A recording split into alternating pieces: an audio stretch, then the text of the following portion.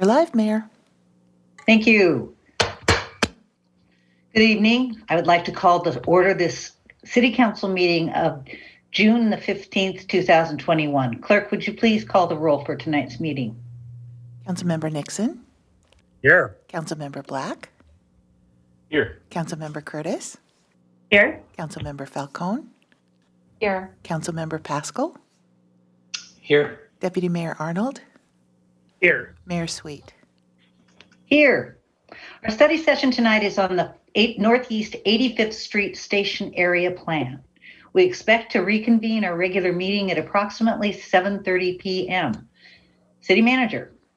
Okay. Thank you, Madam Mayor.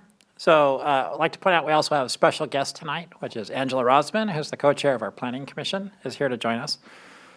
Tonight's study session is to get council review and direction on what we're calling the June alternatives, the narrowed bookends of the potential station area plan capacity that would be used by the staff and consultants to evaluate the fiscal impact and community benefit study. So we have the whole study session dedicated to this topic, and we have a cast of many people here to provide information and answer questions. So we're going to kick it all off with Allison Zeich, our senior planner. Thank you, City Manager, and good evening, Madam Mayor, Deputy Mayor, and council members. We've been hard at work since we talked to you last in April. At that meeting, we discussed with you the scope for the fiscal impacts and community benefits analysis that the City Manager just mentioned. Tonight, we're really looking to kick off that study with your input on the June alternatives that will be the inputs for that study.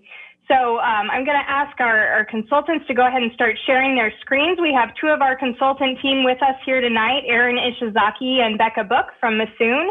And Erin will be doing the majority of this presentation. We have about 47 slides for you. We estimate we'll take about 30 minutes of your time, really walking you through a bit of background on what that fiscal impacts and community benefits analysis entails.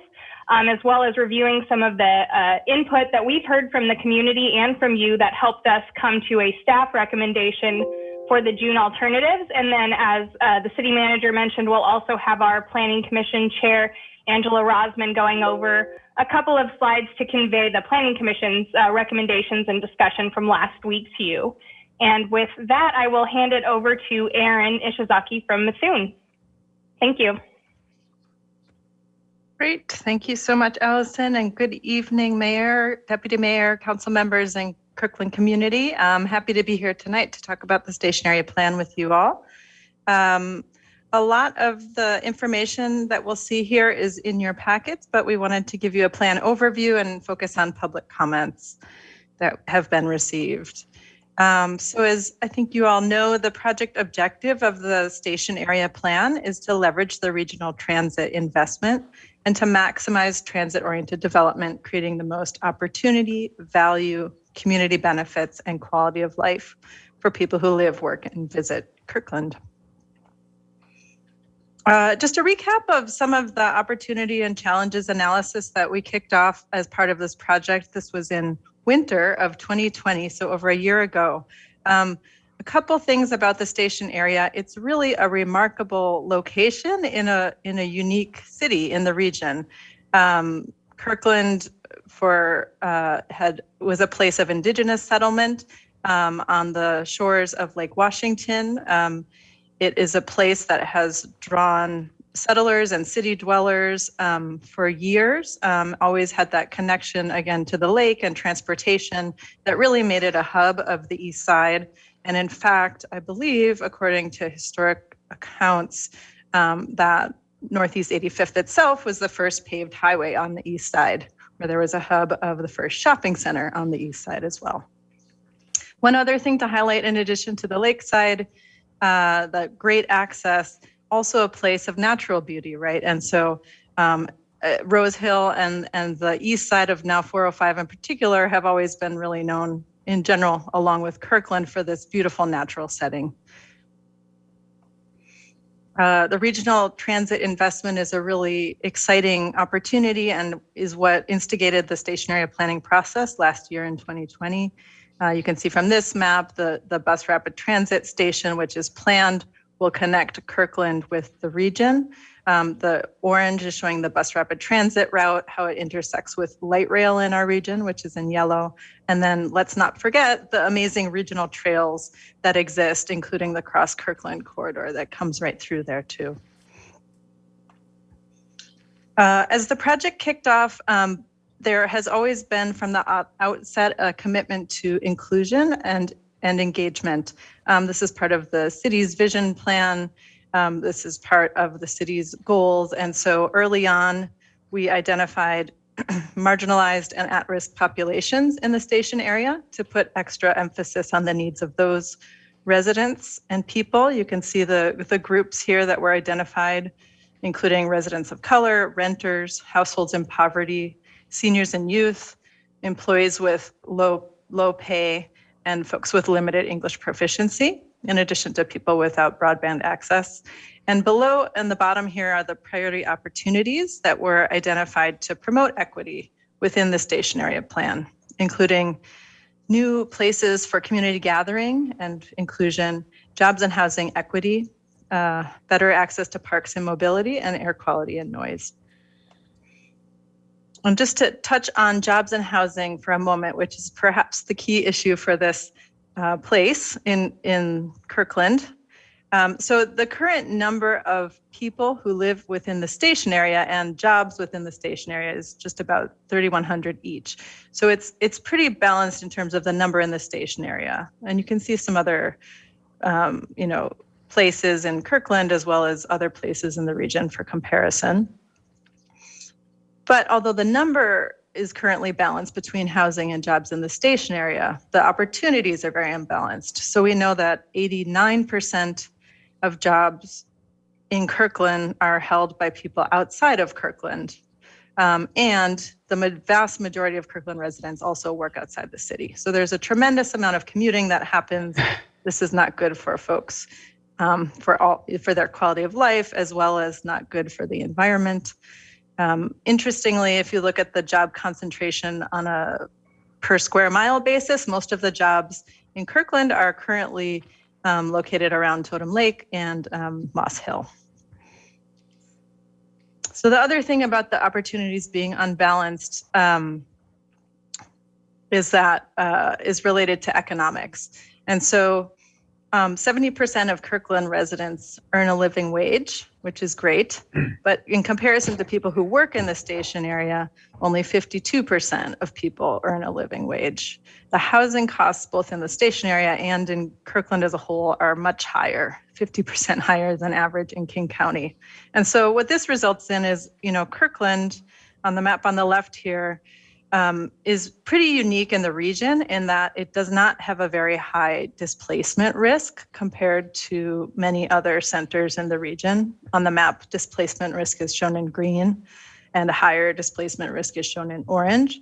However, we know that there's not a lot of opportunity for affordable housing options or housing choices within Kirkland. And there's also not a wide range of job types and opportunities within the station area. So based on this initial analysis last year, the project put together, based on the objectives and the analysis, a growth framework. And the idea for this was to update the comprehensive plan, knowing again that this planned transit is coming to connect region-wide. It sets the areas of change, which are, you can see in color here, are mostly focused along the corridor of 85th. It does assume that future transit and looks at different environmental goals and ways to support new development with public services. I'm not going to read this slide. However, I want you all to know that as part of the early planning and establishing that growth framework, it really was based on the comprehensive plan goals. And we also analyzed the existing neighborhood plans policies, which have a lot of alignment with supporting better mobility, connections, housing opportunity, and transit-oriented development. So there's some examples here. These are just visually seeing, again, some of those neighborhood plan policies and how they relate to the growth framework for the project. So I'm happy to come back to this if there's interest, but I just wanted to highlight some of the areas of alignment between neighborhood plans and this growth framework. So based on all of that, the alternatives were developed, again, built on that comprehensive plan, neighborhood plan goals, looking a little bit at peer communities in terms of how things have changed based on transit and what growth trends were. And then also based on a market analysis that was completed looking at what development capacity might be in the station area over a sort of 15-year horizon. And we know that development has already outpaced what the comprehensive plan growth assumptions have been. So these were the three alternatives, as you all know, that were studied in the draft supplemental EIS, again, based on public, planning commission, and council input. The first alternative is required by the EIS laws, which is a no action alternative, meaning that it doesn't make any planning changes to accommodate growth.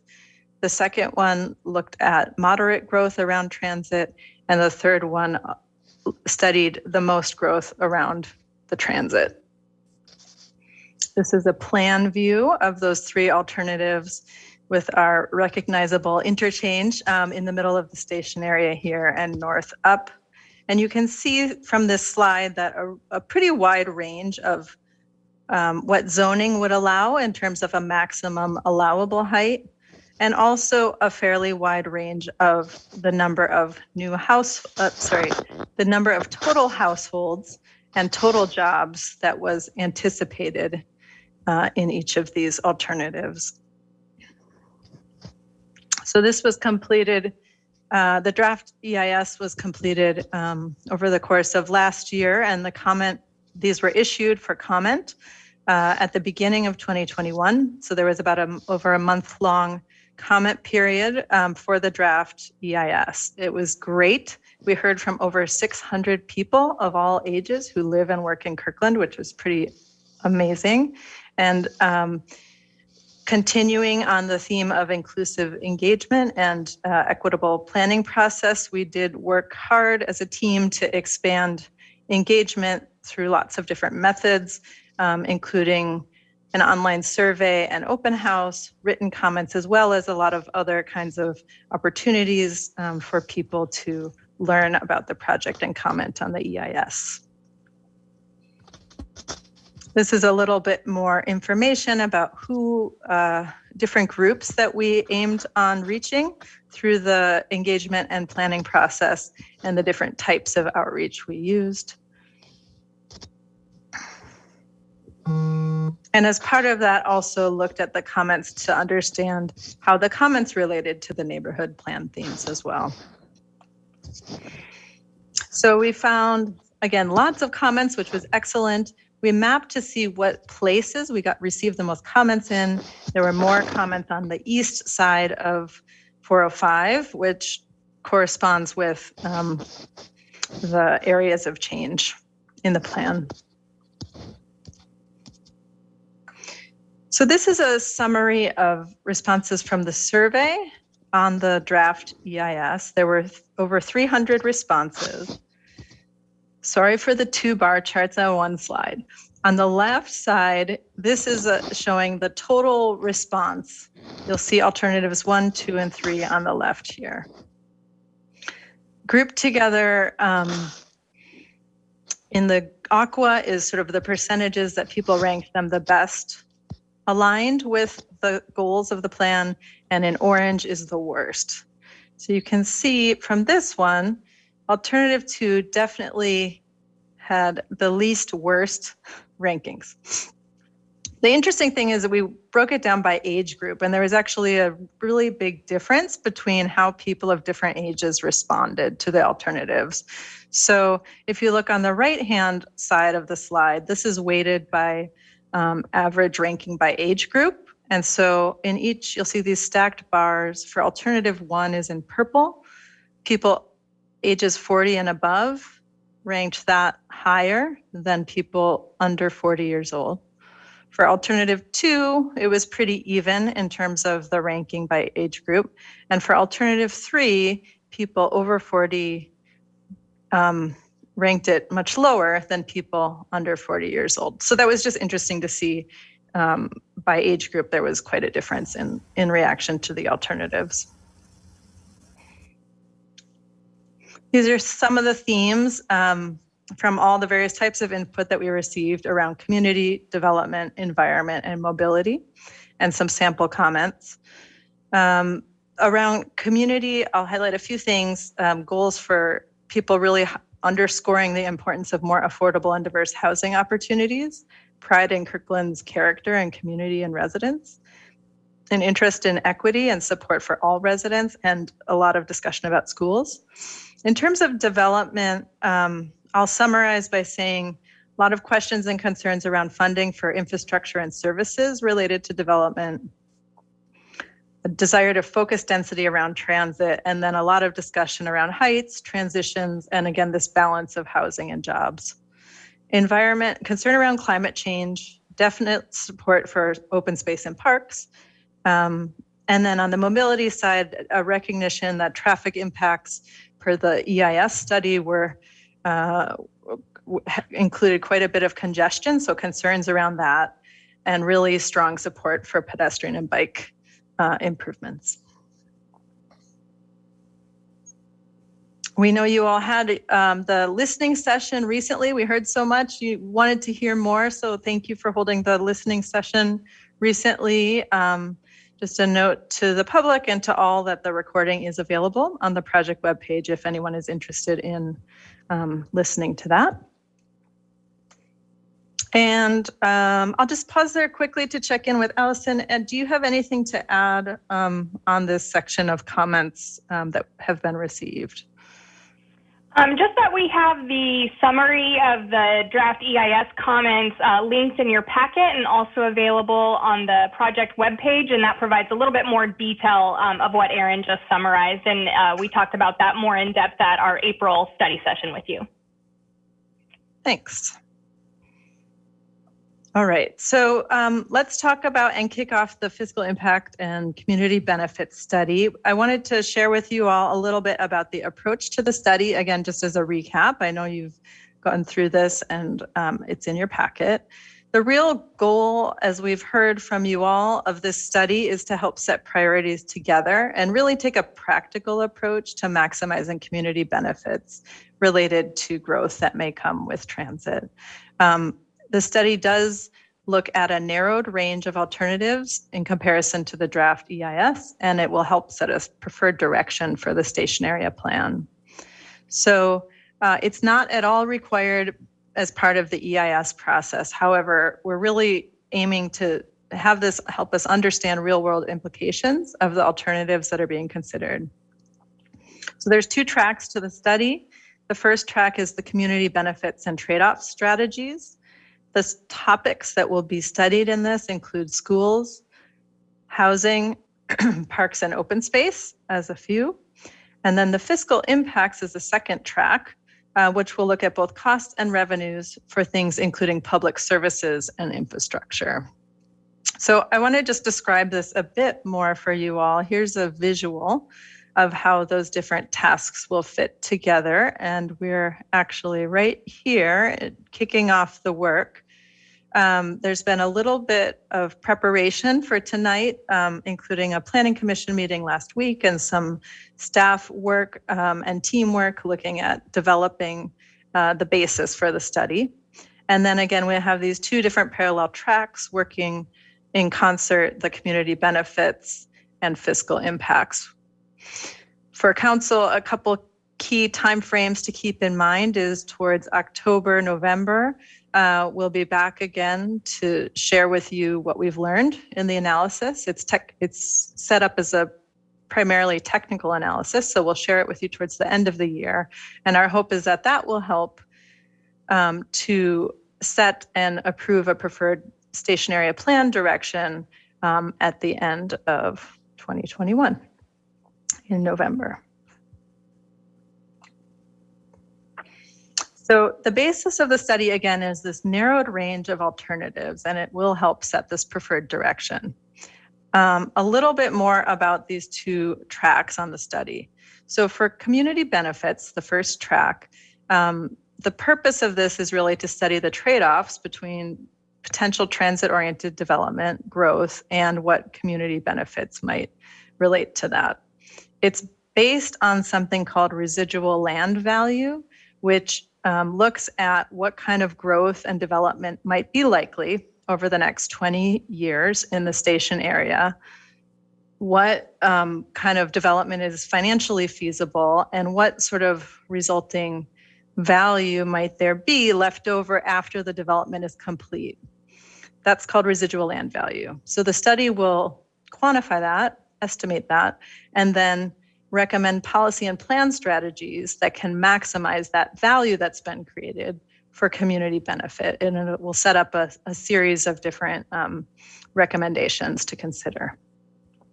For the fiscal impacts analysis, the second track on this study, also related, it's studying again the possible costs and revenues on that same range of alternatives. The costs that are needed to provide public services and infrastructure, and this is again based on whatever our growth assumptions are and development typologies for the alternatives being studied. It'll also analyze potential revenues, both from existing policies and possible policies that might be considered, which will be developed as part of this community benefit study. So they're really interwoven and analyzing two different aspects of potential growth. So with that, I'd like to summarize the alternatives for study and give you all a briefing on what they are. This again is in your packet, so I'll try to hit on the highlights with these. First of all, what the team did was develop a set of goals and criteria for the study and to develop these narrowed alternatives. And this is on the basis of public comment and what we've heard from Council and Commission, as well as the project objectives. So there's three primary criteria for the work. The first one is to prioritize changes that create real value to the community and really make it more practical. What we've heard that in terms of value to the community, what that means is maximizing connections to regional transit and maximizing affordable housing and economic development potential. The second goal and criteria is promoting enhanced connections and multiple ways to get around. We know it's constrained. The 405 is quite a barrier. And so things that can be done to improve the function of Northeast 85th as a multimodal corridor is really important. Again, creating that low stress priority bike and pedestrian network, serving the whole area, and supporting transit to be able to operate efficiently. And then the third goal and criteria is to support community character. This involves a number of different things, from looking at height transitions to existing residential areas, to minimizing significant changes to character outside of the major growth corridors. We looked at removing environmentally critical areas from the growth framework, which was a sort of a evolution of the growth framework, and then thinking about phasing and growth over time. So those are the criteria that formed the basis of these alternatives that are being proposed for study.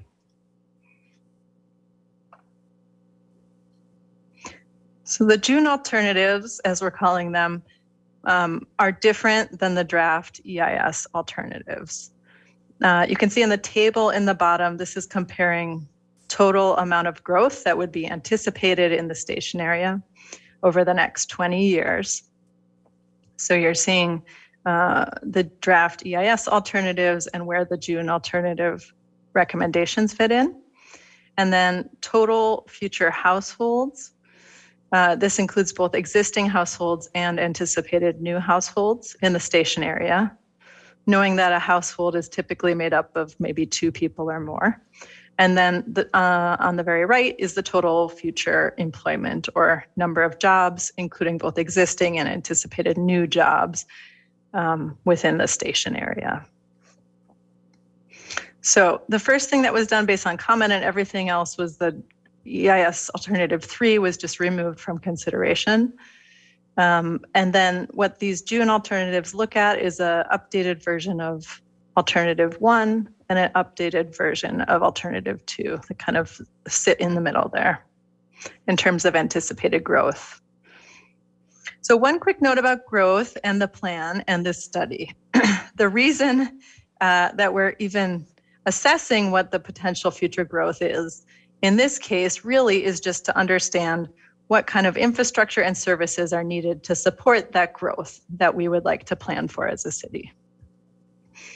It's not necessarily estimating this is what we can expect, but what we would like to support through the planning process.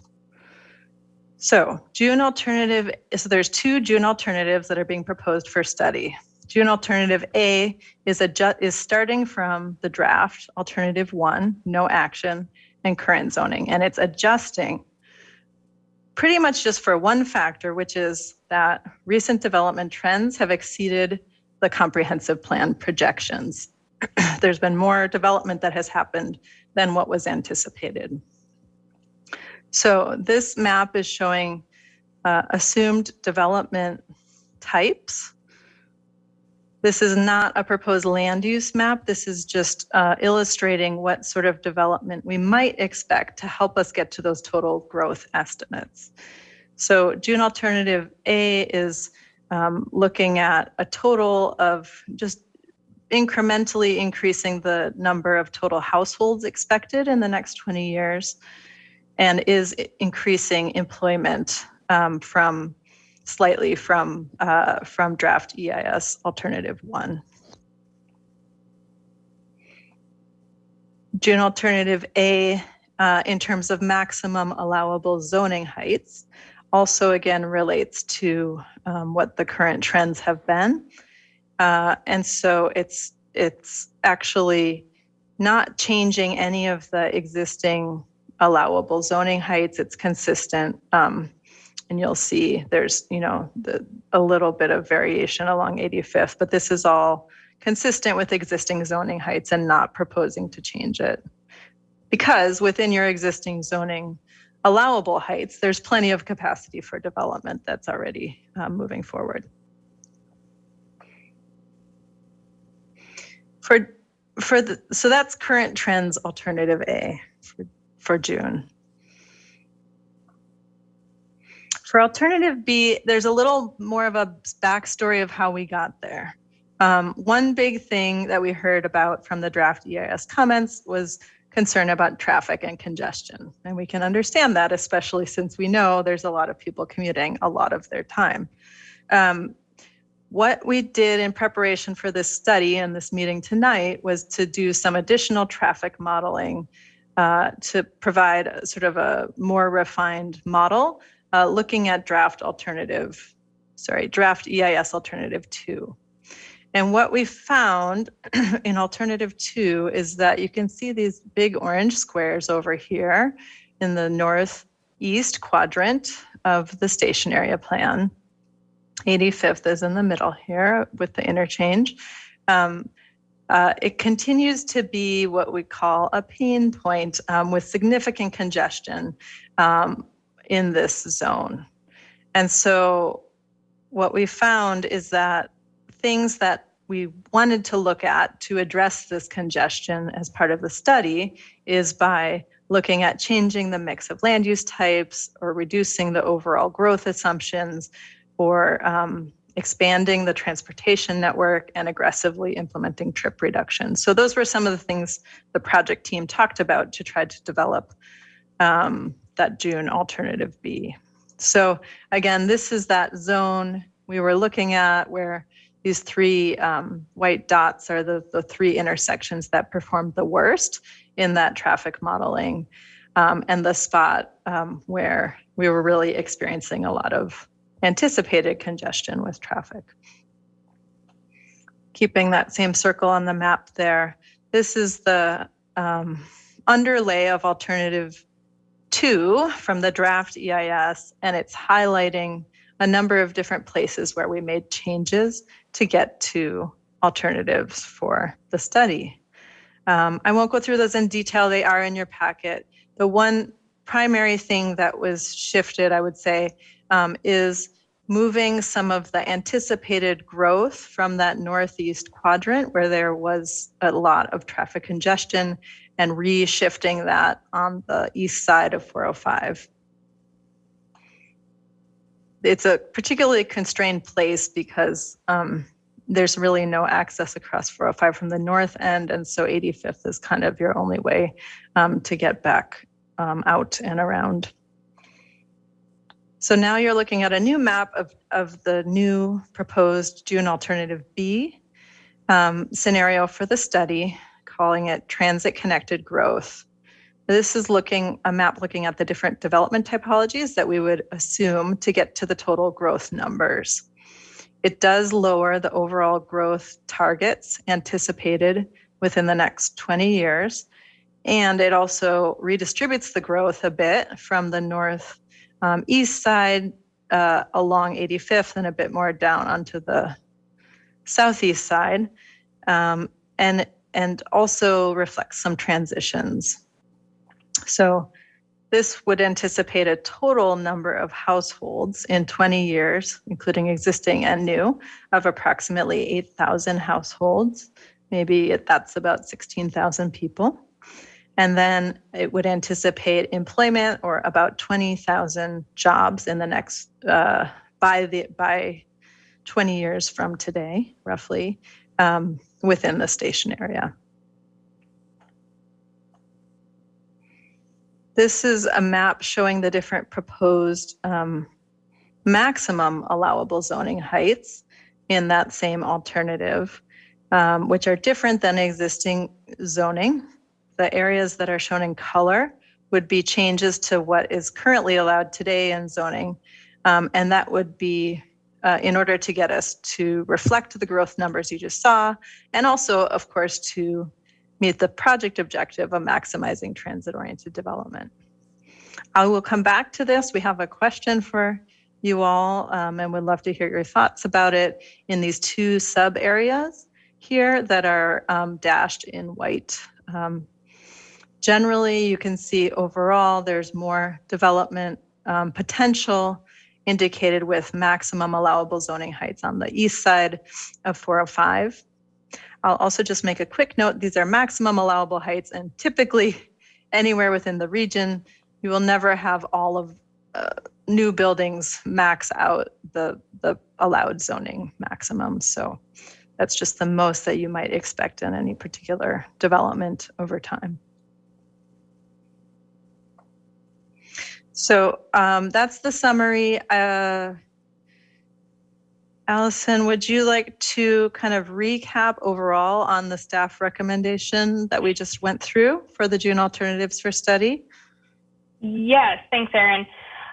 So again, just to summarize for the council, the criteria really focused on three main things, and we had kind of some sub-criteria within each of those, but really looking in our recommendation to you for the June alternatives that will be studied in the fiscal impacts and community benefits analysis, looking to recommend alternatives that prioritize changes that create good value for the community, really promote enhanced connections, and support community character that we heard so much about during our public comment periods. We've got these two alternatives for you to discuss tonight. You see under each of those, we've got a range of allowable heights. We're using that to project growth numbers out. And then you'll see under each alternative A and alternative B, looking at total projected households and jobs. Both of these numbers in both of alternative A and alternative B fall under what you would have seen in the draft EIS alternative 2. So both alternative A and B fall somewhere as far as growth goes between the range of draft EIS alternatives 1 and 2. We can go ahead and go to the next slide. So what staff is really focused on our recommendations to you is a range of options that will allow us to study the potential community benefits we might be able to capture with growth. And so we're looking at them as bookends. Again, council can use the outcome of the fiscal impacts and community benefits analysis to move closer towards a preferred direction towards the end of the year. But the recommended alternatives for you tonight are looking to study a range of benefits that we can capture with that level of growth. And so before I turn it over to Planning Commission Chair Rosman, just wanted to communicate to the Council Planning Commission's role in this part. focusing on the June alternatives for utilization in this next phase of the project. As Aaron mentioned earlier, the fiscal impacts and community benefits analysis is a technical process. It's meant to be used to inform future decisions about the station area plan. So it's not a required part of the SEPA process. That's why we've got new alternatives for you to think about tonight. And it's not part of the formal legislative process to do zoning code and comprehensive plan amendments. And so as such, Planning Commission's role in this recommendation for June alternatives at this stage is advisory. And with that, I will turn it over to Planning Commission Chair Rosman to convey to you Planning Commission's discussion about this at their meeting last week. Hi, so my internet's gone in and out, so hopefully I stay connected so that you all can hear me. You can hear me right now? Yes. Okay, good. So I would say the biggest thing is that Planning Commission was concerned about overly tall heights that would change the character of this corridor. However, with a hope of definitely hitting that, approximately 8-story height, at least in parts, with the possibility of going up higher. There was some discussion about the higher bookend, even at the 250, but the biggest thing is that we would recommend having, like, on the front page of whatever packet goes out, that the reason for the heights to look at in the future is really to get a full sense of benefits that we can get from the tall heights without having residents just see the really tall heights and think that we're going immediately there. So a really important understanding that the point of this study with the bookends is really to see what we can get, what we would be giving up, depending on those heights. And we started talking about in stories versus heights. And I think in some ways it's a lot easier to understand that 85 feet is approximately 8 stories and 150 is approximately 14.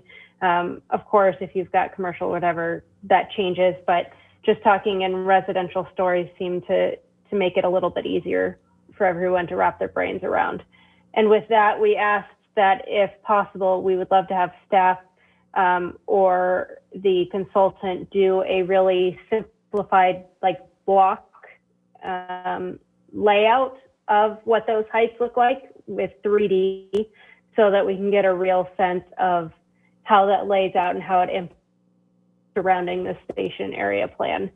And then we had some conversation about the cloverleaf area, and there was some concern about if there is no buildings and no people in there late at night, concern about safety and security and making sure that it's a really nice place and, using that space best for the community, with the understanding that any kind of structures there would probably be far off in the future because of working through with WashDOT.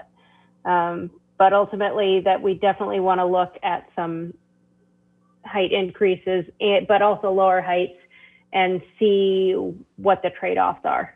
So understanding that we're not ready to make a decision or recommendation on what kind of heights we want to see, but there was definitely a leaning toward the middle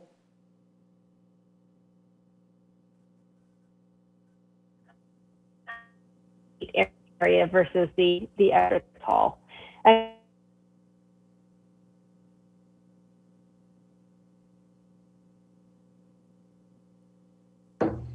Angela, I think maybe if you turn off your camera.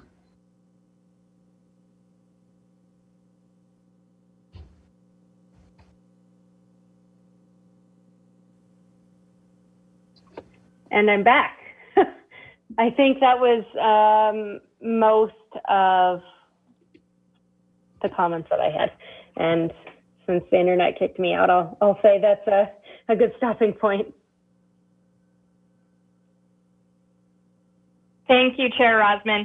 And I think just to finish up, Erin has an intro to the questions for council tonight. Great. So if it's okay with you all, thanks so much again for hearing the briefing from everyone. And thanks, Commissioner Rosman, too, for adding your update from Commission. Wanted to just intro, the questions are all in the packet, so I will stop sharing screen in a moment. But before we get into it, I wanted to recap on what the questions are. I tried to kind of boil it down. There's 4 questions. The first one is about the scope and criteria for the study as a whole. The second is related to study heights in two sub areas along the Northeast 85th corridor. The third one is about, again, heights in Norkirk. And the fourth is around the study scope related to the interchange. So I'll just kind of give a quick context for each of those. Question number 1, related to scope and criteria of the study. We wanted to check in and hear your thoughts as to whether the range of growth, mix of land uses, and criteria are sufficient to help answer questions about trade-offs, fiscal impacts, and community benefits from transit-oriented development. And these are questions we've heard from you all, from the public, and from many folks. So here's that summary slide for discussion. The second and third questions are around study heights. There's a couple different places. Question number 2 is around these 2 sub areas in the sort of Northeast 85th corridor on the east side of 405. I've enlarged the map so you can see it here. There's 2 sub areas that we would like to hear your thoughts and get direction on for the study. The first one is on the north side of 85th. We now have renamed it sub area, the north sub area, or sub area A. And the second one is on the south side of 85th. We're calling south sub area B. Between 120th and 122nd on the map here. So the question on this one is, the study could look at a range on these 2 sub areas from anywhere from 85 to 150 feet. So we would like to hear thoughts on heights to study and whether they should be studied as base or bonus heights. A little bit more context on that. We did add a couple of Google Earth views here looking north and south from 85th. Thanks, Commission, for the suggestion on that, to understand the slope and topography that slopes down as you go north and up as you go south. A little more context on this question, some considerations in terms of maximum height allowed in zoning that we could study. One of them, as Commissioner Rosman mentioned, is related to the number of stories and the types of uses. What our assumptions are and what's typical within commercial construction is that typical floors are about 15 feet each. And for residential, typically the first floor might be a bit higher, and then the upper floors are typically 10 feet each. Another consideration is construction type and feasibility. There is a feasibility gap that exists once you get over 75 to 85 feet for a number of reasons, which I'll get into. So that's a consideration. And then the third element over here is just this question of base and bonus height. Is there a base height that zoning would allow as a maximum? And would you consider studying possible bonuses that might come with additional community benefits? Some example benefits are fees that might go towards parks or open space or dedication of that space itself. It might go towards sustainability, towards affordable housing, job creation, or other arts and culture investments. So just to zoom in on this construction type and feasibility for a second, these are the sort of typical construction types that exist from single family to low rise, which is quite typical in our region, which is the sort of podium with the stick frame above that usually is anywhere between 4 or 5 up to 6 or 7 stories. Mid-rise, which changes construction type, and then high-rise construction. And so right in the past, there's been this sort of construction feasibility gap that's really around this kind of range of 8 to 12 stories. That is the range that we're talking about for these 2 sub areas, which is why I bring it up. To date, mostly nothing ever gets built at this height, regardless of what the zoning heights are, because it just doesn't, you go into fire code requirements, that is a high-rise requirement, so you need more sprinklers, you need to change to concrete or some other type of construction besides wood frame, and it just gets very expensive, and it doesn't pencil out typically until you get much higher. So traditionally, there just has not been much at all built in that range of 8 to 12 stories. Over the last year or so, there's a new construction type, which is now allowed in our state, called mass timber, which is a cross-laminated timber wood construction that now does permit construction at this scale. And this new technology is anticipated to help reduce this sort of construction feasibility gap. So it's a unique method, a new method. What we're seeing is a lot of office type development is happening.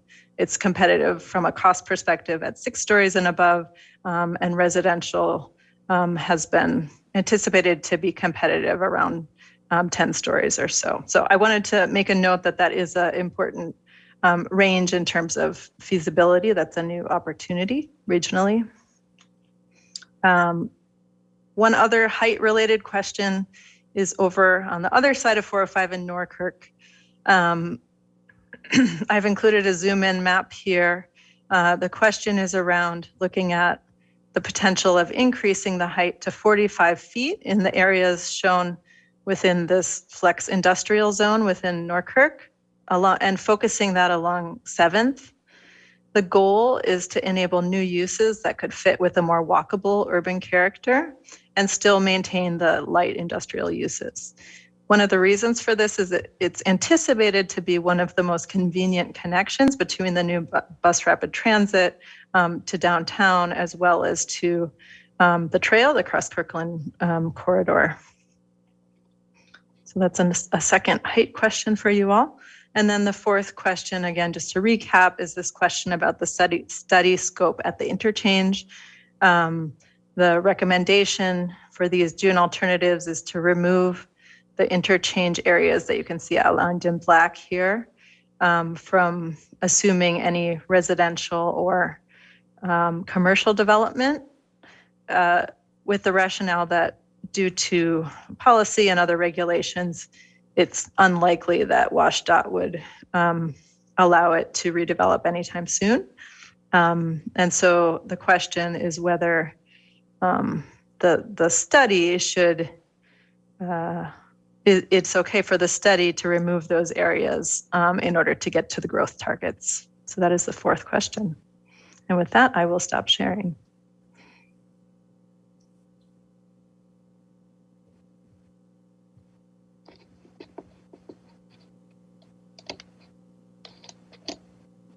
Councilmember Nixon.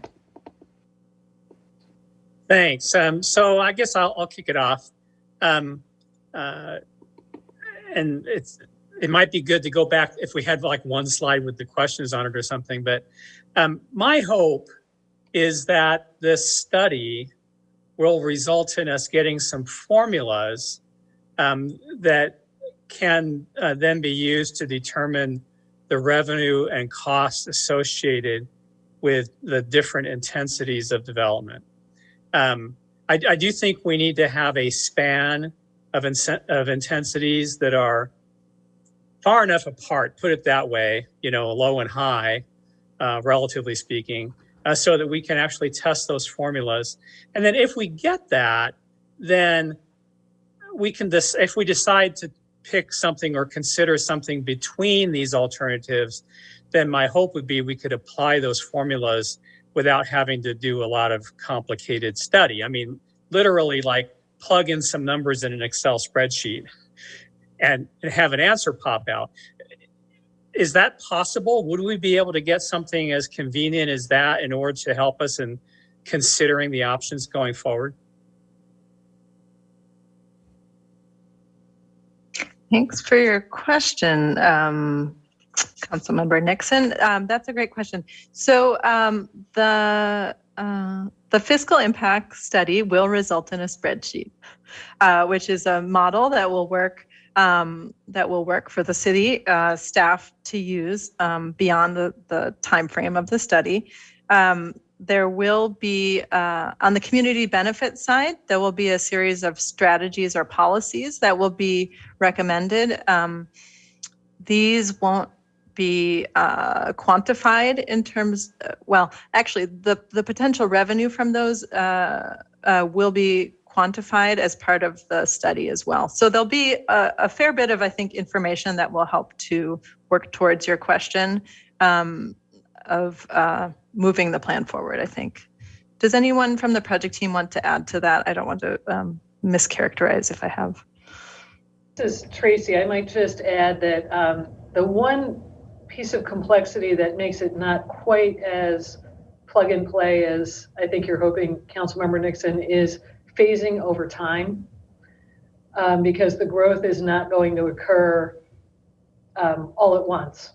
If it was all at once, it would be super easy to do maybe the end state part of it, but there will be stepping stones of sorts that you might need to put in a bunch of infrastructure before you even start to get a revenue, for example. And so in scoping this with Burke and Echo Northwest, the consultants that are working on it, both for cost and I think deliverability and the time frame and all of that, the moving of things back and forth over time requires a little bit of a manual adjustment. But within certain confines, I think we'll be able to do some of that. We'll be able to have some sort of sizing of the difference between 150 feet and 85 feet is something like this. For example, like we'll have job type relationships. The number of jobs would have some relationship. The land use types will have relationship to revenues, but there will be a certain manipulation that we have to do to just make sure that we keep all the pieces moving in concert, because it's really that movement over time that would be probably technically infeasible to do in a spreadsheet without a whole lot more effort on the consulting team's part. But we talked about it a great deal to make sure that we can run the kinds of options that we're talking about right now. I think it would just be difficult to sort of change a lot of things simultaneously. We'd want to test them one at a time, I think. Thank you. Deputy Mayor Arnold. Thank you, Madam Mayor. I just want to offer some general comments before we get into the individual questions, because a lot of what my answers to the individual questions are going to be within the general comments. As we look at some of these questions on some of these alternatives, I'm going to be leaning towards the upper end of the range. In the future, as we get to the specific alternatives that we identify as a preferred alternative, we can make some adjustments, but I am interested in the benefits that we get at the higher end. I'm going to be asking for some high standards for green buildings and amenities, and so want to maximize those opportunities, and we'll be looking for the higher end. As was part of the presentation, the bonus opportunities, I like that framework of also saying, okay, here's what we get from a base, and then there may be some bonus incentives. I think that's some opportunities for affordable housing, and more importantly, targeted affordable housing. When you start to say, we want affordable housing at specific AMI levels. And then finally, the interesting part of that affordability gap really comes down to the job opportunities. You mentioned in the beginning that we have 89% of Kirkland's residents work outside the city. It's been a long time goal to have more job opportunities within the city. And I think that will have me leaning towards the upper end in the commercial areas to see if we can make that happen. And I'll get into specifics when we get to those individual questions. Thank you. Thank you. Any other more generic? No. Councilmember Pascal. Thank you, Madam Mayor. Yeah, I'm glad we kind of started with general and then kind of worked our way into more specifics. Definitely appreciate all the work that's been done to narrow and refine the alternatives, and appreciate the work that the Planning Commission's done. I did watch that meeting. So we talk a lot about height in everything that has been presented, and that additional information about kind of the perspectives about how you build things, I think was really helpful, and something that I definitely would like document a little bit more, because I'll definitely reference that going forward. But besides height, I really want to understand what comes with that height. So the intensity of development. So as you move up in height, what are the total number of jobs or housing that's created from that height differences, just so that we have some kind of scales to understand the differences. And then what does that mean in terms of number of trips that are generated from those uses? I think just dealing with one number is difficult, because height is really just about visual at that context, until you bring in the number of jobs or the number of housing or number of trips, and then that changes how one thinks about that. So I think that would be helpful as you refine and update the information. The other thing that I'm looking for in the impact analysis is to understand, as you change height and intensity and density and all that, how does that change the land value? Now, I know we're looking at the fiscal impacts and what property tax that generates and services that are required, but I'm looking for some rules of thumb. Things like, for every 50 feet of height, the property value goes up by 20% or something like that. I'm throwing those numbers out. I think that would be helpful in understanding, because as we modify zoning, we can inherently be essentially forcing the hand for change to occur, right? Land, just based upon land value. So if, for example, Costco, if they don't want to change, but that we adopt zoning that triples their height, we might force their hand. It might not be economically viable to operate at that point. And whether that's right or wrong, I just want to understand those decisions a little bit more. So that's something that I'd be looking for. And then finally, the other thing that I'd be looking for is, from the transportation perspective, is as Sound Transit and Metro and WashDOT change their timelines in the investments around the station area, whether that's pushing out Stride, whether that's making investments to the interchange itself, whether that's Rapid Ride being postponed until after 2030, what impacts and what considerations should that have on our final decisions? I think that that's incredibly important. And the information you presented today that wasn't in the packet was that table about the differences between mode share. And I thought that was, I don't know the word to use. I think I'm going to use, it was a little disappointing, I guess, to see that as we increased that type of land use, we got very little change in mode share. The transit trips did not go up. They went up by 1%. And so if we're saying that this is all going to be, if the transportation piece of it's all going to be provided by transit, or a good portion of it, to support the increase in density and height and so forth, but we're not seeing a mode share change, that's concerning. And so I want to make sure that we look into that more, and that information is brought back as part of this additional efforts. So those are some big things that I've been thinking about just by what you provided today, but good work and very interesting. Thank you. Thank you. Councilmember Curtis. Thank you. And I agree. This was a great presentation and a good packet. It was very helpful.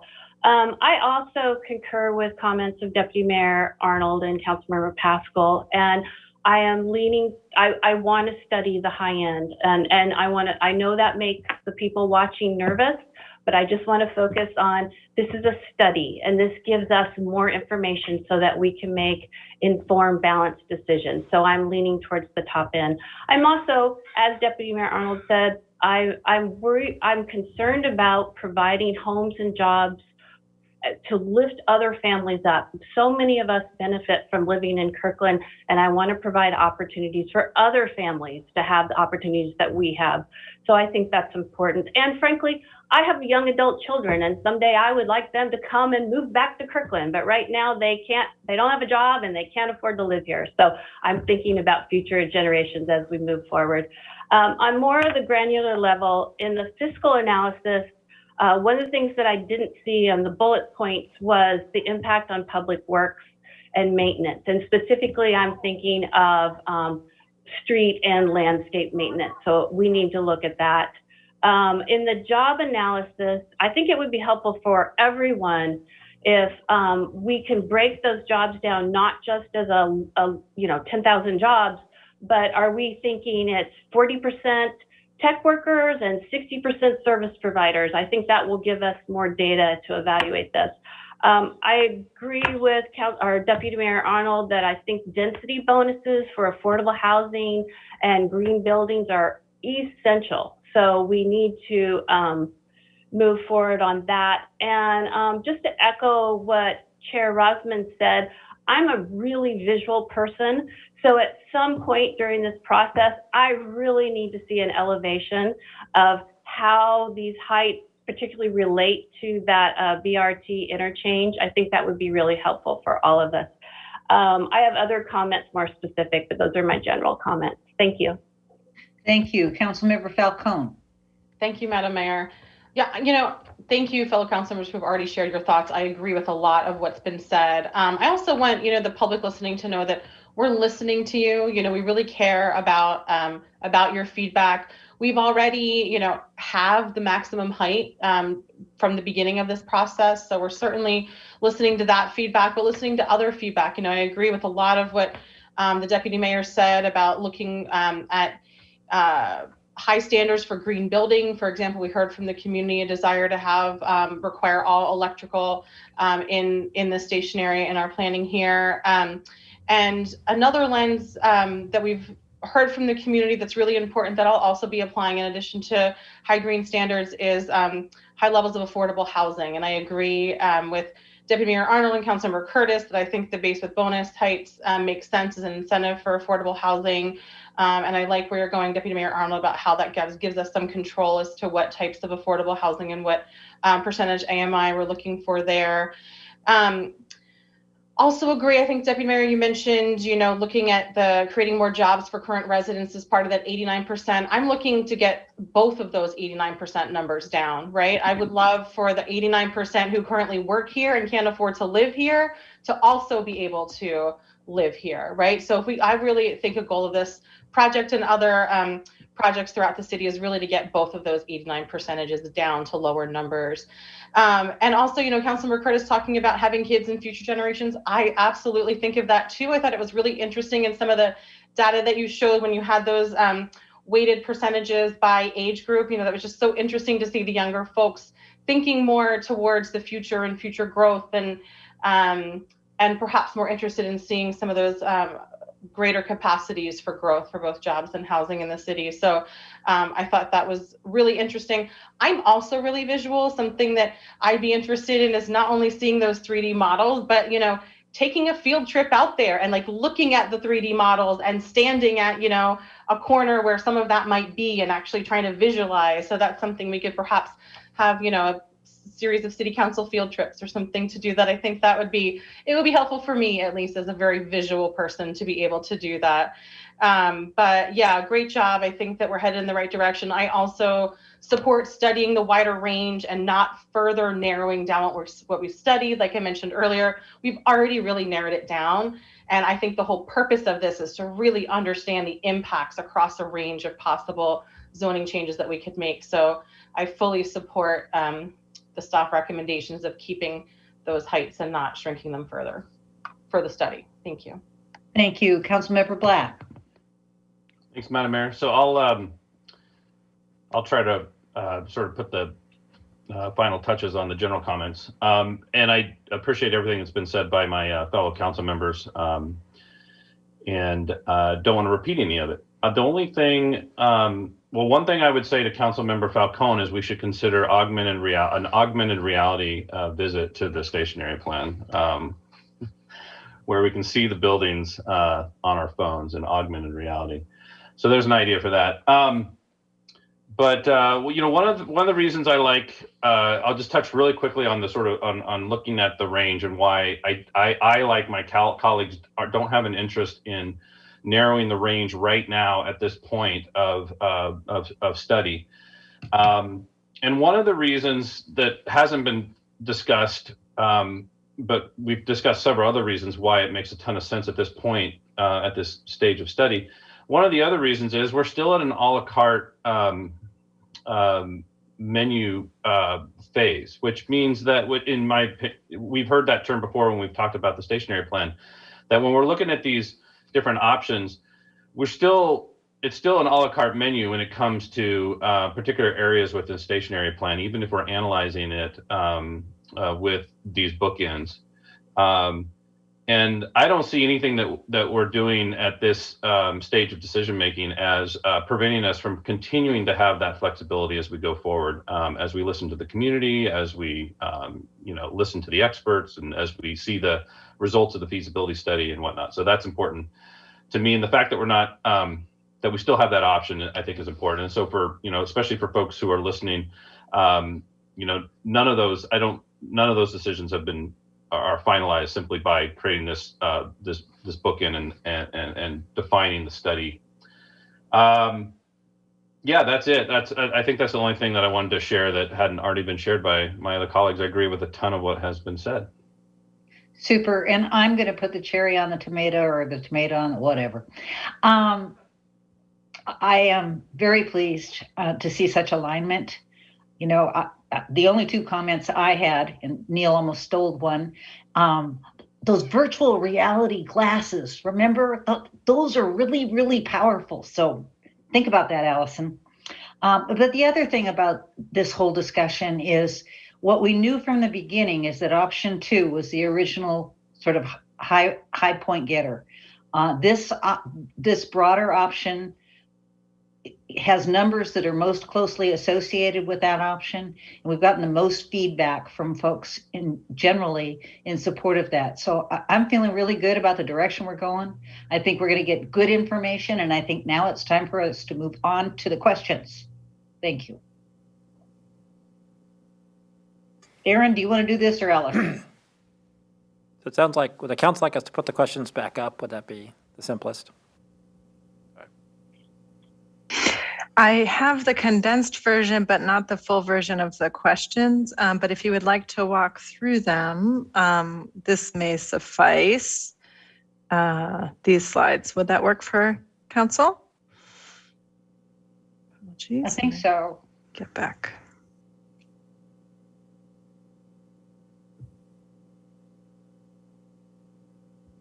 Okay, so this is question number 1.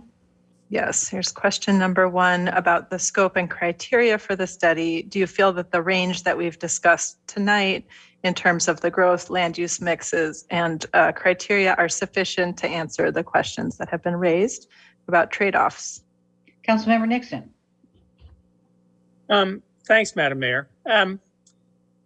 So we've gotten a lot of feedback from people in the community that we should not consider any range of development that is not desired by the existing or prospective property owners. Basically that if a given property owner has already said they have no intention to ever redevelop their property, then we should just assume that that's dispositive. And I disagree with that. I wanted to bring that up because we've heard it from so many people.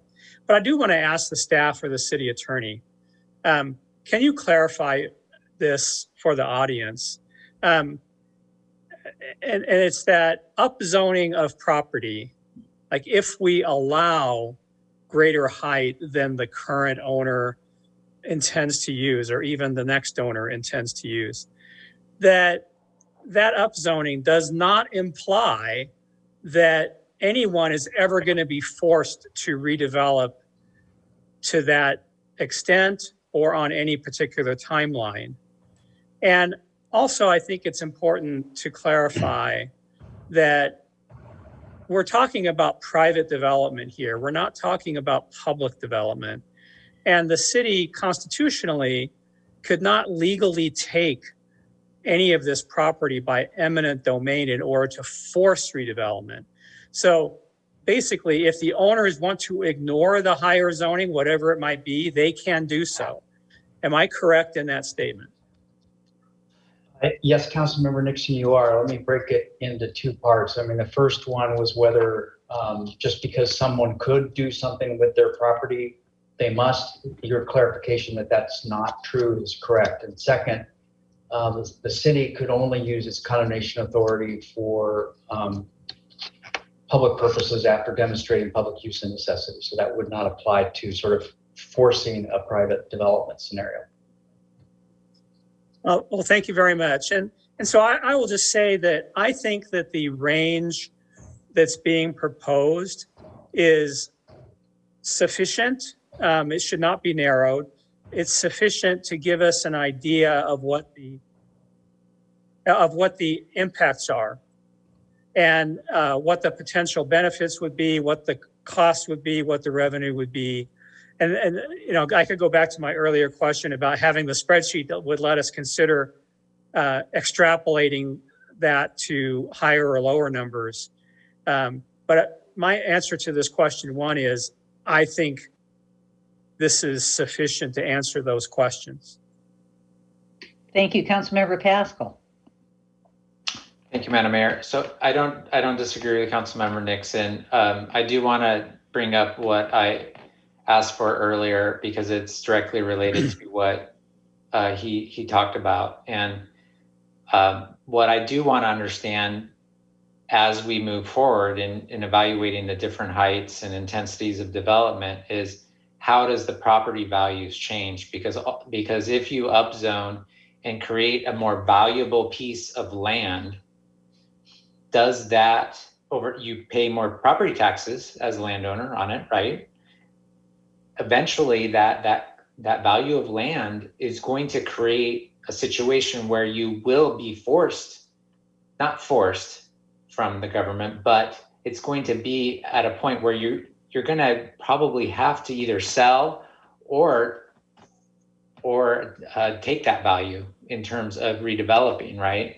So I just want to understand that relationship is all I'm asking. I'm not opposed to it. I'm not for it. I just want to understand that relationship more as we make a decision, because we need to be cognizant of that, particularly for landowners that have no plans to redevelop. We just need to understand that. We need to understand how our decisions impact future decisions. Thank you. Adam, do you have some intel on this? Yeah, just want to make a quick comment to respond to Councilmember Nixon's and Councilmember Pascal's comment. One thing that we're exploring as part of the station area plan is phase zoning. So this would involve something like if the property owner wants to develop something that's more intense on their property, they could do so, but only after meeting certain conditions. So the property owner, and that could include things like mitigation or urban design incentives for more intense development, which would provide at least one way for property owners to more proactively have control over the zoning that they want in the future. It would require them to take a sort of proactive step and do something like provide additional transit mitigation, for instance, or traffic mitigation before they could capture the new value that would be associated with upzoning. So I just want to offer that as an opportunity to provide for a more sort of phased approach to redevelopment. I think that would get after my concern too. Great. Make sure we consider that. Thank you. Thank you. Any further comment on question number one, or maybe general agreement? I see head nods and thumbs up. Question number two.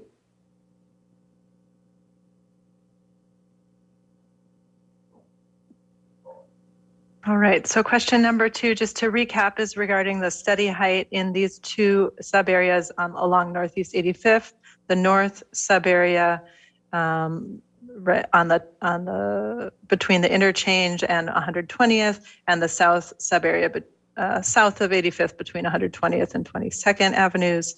The question is, the study could look at a range of maximum allowed heights between 85 feet and 150 feet. And does the council have any guidance on that as to what might be studied as a base or a bonus height in these 2 places? Comments on question number 2? I think question number 1 answered it for me. I think I'm seeing general agreement. Deputy Mayor Arnold.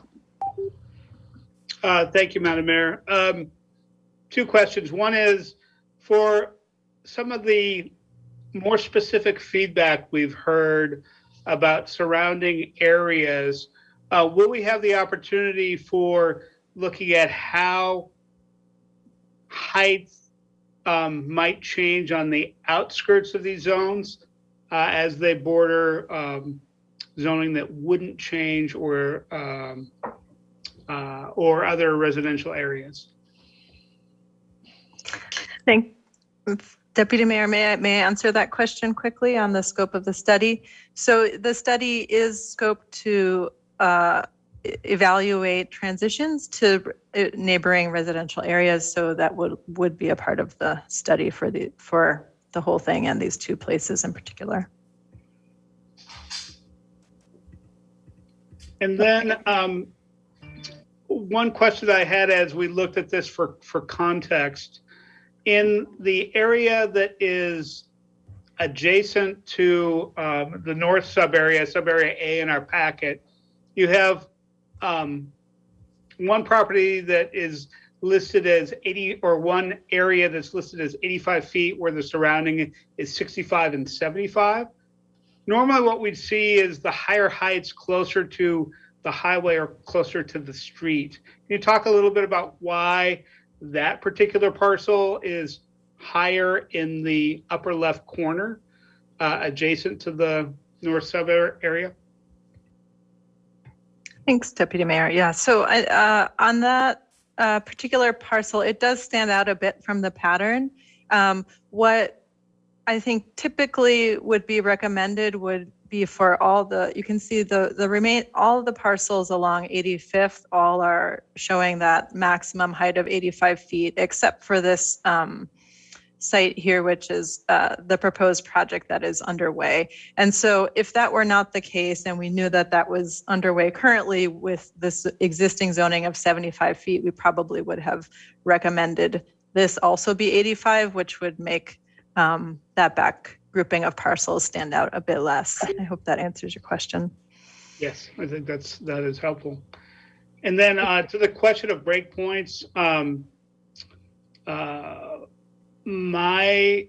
for bonus versus base, given that a lot of the planning commission discussion was 85 versus 150, maybe that might be the appropriate breakpoint to look at bonus heights or bonus incentives.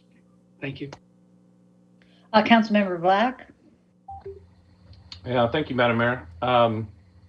So I'll agree on the answer to the question. I'll agree with what Deputy Mayor Arnold just said.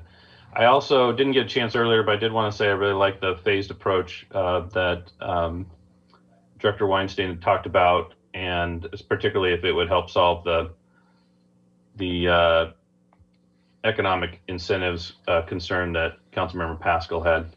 I will say the Wendy's in downtown Bellevue is as a counterpoint to any concern that you eventually reach a point where you just economically have to develop. My boys and I cannot figure out how that Wendy's is still there.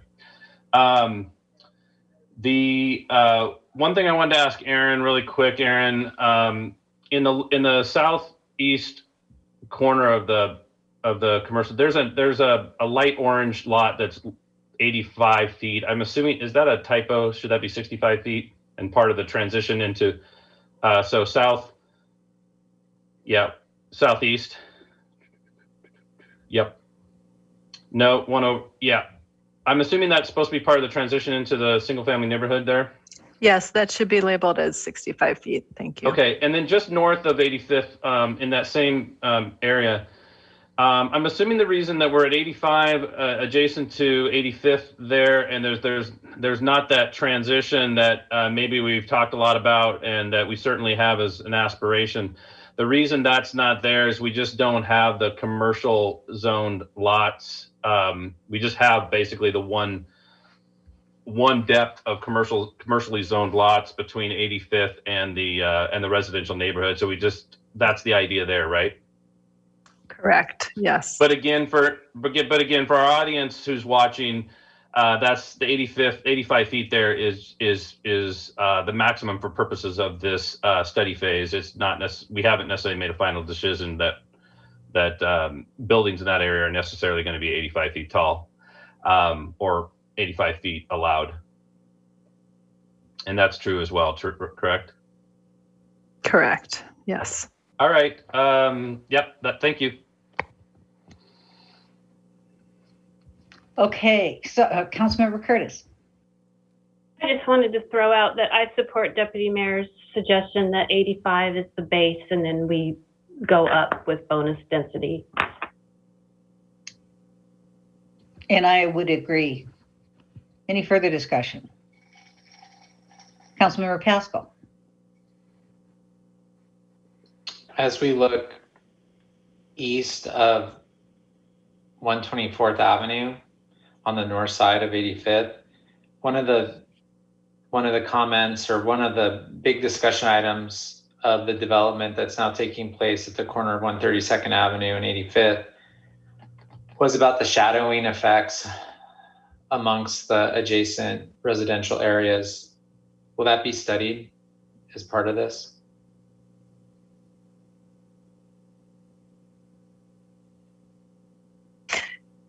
As part of the, thanks, Councilmember Pascal. As part of the transitions study, I believe that we will be looking at potential shade and shadow impacts, but I want to just double check with my team members to see if anybody can fact check me on that scope element of the study. I'll note that this is Alice, and I'll note that there is an initial shade analysis in the draft EIS. It wasn't, of course, for this narrowed June alternatives, but there is a shade analysis for alternative 2, which would be the closest comparison. Okay. Well, yeah, I just wanted to make sure that information's available because just want to learn from past processes of what we heard as development moves forward and want to be sensitive to that. Thank you. Okay, further comment? So I think it sounded to me like we are going to go with Deputy Mayor Arnold's suggestions and move on to the next question. Does that work? Aaron? Can I just restate that to make sure that, so we're talking about 85 feet as the base height, but up to 150 feet as bonus for purposes of the analysis for the benefits and cost impacts? And I think I have head nods. Okay. Thank you. Thank you. All right, let's move on to our next height question, which is in the Norkirk area. Question number 3 is related to the recommendation in June Alternative B to study a maximum height of up to 45 feet along 7th Avenue in the Norkirk area, consistent with the goal of a more walkable urban character while maintaining the light industrial that's there today. Councilmember Curtis. Thank you. I'm just going to jump in on this one. I support the increased height, and I really love the Planning Commission's recommendation of also including residential in that zoning. So I support that recommendation. Any additional comment? Councilmember Pascal? Sorry, I keep bringing up kind of historical information, but we've studied this area a few times over the past, well, once when I was on council, once when I was on planning commission. So as we look at residential uses in this area, can we just be mindful of what the input that we provided and decisions we made in the past, because that was something that was on the table back then and we decided not to do it. So I think that the comments and the considerations, just that were 3 or 4 years ago are still relevant, that we need to make sure we don't forget about as we think about this. Thank you. Thank you. Deputy Mayor Arnold. I have a related question. In the southwest corner of this, I think it's the FileNet building. It's 60 feet. In our packet, it's listed in the alternative as 45 feet. But in the slide presentation, it's been 60 feet. Can you talk a little bit about that change? Thanks, Deputy Mayor. I'm wondering, Allison, would you mind speaking to this question, please? Or one of the staff? Yeah, I can jump in, and then if anyone else wants to pile on, please do. So I believe, Deputy Mayor Arnold, that we're talking about the parcel that's just south of 85th Street at the western boundary of the study area. Yeah, that's the one that Aaron was circling. Okay. Yep. So we did have an error that we tried to correct in the packet materials. It was accidentally shown at a reduced height in the June alternative B. So it was shown as being reduced down to 45 feet, and that was incorrect. We're actually proposing that remain at the 60 to 65 foot height for further analysis. So the image that you see on the screen now is the correct proposed height in June alternative B for study. Thank you. Any further questions? Is the 60 feet is lower than Kirkland Urban, right? Yes, it is. Okay. Was this ever zoned higher? No, we looked at the zoning for this, I want to say I guess it was actually literally was the same time as Kirkland Urban, and increased the zoning, I think, from 35 at the time. So the current zoning is 60 feet with the aggregation of a minimum 1 acre site. Oh, okay. Yeah, so that's why you had the letter from the property owner where it kind of looked like a down zone, which certainly wasn't our intent. Okay, thank you. So are we in general agreement with the heights presented and the inclusion of potential residential? And I take to heart Councilmember Pascal's caution about about cutting into our industrial areas. Okay, do you have what you need? Thank you. There's a fourth question, which is regarding the study scope at the interchange. The June alternatives recommend removing the area that you can see in black here that may be residual after the interchange project. It recommends removing those to help us get in calculating the total potential growth of housing and jobs. Super. Deputy Mayor Arnold. Thank you, Madam Mayor. While I support removing this interchange area from the study, the recommendation had it listed as being open space. And I get that there's a lot of uncertainty here with WashDOT's future plans, but we've been working through our legislative agenda and working with WashDOT at Kingsgate about using their surplus land for TOD. And while I don't think that this is certain enough to include in the study and support the staff recommendation here, I'm wondering if we can change the designation to something like open space / future TOD to both continue to signal interest to WashDOT that we would like to change this. And secondly, to set expectations that if we had the opportunity in the future where WashDOT was willing and able to use surplus land for TOD, that we might pursue those opportunities. Thank you. Thank you. Councilmember Nixon.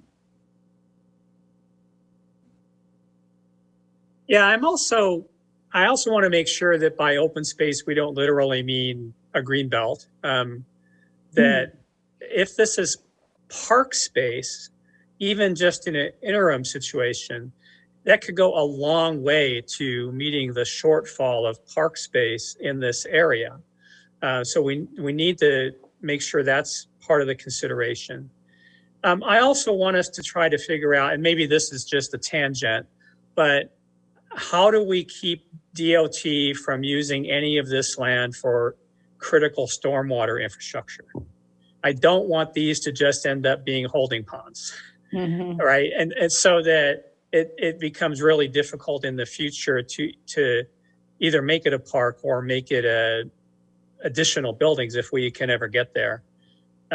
So just those two concerns with this. Thanks. Thank you. And do I see Councilmember Curtis? Yes, you do. Thank you. Well, to reflect what Councilmember Nixon just said, if we don't have open space in these clover leaves, we need to find out some other place for it. Sorry about the dogs and the party across the street. So can we do this on 2 tracks?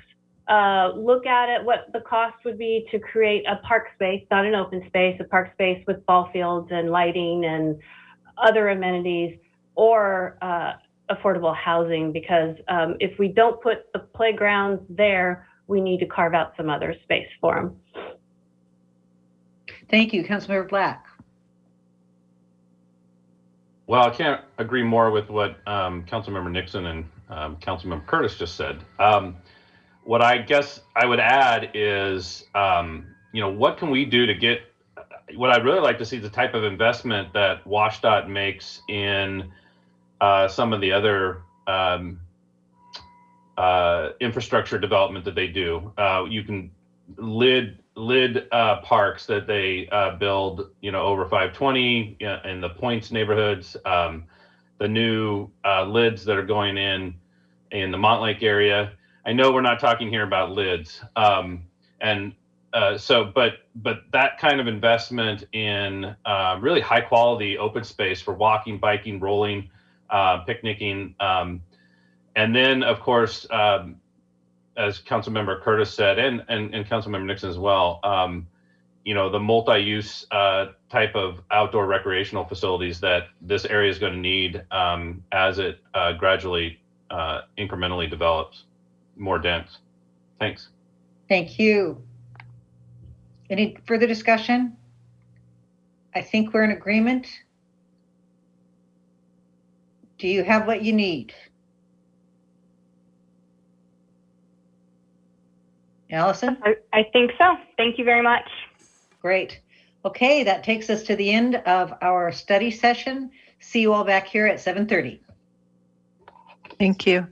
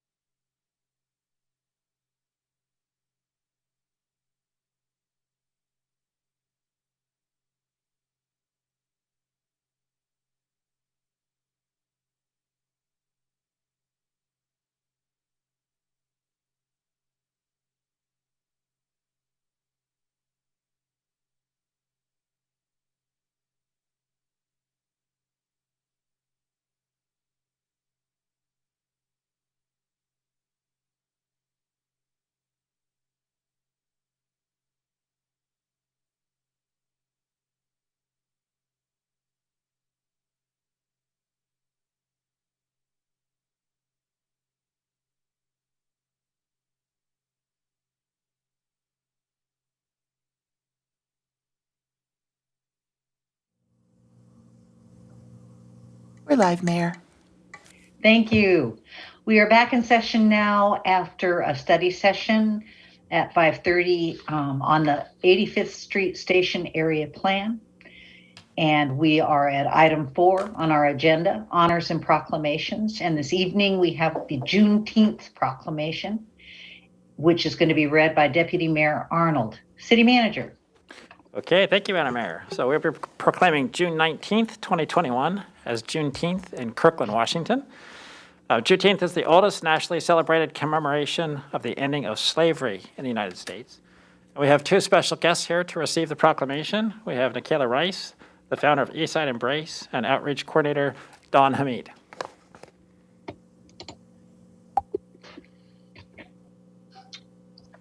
A proclamation of the City of Kirkland proclaiming June 19th, 2021 as Juneteenth in Kirkland, Washington. Whereas Juneteenth recognizes and commemorates the day of June 19, 1865, when enslaved African Americans in Texas were informed by Major General Gordon Granger they were free, ending 246 years of chattel slavery.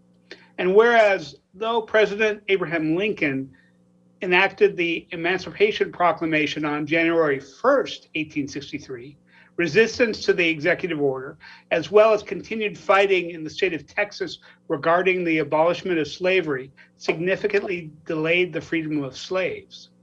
And whereas on June 19th, 1866, 1 year after Major Granger's announcement, the freed African American men and women of the state of Texas held the first Juneteenth, or African American Independence Day celebration, and Juneteenth celebrations would later spread to all corners of the country.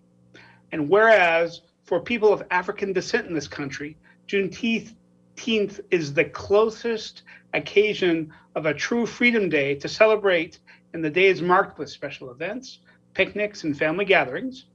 And whereas on May 13th, 2021, Governor Jay Inslee signed House Bill 1016, declaring Juneteenth a state holiday in Washington and making June 19th a paid day off for state workers starting in 2022. And whereas despite that over 155 years have passed since chattel slavery was officially ended in the United States, the nation continues to struggle with dismantling the lingering effects of discriminatory systems and structural racism in our country. And whereas the murder of George Floyd by many Minnesota police officers in 2020 sparked a national dialogue and protests across the United States, including here in Kirkland, bringing continued inequities and injustices to the forefront of our collective conscience. And whereas the city of Kirkland strives to create a Kirkland where Black people feel safe and respected, and interpersonal, institution, and structural racism no longer exists. And on August 4th, 2020, the city passed Resolution R 5434 to examine and dismantle institutional and structural racism in Kirkland. Now, therefore, Penny Sweet, Mayor of Kirkland, on behalf of the City Council, does hereby proclaim June 19th, 2021 as Juneteenth in Kirkland, Washington, recognizing its historical importance and calling on our community to join us in listening, reflecting, and acting so that we can continue to make progress on the arduous journey toward achieving racial justice for all. Thank you, Deputy Mayor. Nikayla, do you have anything you would like to say this evening? Yes, I would. Thank you, Mayor Sweet. 1 second. Sorry. Hi, everyone. My name is Nikayla Rice. I'm the founder of Eastside Embrace. Before I start, I would like to thank the City of Kirkland and the council members and the community that have led us here today. Juneteenth is the reason why we're here, and not just in preparation of a state holiday, but because we never stop fighting. We never stop fighting for liberation. We never stop fighting for true freedom, and we never stop fighting for joy. It's not just any holiday, it's Freedom Day, an acknowledgement and celebration for all Black people. Because without our sweat, blood, and tears throughout the generations, none of us would be here. In acceptance of this proclamation, we vow to continue fighting for liberation and continue being unapologetically Black in everything we do, to show others that look like us that these mountains can be moved. And in all ways, this is a movement, not just a moment. And we look forward in continuing planting these seeds and doing the work. And before I go, I do want to invite everyone here to our honoring Juneteenth event in downtown Redmond Park this Saturday from noon to 3. And once again, thank you for having me here today. So. Thank you, Nikayla. City Manager, I do not see Dawn. Dawn, if you're out there, I invite you to say something. She doesn't seem to be with us at the moment. Sorry. Okay. All right. Well, thank you very much for that. This takes us to item number 5, communications. This is the time in our meeting when we normally hear from the public on matters which are not quasi-judicial or scheduled for a public hearing, of which there is one scheduled this evening. That public hearing is item 6A, related to the 2021-2026 Transportation Improvement Program. Because of current social distancing requirements related to COVID-19 that are still in effect at the City of Kirkland, members of the public cannot participate in person at tonight's meeting. However, the public may still comment by Zoom or telephone. For those members of the public who are joining us by phone or on Zoom, and unless you wish to speak at the public hearing related to the Transportation Improvement Program later this evening, please limit your remarks to 3 minutes, and the council will receive up to 3 comments each on both sides of each issue. If you're participating by Zoom, please click in the participants box to raise your hand to be recognized. For those participating by phone, please dial *9 to be recognized to speak. In addition, if you are participating by Zoom but do not wish to speak, you're encouraged to watch this council meeting by live stream through the city's website. Thank you. City Manager, have we got, I see a couple. So yeah, thank you, Madam Mayor. Right now we have 2 people who are raising their hands, Catherine Cruz, the Lake Washington School District, and Aaron Jacobson. Thank you. Let's start with Catherine Cruz.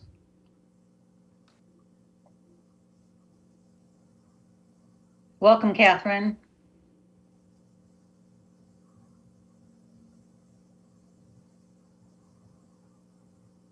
Can you hear me now? We can. Welcome. Perfect. Sorry about that.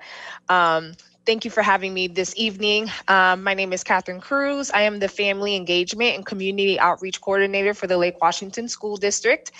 And I'm here to bring about attention regarding the decision with having a moratorium here in the city of Kirkland. They'll extend up to September 30th. And I really wanted to share what it's like for us working directly with our families, especially our families of color, and why it is very important for us to extend this, to vote on this moratorium. So unfortunately, during the pandemic, there's been a great amount of stress, but the majority of the calls and the cases that I would manage would be families, especially families of color, families from immigrant backgrounds, non-English speaking families, undocumented families would reach out to me wanting to have rent resources. And the stress will be very real.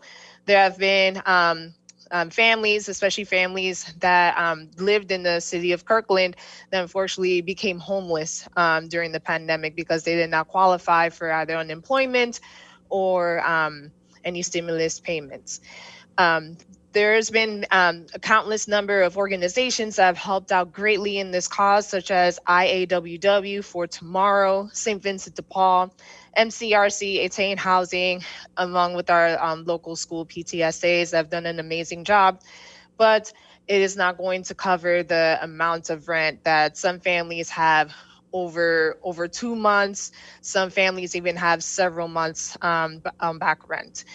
And obviously with all these assistance and help that we have in our local areas, it is not enough to cover all of the background that we have.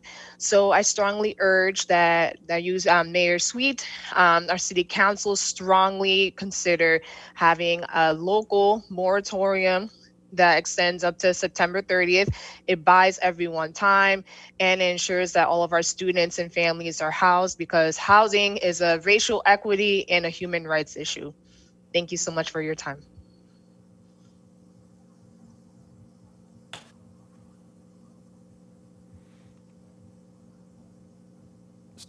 We have Aaron Jacobson, followed by Russell J. from Republic Services, and then Matthew Gelser.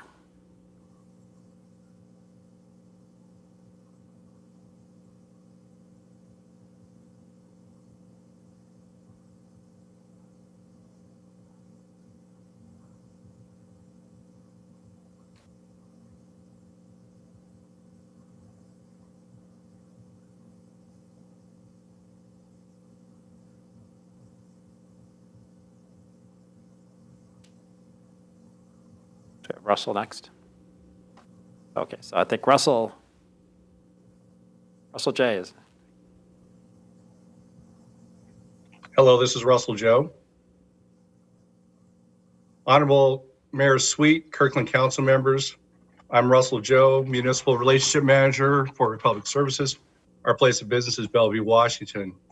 By now, you're likely aware that Republic Services did not submit a response to the city's request for a proposal for solid waste services. Let me begin by saying I believe the City of Kirkland and Republic Services share a mutual commitment to the financial stability of essential public services, impactful environmental stewardship practices, and unsurpassed customer service. That said, I want to explain to you why Republic Services declined to bid. We believe viable public-private partnerships must reflect current market conditions and economics while allowing for some programmatic and cost adjustment flexibility over time. While there are several issues we shared with you and your staff in a recent letter, I want to reiterate the most significant factors that led to our decision. The three areas of most concern to us were: one, the hidden costs of recycling; two, the subsidization between customer segments and services; and three, the financial risks associated with inflexible, binding long-term contracts. First, recycling diversion programs are not and have never been free. The free, unlimited recycling called for in the RFP is not economically viable or financially sustainable. In addition, recycling commodity values are highly volatile and unpredictable given 2017's China sword policy and our current global pandemic. Second, subsidization of services between residential and commercial customers and between the three unique streams of organics, recycling, and waste disposal are not sustainable. The outdated model of having commercial subsidized residential customers and garbage subsidized recycling and yard waste collection does not reflect the current costs of delivering all those services. Furthermore, bundling services on customer bills does not provide clarity, transparency, or incentives for consumers to effectively recycle right or understand how our solid waste system works and what it actually costs. Third, your solid waste partner deserves financial predictability and cost of services rate recovery. The annual consumer price index provided for in the contract should reflect a more industry-specific measure like CPI water, sewer, trash, or a 3.5% fixed rate, rather to better align with the dynamic cost drivers of providing these services. Please know the entire Republic Services team considered all aspects of service delivery, customer service, and environmental stewardship when preparing a response to the city's RFP. At the end of our evaluation, there were just too many uncertainties and limitations in this long-term commitment, and we did not want to submit a non-conforming bid. Should the City of Kirkland be interested in talking with us further, my team and I would welcome the opportunity to share our expertise with you. Thank you for your time and attention this evening.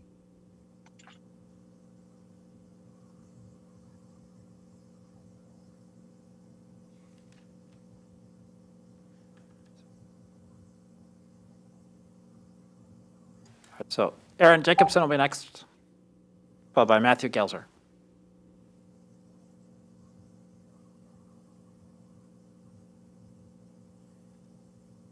Hi, Can you hear me? Yes, we can. Okay.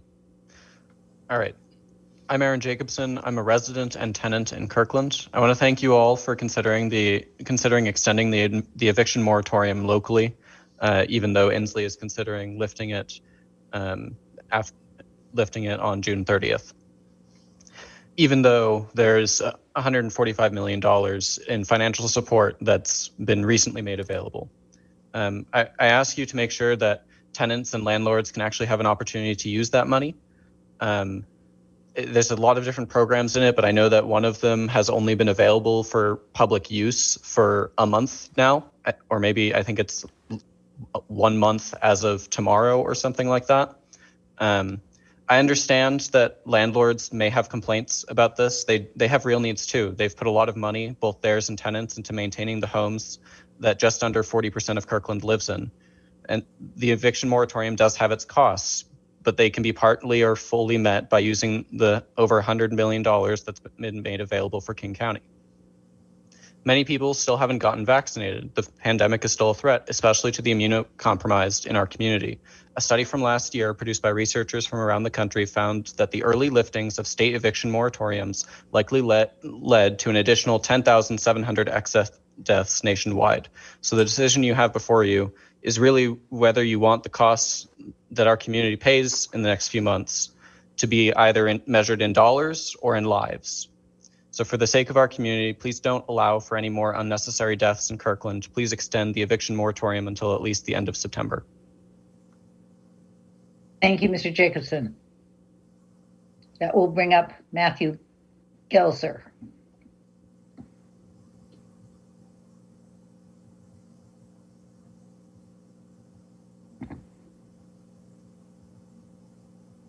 Good evening, Mayor Sweet and council members. Appreciate the opportunity to speak. I'm also going to speak to housing, but maybe a different approach than Aaron just spoke to. Really like to go back to the station area plan. One of my concerns with that, with both options, is that both options really favor jobs over housing. And given the current crisis that we have in Kirkland related to housing, the entire King County Metro related to housing, I'd really like the council and the planning commission to look at options to actually flip that dynamic, to look at how do we densify housing along the 85th Street corridor as a primary goal rather than densifying jobs. I appreciate the desire to look for ways to get more folks in Kirkland to be able to work in Kirkland. I'm completely supportive of that. I also really would like to have people who work in Kirkland to be able to live in Kirkland and afford to be here. So, bringing 12,000 jobs and 4,000 housing units just doesn't seem like a good mix to make that happen and to really look at the viability of housing in Kirkland long term. I also really like to look at how we, if the goal and intent there is transit-oriented development, how are we going to connect that node with the rest of Kirkland so that we can spread the development across the city and get people who live in other parts of the city to come and work at those new jobs. Currently, it's feeling still like a auto-centric development and that we're really not going that next step. So again, I would encourage us to look at that as we move forward. Specific to housing, love the idea of development bonuses. If we go to additional heights, fantastic, that's a great idea.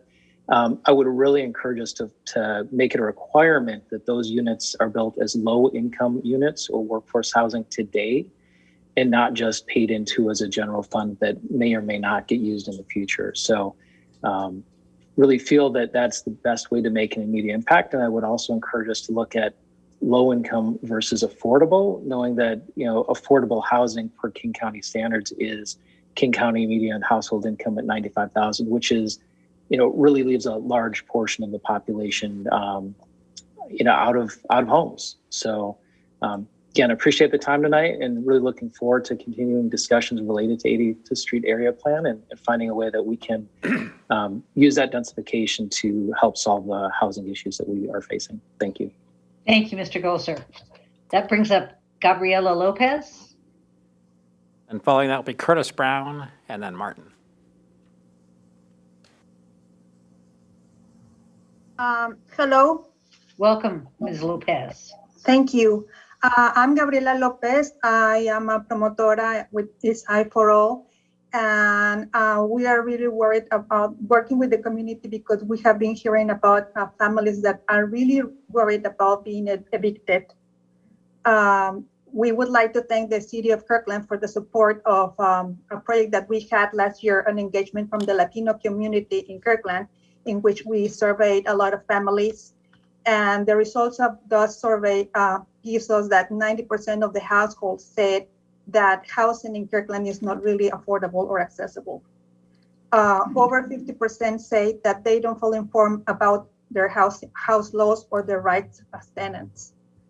And the impacts of COVID-19 continue with the families. Just today, I spoke to a lady that to a person that has these worries and is concerned about her family safety and what is going to happen to them if they get evicted. So these worries are real, and the community is still struggling with these problems, and they are behind with the rent. So that's why I'm here to ask you to please take measures to help these families in time of crisis. You know, especially a lot of mothers have not been able to go back to work because there is nobody to take care of their children. While we have been receiving, or the people have been receiving some help to pay some rent, that is still not enough to cover so many months that people are behind. So we support the recommendation by Stay House, Stay Healthy, and Eastside Renters in Crisis, in which includes a defense to eviction for rental debt accrued to the pandemic-related financial hardship, a defense to eviction if a tenant has a rental assistance application in process, and a requirement for landlords to certify they have attempted to obtain rental assistance before filing for eviction due to unpaid rent accrued during COVID. So we support these recommendations, and we know that the city has been opening resources for people, but we'll still believe that there are many members of the communities that are struggling with this, and they are really in pain to not know what is going to happen to them. So we would like to know if you can extend a moratorium for maybe through December of this year, so they can still get more assistance. Thank you, Ms. Lopez. City Manager, is that 2 or 3 speakers on behalf of the eviction moratorium? I have 2. Okay, great. Okay, so that will bring on Curtis Brown.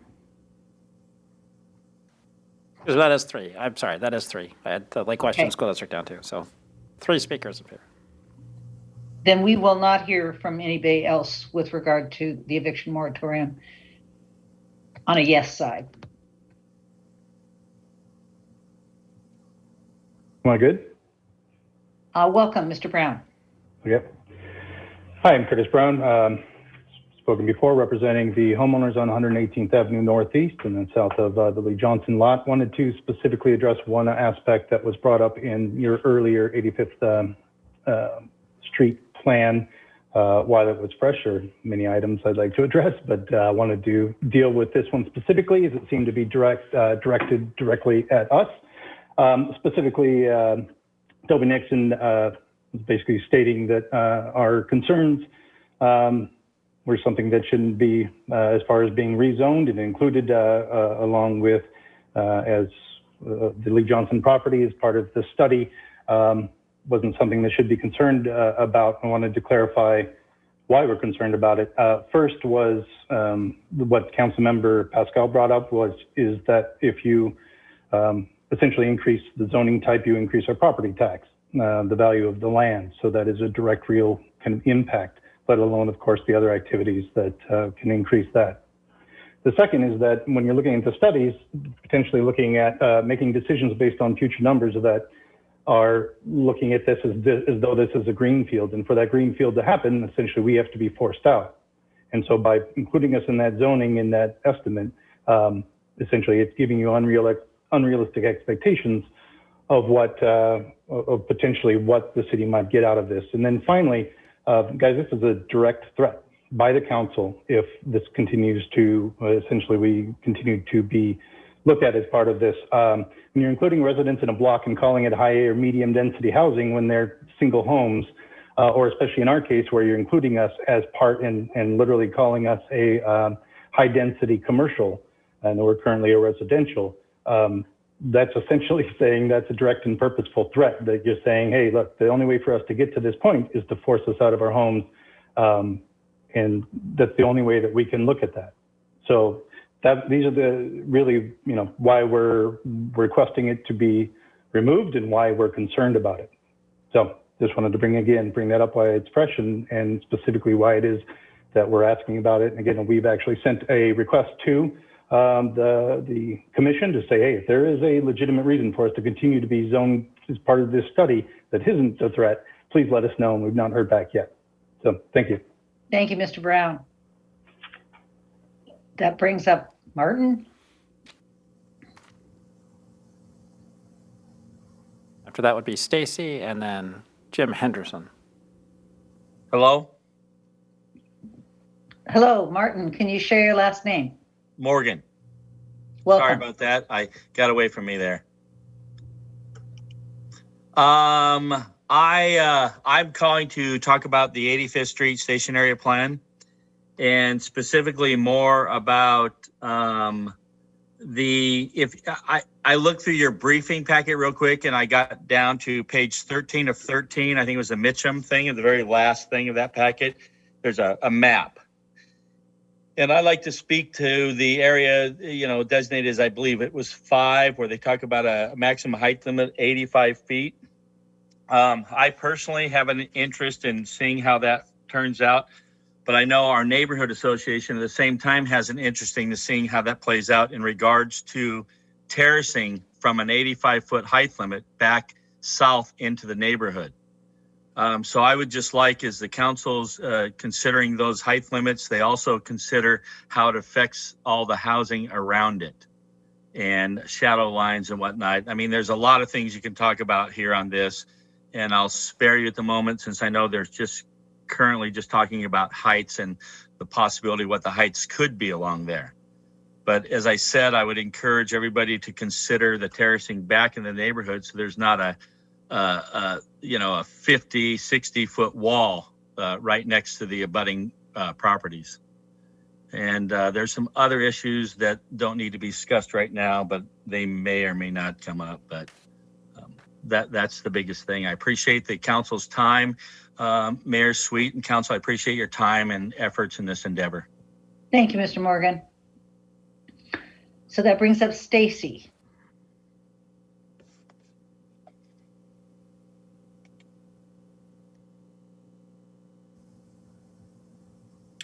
Hi, good evening. Can you hear me? Yes, Stacy, could you share your last name, please? Sure, Duffy. Welcome. Thank you so much. I'd like to thank the City Council for the Juneteenth proclamation, and I would like to know what Kirkland has planned to commemorate this occasion. Also, this ties back to the conversation the council had previously about the SROs in Kirkland schools. I know that was tabled, but I'm hoping that this will be addressed sooner than later so that we can find a more fitting placement for those officers. Thank you so much. Thank you. This will bring up Mr. Henderson. And our last speaker is Becky, that's raised their hand.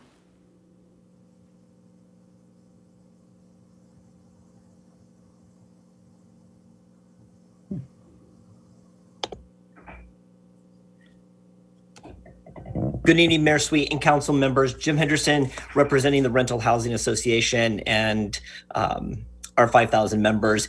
This evening, I would urge you to vote no on an extension of the eviction moratorium in your city.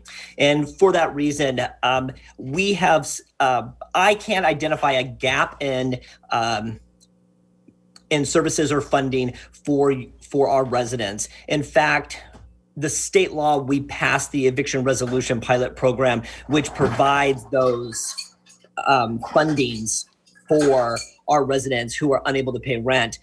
through the funding source, we have 12 months on the back rent. We have 3 months of support on the future rent until we're able to start using that program. And that's only after the eviction moratorium is lifted, whether it be statewide or in your city. We're not going to be able to help our residents to resolve the unpaid rent that they have. Furthermore, what we're doing is we're just allowing them to accumulate a larger debt and making it more difficult for them to pay off that debt as we go further into the year. Also, we have the option of the repayment plan, and if they're able to make payments and then they find themselves unable to make payments, we have the Department of Commerce with support there that's able to pay off the repayment plan for them. And additionally, the state law provides better protections than your moratorium, particularly under Section 2, where you talk about no late fees through your moratorium. In fact, the state law prevents any late fees to be charged for 6 months following the end of the governor's moratorium. And then lastly, there is a section that talks about the housing provider being required to show proof that they have attempted to get rental assistance on behalf of their resident. I'm not aware of any program where the housing provider can actually initiate that on behalf of the resident. Those programs always require the resident to be involved in the process by filling out an application and or initiating or affirming the need for rental assistance. So again, I urge you to vote no and to lift the moratorium to allow us to provide the statewide supports that are in place for our residents. Thank you. Thank you, Mr. Henderson. That brings up Becky.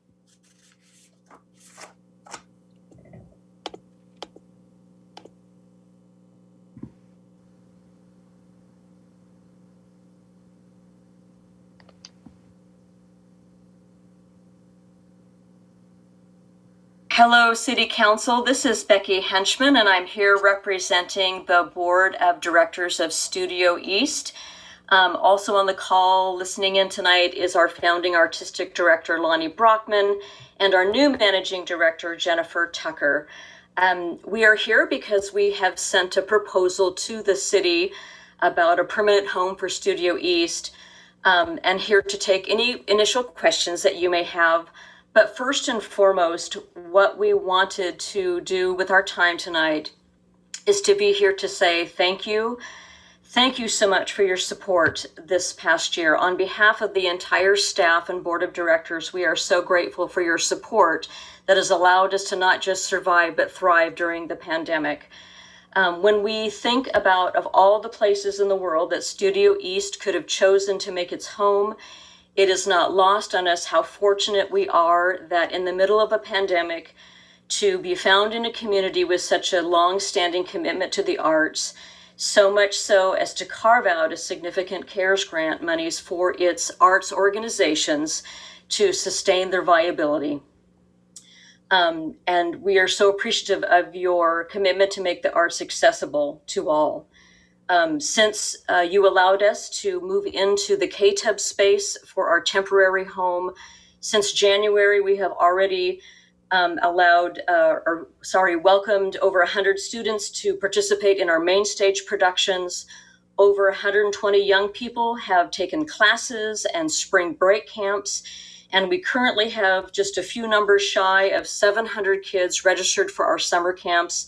And with current trends, we expect to easily break 800. And we are so grateful that these kids will be able to experience the light and the joy of the performing arts. We thank you for receiving, and while we assume you have read our proposal, we're here just to take any questions that you may have, but more importantly, we are just hopeful to have an opportunity to meet with you at a further date, to welcome you to KTUB, to see our programming, to welcome you to Juanita Beach Park this weekend, where our students will be performing Shakespeare in the park, free to the community. We would love for you to see our programming in action and how we are maximizing the facility. And also, we just want to hear from you, hear your comment, hear your creativity, hear your ideas for partnering with Studio East to find affordable housing for a nonprofit, for all nonprofits in the city of Kirkland, to hear you as you have the breadth of vision for the city to find a way to make sure that the arts are accessible to all within the city. Thank you, Becky. So that will bring up Tanya Dempsey. The final person is Jim and Kathleen, the name Jim and Kathleen.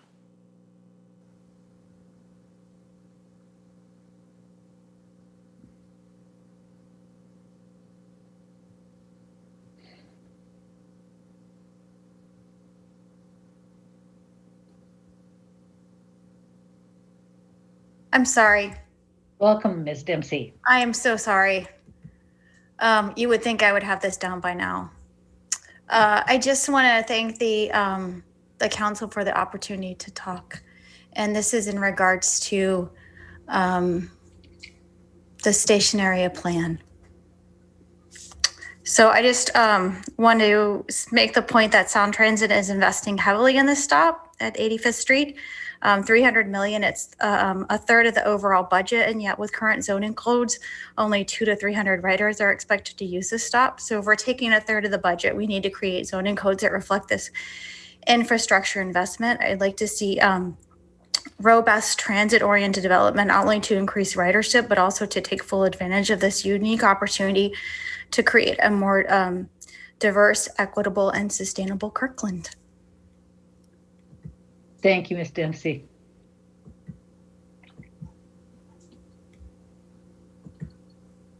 City Manager, do we have anybody else? Well, looks like we don't have Jim and Kathleen, are they? Oh, they lowered their hand. So we don't have anyone else unless someone would like to raise their hand to speak. We have Okay. Carol T. of Kirkland has just raised her hand. I see that.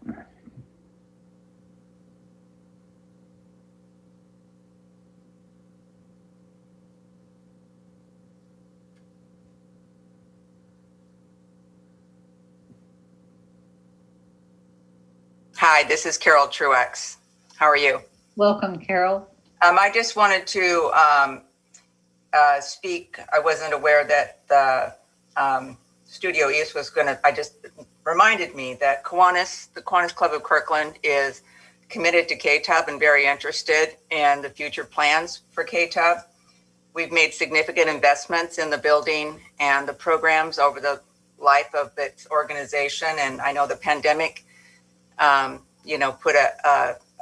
gave it a break for at least a year, but we remain committed to the programs that are offered. And although we can't run KTUB ourselves, we're very interested in what the city is going to do with the building and the programs. I want to remain involved. Thank you, Carol. Thank you. You are welcome. And I see that we have Jim and Kathleen back. Can we bring them on?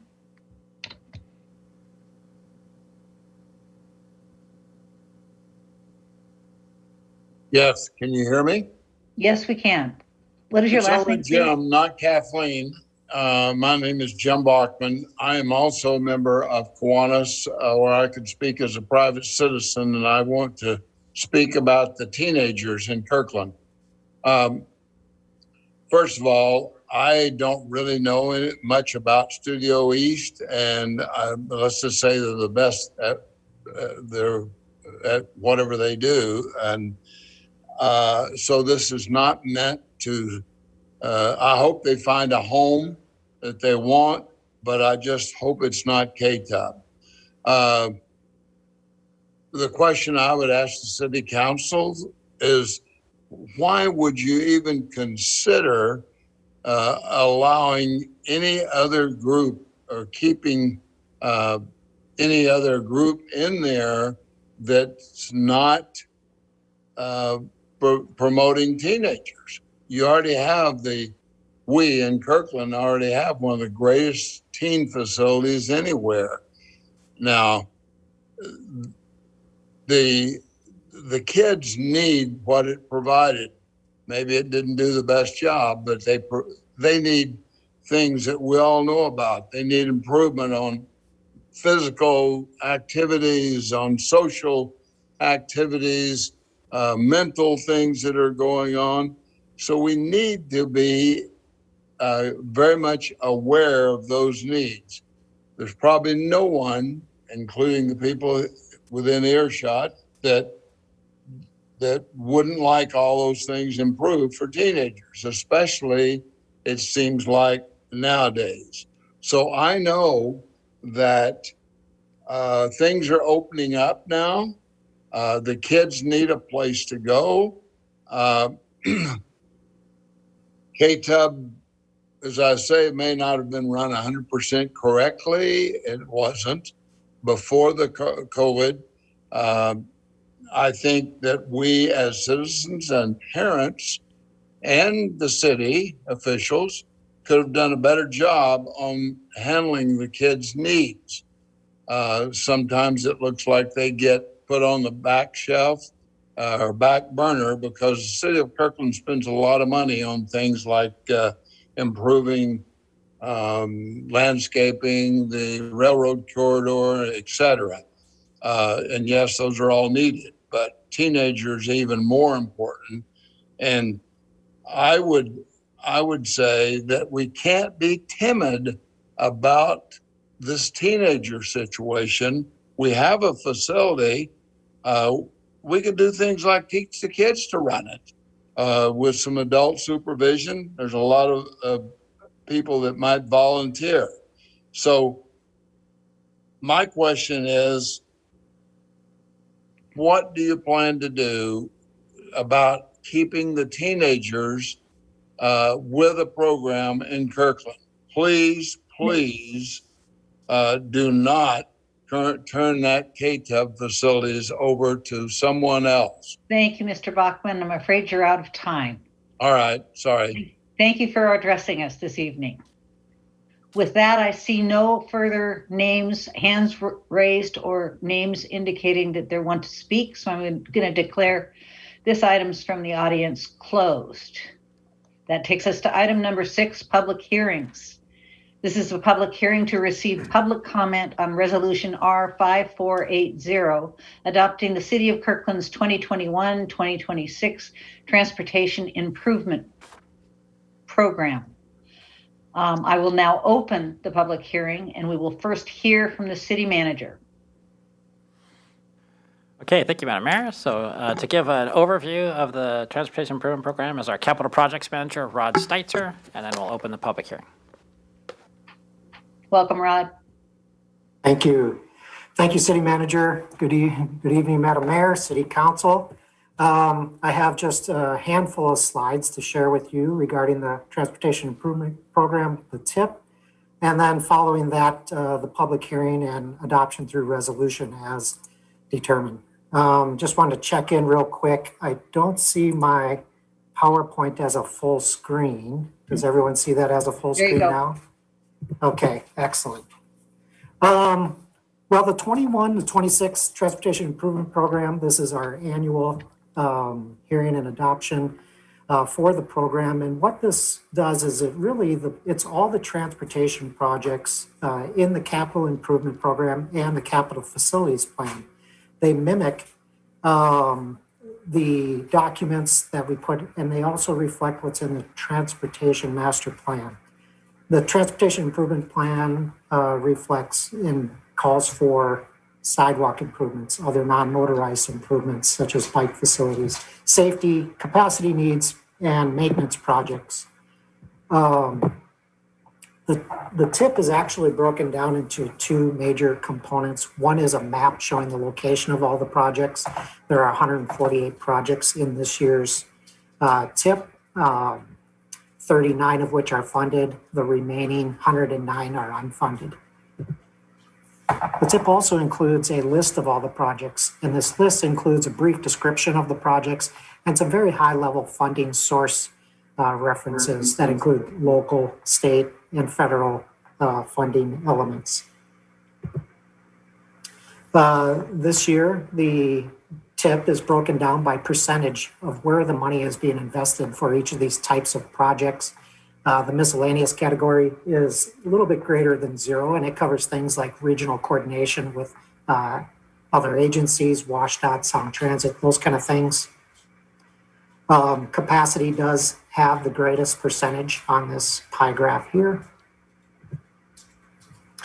And tonight's hearing is really an opportunity for public comment. If public comments are received, council can deliberate and address those comments as needed. We can include those into the adoption as well.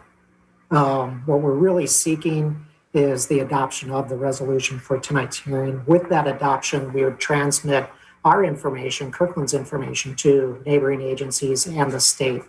One of the benefits of doing that is it makes our transportation projects eligible for grant funds as they become available. And I think I'll pause there and see if there's any questions. Does the council have any questions for Mr. Stiser?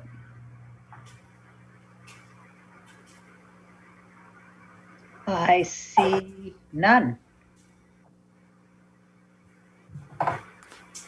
Okay, I will now call upon any members of the public who are interested in speaking to raise your hand if you are on Zoom, or dial *9 if you are on the phone.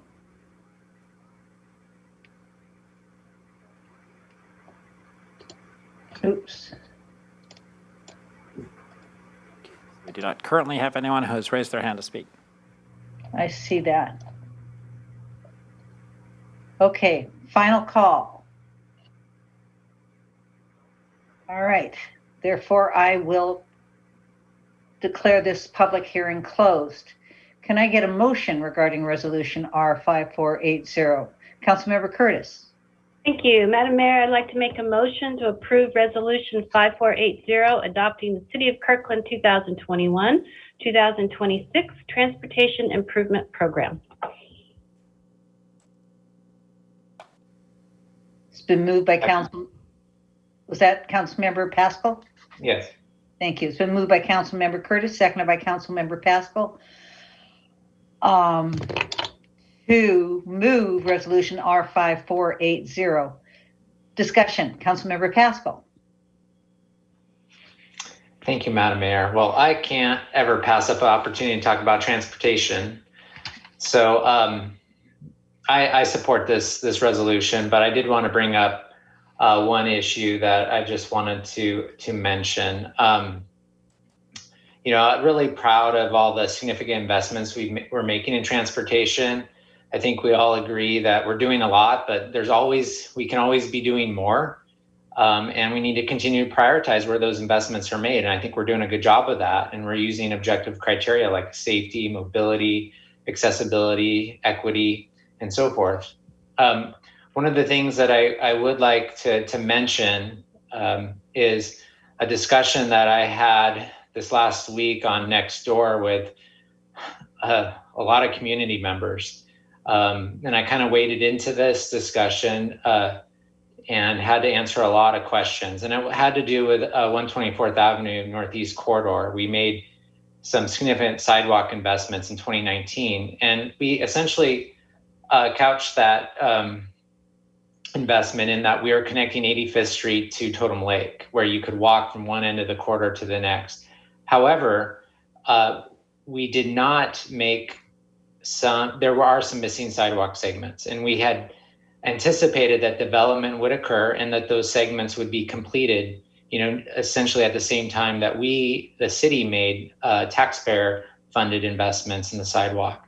That hasn't happened, and the community has been raising questions about this. And this isn't the first time I've talked with folks. I've been answering these questions for the last couple of years now. Why do we still have these missing segments along this corridor? And I know we need sidewalks across the city, but this is an important corridor. We told the community we would complete the sidewalks, and we haven't. And I would like just to ask staff to, as we look at the CIP update this year, and I think we'll be discussing it in August, to bring back options on how we can complete those missing segments. I think it's important that we kind of address what we said we would do there from the beginning. So I know that this is on the TIP as an unfunded project, but I'd like to make sure that we address that. I mean, things have changed, and I think we need to look at that a little bit more. Thank you. So can I get some head nods with that before? Okay, sounds good. Any further discussion? Question is on the motion to approve resolution R5480 adopting the City of Kirkland 2021-2026 Transportation Improvement Program. Moved by Councilmember Curtis, seconded by Councilmember Pascal. All those in favor, please say aye. Aye. Those opposed say nay. Resolution R5480 is approved. Thank you very much. Thank you. Thanks, Rod. This takes us to item number 7, special presentations. We begin with a COVID-19 update. City Manager. Okay, thank you, Madam Mayor. So this is going to be a fairly short update, but we'll have lots more to talk about the next few weeks and so forth. You may have seen that King County has announced that King County has reached 70% vaccination shots completed. That doesn't mean 70% fully vaccinated, but the public health officer has said that with the 2 weeks from this time frame going into effect, he will be rescinding his current mask directive, which is that people who are not fully vaccinated need to continue to wear masks indoors. So that's very, very good news. It's very impressive for the county that we've achieved that goal and that milestone, and we'll get a lot of questions about what's going to happen next with the City of Kirkland. So I just wanted to give the council a heads up that, as we have talked about in the past, we are tentatively looking at potentially opening City Hall on August 2nd, would be Monday, August 2nd. That's not a firm date yet. We're still going to have a directors meeting about this tomorrow, Wednesday, to go through all the logistics necessary with opening. It may be that not everything is open by August 2nd, but that's the goal that we're setting for ourselves, that we can open safely for the members of the public and safely for our employees. And then we've talked about the City Council potentially coming back as well, but that would probably be the first meeting in September that we're tentatively looking at. And the primary reason for waiting to September is to make sure that we can have a full hybrid capability. The council's expressed an interest in making sure that members of the public can still participate via Zoom or Teams or virtually, as well as being here in person, and that's going to take some technology investments. So we'll have firm dates on both of those in the next few weeks, but I wanted to make sure that council knew about these changing conditions and our tentative targets for reopening. So happy to answer any questions any council members have about those. Good news. Any questions? This is great. So that takes us to the R5434 update and the Human Services Dashboard. City Manager. Excellent. Yeah, so just to remind the public that's watching, we were not able to complete all of our 5434 updates on the May 18th study session, and so we've been bringing them back as individual pieces to our 5434 special presentation. So our next presentation is our Human Services Dashboard. And here to provide that is Leslie Miller, our Human Services Coordinator. And we also have Lynn Zwagstra, our Planning and Parks and Community Services Director, online as well. Welcome, Leslie and Lynn. Good evening, Madam Mayor and Deputy Mayor and City Council. I'm pleased to share with you one of the 5 dashboards that you requested in Resolution 5434. So Leslie, you're not shared yet. Sorry. Oh, yep. That's just why I'm presenting in council. All right. Yeah. But then will it automatically go to the website, or do I need to?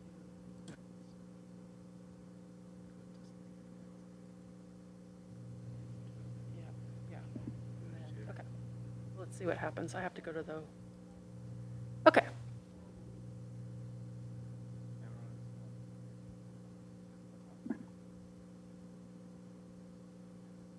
Okay. So we have several components of the dashboard that I wanted to present to you. This is in draft form, and we are interested in getting your feedback tonight. All right. Are you seeing the website? No. You're not. Okay. Where did the website go?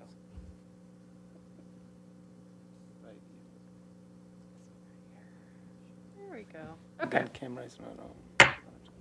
Here we go. There we go.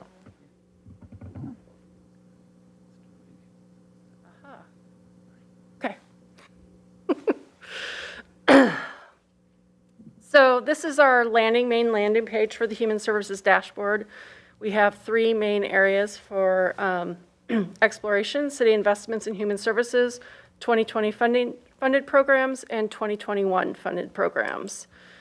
So under city investments, we have, you'll remember the table that you get at your budget time every other year that provides a summary of the different ways in which the that the city invests in human services, including affordable housing, human service grants and staff, community safety initiative. So this is an accordion that allows folks to see the different amounts of investments in the 2019-2020 as well as 21-22 budget. There is also some kind of deeper dive summary tables for funding. This first one shows a comparison of grant investments by a number of north and east cities, along with their per capita total.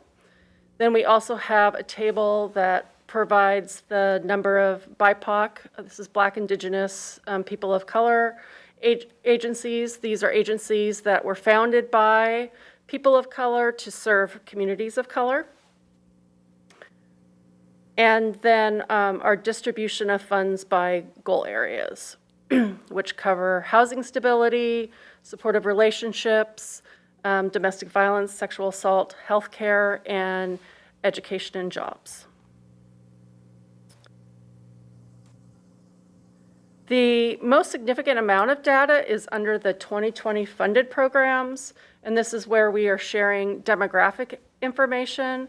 So you'll have noticed in the table that while there's a small number of agencies that are considered BIPOC, that our agencies overall are supporting people of color. And so there's a summary of all the clients served in programs, and then people can click on each goal area to look for a deeper dive. And so there's a summary of each program, as well then as some data points: racial identity, client age, client income, and gender identity. I'll just make a note that on the odd years, we're always going to need to have 2 different years highlighted, because the demographics are available for the prior year, and we're funding 2. We funded 1 set of programs for 1920, and then while we funded some of the programs again in 2021, there are some differences. So there's a separate page for 2021, and then in the spring of 2022, we'll update this page so that you can see the demographic information.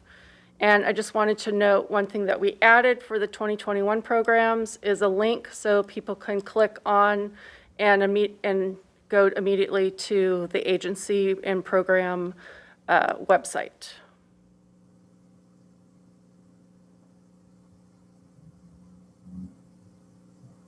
So that is a summary, a little look at what we have done. I want to take this time to just give a shout out to Reggie Schubiger, who worked tirelessly for hours on this, using our new website and working with IT on how to present information in a way that's ADA accessible, as well as being able to see it well on your mobile device. And it really is quite remarkable how it's turned out, and I just want to appreciate her labor. Leslie has a beautiful body of work. It really is. Thank you. Councilmember Falcone. Thank you, Madam Mayor. Thank you, Leslie. Yes, thank you for the whole team that put this together. This is really great work. It's kind of exciting to see these dashboards come together and to see. I'm a data nerd, so I love seeing data visualization and tables and graphs. So that's really fun to see, and in a really easily digestible manner for the public to look at. So thank you so much for all the work that went into that. I I just have a couple of minor questions and comments that were based on some of the information in the memo, some of which was touched on tonight. But in the memo was discussed possible future additions of data as well. And one thing that I wanted us to consider is, what data are available out there to really demonstrate the need in the community as well. I think this is a really great job of showing what Kirkland's doing to support the need, but it doesn't really, that might be an additional piece further down the line that might be useful for the community as well, to really comprehend the magnitude of the need and to understand that the city is putting a dent in that, but we're not the only partner in this, and that it's really, so many partnerships that help make this happen, and that we're helping solve a piece of that need, helping fill a piece of that need, but not all of it. I know that that's sometimes challenging to measure, but so I'd be curious to know how feasible that would be moving forward to do that sometime in the future.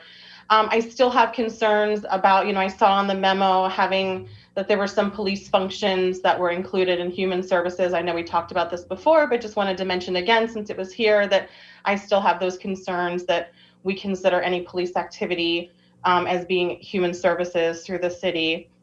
I also think it'd be really useful. I know this is something we already track, and it's something that's been presented to council and is ongoing presented to the Human Services Commission, is the per resident spending each year, and kind of the tracking of that and the trending of that. I think that's really useful for the public to see the direction that the city is going, that we really prioritized human services and invested so much more over the years because we understand that growing need in the community. So I'd like to see that added as well. Hopefully that's not a really huge lift, since we already have those data prepared. And then I had just some feedback on the categorizations of gender identity. I noticed that we have male, female, and transgender, and I'm wondering, I just want us to relook at that again and make sure that those are the best categories, because someone who's a transgender man, for example, my understanding would identify as a man, and so that might be a separate category to have cisgender or transgender, but it seemed odd to me to have like male, female, or transgender. So I just want us to take a look at that. Perhaps we could add instead a non-binary option for man, woman, or non-binary. And then I also wanted us to look at the labels of male and female. My understanding is those are more relevant to sex than they are gender. They're more scientific terms that are used for animals in general and not just humans. And so it may be more appropriate to have boy/man and girl/woman for gender, since we're referring to gender here. So if we could take a look at that as well, that would be great. But overall, amazing. I'm really, really, really excited to see this. So great work. Super. Any further discussion? Leslie, do you have more to present? Nope. Sure don't. You don't? Okay. With that, I will move us along to item number 8, the consent calendar. Before we have a motion, I'd like to ask Deputy Mayor Arnold to present the audit of accounts. Thank you, Madam Mayor. We had payroll in the amount of $2,091,877.18, and bills in the amount of $4,183,626.82. Thank you. Can I get a motion to approve the consent calendar? So moved. So moved by Councilmember Falcone, seconded by Councilmember Curtis. Is there any additional comments, corrections to the consent calendar? Discussion? The motion by Councilmember Falcone, seconded by Councilmember Curtis. All those in favor, please say aye. Aye. Aye. Opposed? Say no. Motion carries unanimously. That takes us to our business agenda. The first business agenda item is the 2021-2022 budget adjustment and mid-year adjustment in CIP project closure. City Manager. Okay, thank you, Madam Mayor. So we have a lot of information for you tonight, looking for action. Here to walk you through what's in the budget adjustments is our Financial Planning Manager, George Dugdale. Welcome, George. Thank you, Kurt. Thank you, Mayor. So, Mayor and council members, we have about, can everyone see the PowerPoint presentation? I should check that before I start. Great. So, we have 12 slides for you that run through the June mid-year budget adjustments. There's a couple of places that will stop for discussion, but of course we can answer questions, or I can answer questions at any point. So before we get into the detail of the adjustments, just wanted to show you a reminder of where we are in this 21-22 budget cycle.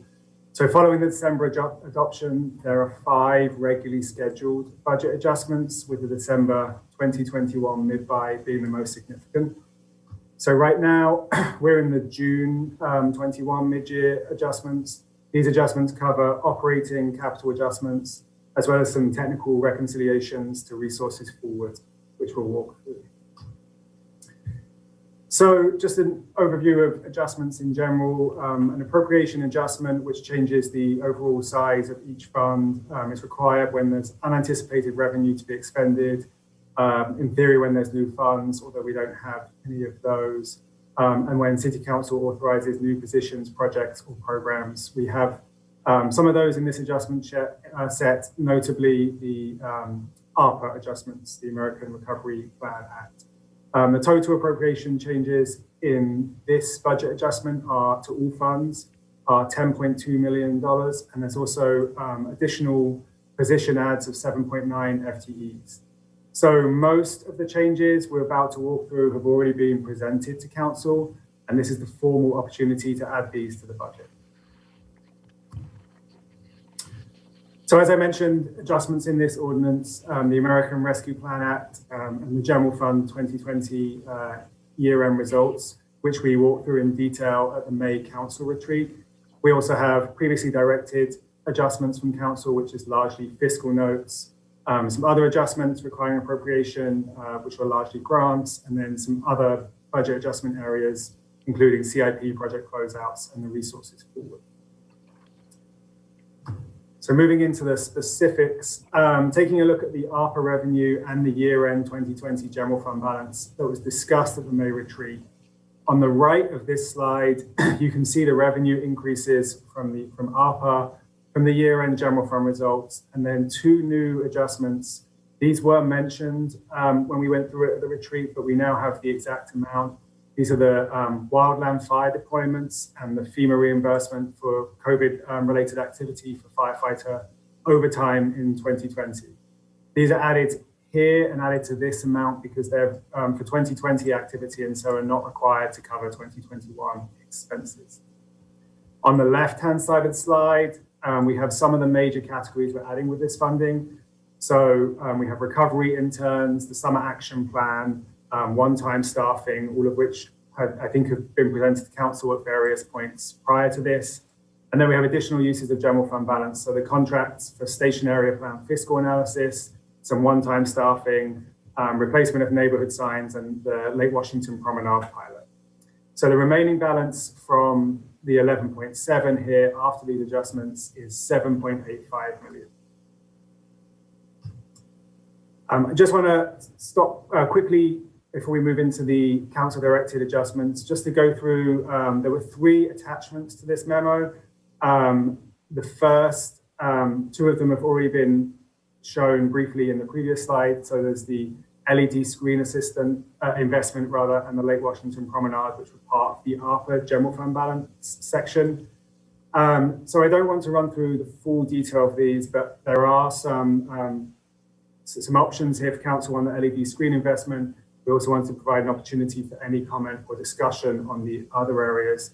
So firstly, on the LED, there are options that run from the purchase of various sizes of screen through to rental of LED screens or the purchase of projector screens, which staff is not recommending.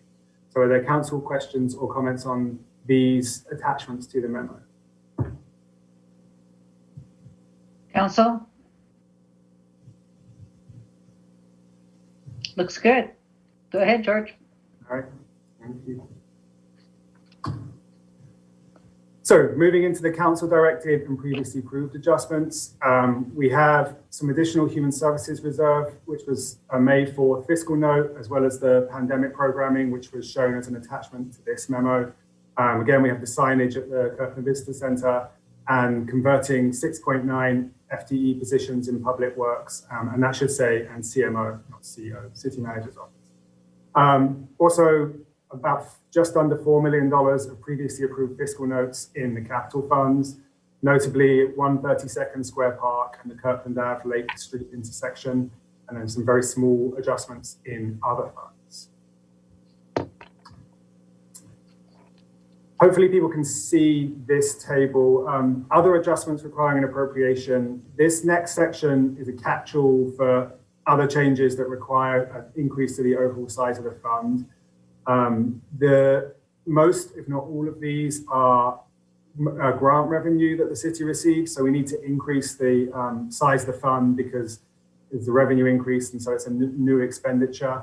And so they are for specific items, the EMPG grants for emergency management, and then we have some additional revenue increases for new items in other funds as well. So the final three sections of adjustments in this in this set is the line item adjustments not requiring appropriation. So these are adjustments that move budget from reserve accounts or just line item adjustments. These are admin adjustments and can be made, don't require council approval, but we highlight significant ones here, especially ones adjustments related to 5434. And the detail of all of these is shown in attachment A to the memo. CIP project closeouts and corrections. So we did a relatively large audit of all capital projects to identify funding that can be returned to various sources. I have a slide after this that shows that in summary. And then the final adjustment section is the 2021 resources forward. So these adjustments adjust the resources forward to true up to actual balances at year end versus the projected balances from when we built the budget in the summer. These do not include the city's 4 capital funds, which is because of the CIP project closeout. So once we have those projects and amendments approved by council here, we will bring back the resources forward adjustment for the 4 capital funds to the August 4th study session. So as I said, summary table for the CIP project closeouts and corrections. There is a detailed project by project table in the memo, but shown here is the amount of funding being returned to each funding source. So the funding type is shown as the rows, and the fund from which the projects are being closed is shown as the columns.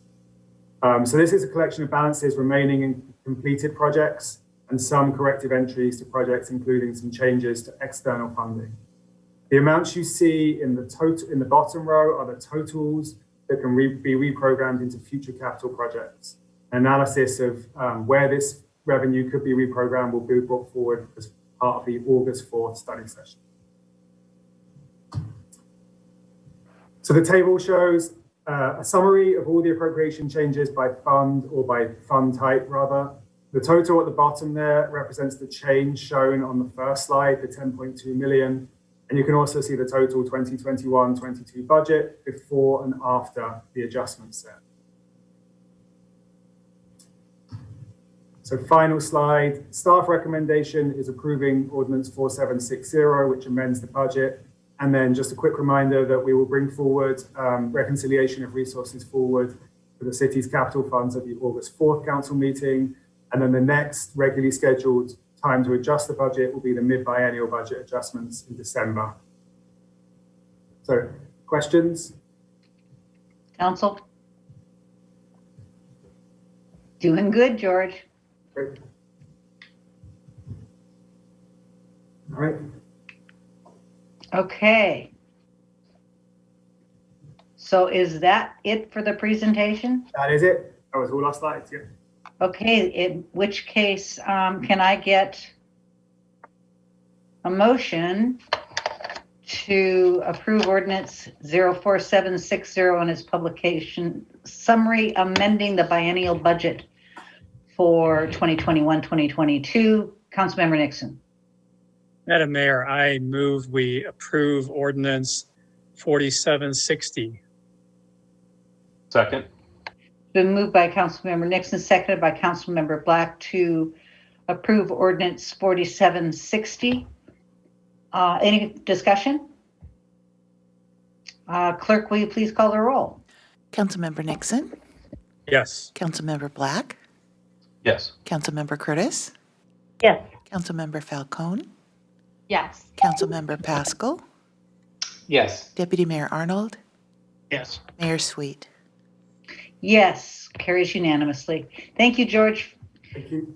Appreciate it. Okay, this takes us to item B, Public Safety Unmanned Aerial Systems Test Program Proposal. City Manager. Okay, thank you, Madam Mayor. So this is the first time I've actually brought this topic in front of you for quite a while. So we have in the council packet some draft policies regarding aircraft, and our Fire Chief Joe Sanford is going to make the presentation. We are looking for council feedback and welcome your questions and thoughts. Welcome, Chief. Thank you, Madam Mayor, Deputy Mayor, and Council. I'm here to cover the proposal for a one-year test program for unmanned aerial systems, also known as drones. I have three phone a friend individuals standing by tonight representing police, fire, and public works to help with any questions you might have. With me tonight is Chief of Police Sherry Harris, Public Works Director Julie Underwood, and Deputy Chief and Fire Dave Van Valkenburg. So I have about 10 slides. I believe the presentation will be 5 to 6 minutes, leaving plenty of time for questions. So let me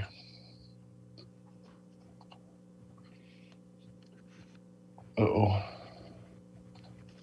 we go, share my screen.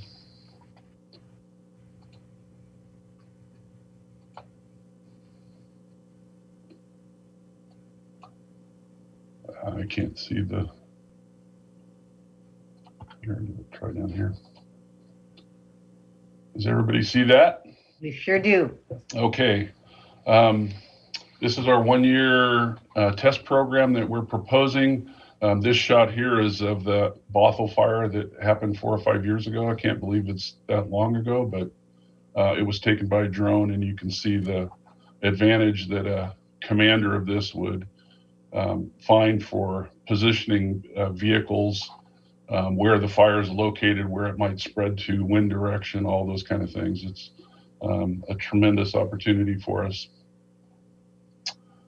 So our recommendation is to begin a one-year program to evaluate uses within the city.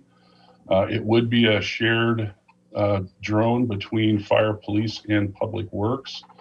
And all three of those departments would have identical training and certifications.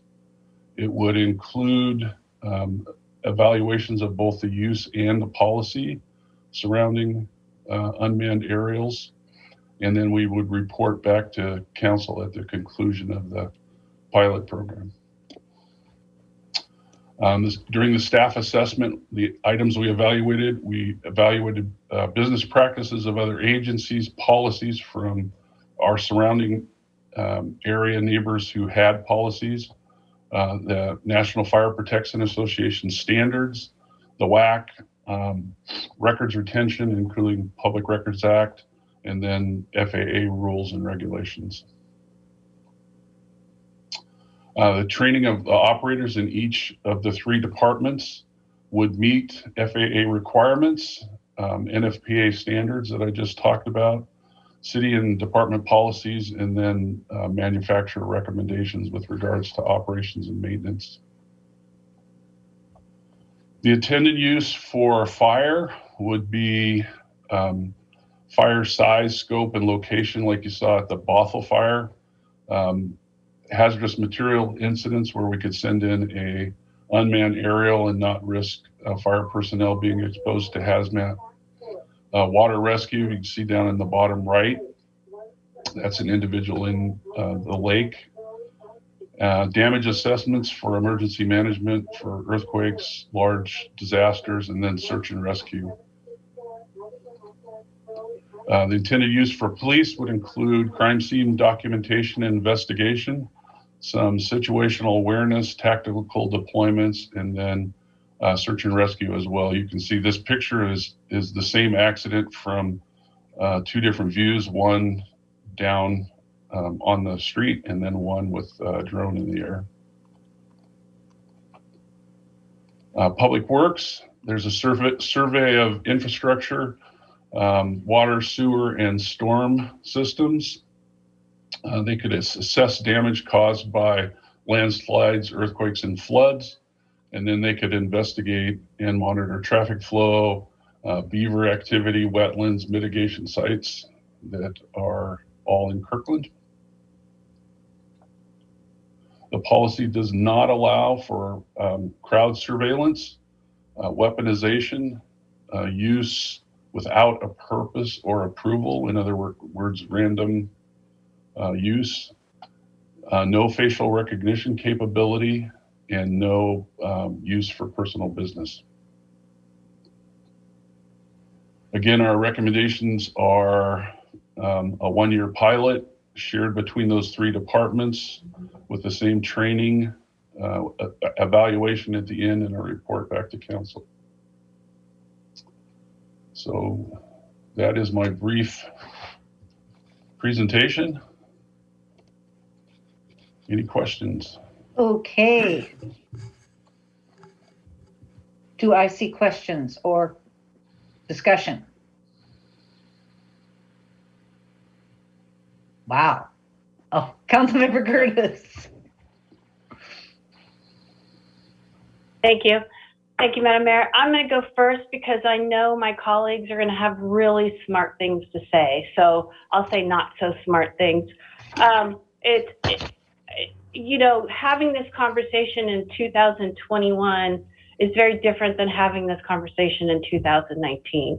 We've all learned a lot over the last year. And in particular, I have privacy concerns and civil liberty concerns, and I'm expecting that my other council members will also have comments on that. So I've got a long laundry list of more granular things, and then we'll back up and we'll talk about privacy concerns. In the policies, I think it's important that we talk about who the pilots are, particularly with KPD. Are we talking lieutenants up? We need to set some standards of who are going to be the pilots in command. On Kirkland Fire, you mentioned, you didn't have it on your slide, but you mentioned crowd management, and that concerns me. So I'm wondering what you meant by that, how you would use the drone to manage crowds. And I will just keep going and then you can respond. Not clear in the policies, we say that we won't be using the drone, we will be using the drone only during daylight, but then at another time we say we use it in day or night operations. So I want clarification around that. Is it daylight only, or are we using it 24 hours a day? Let's talk about data storage.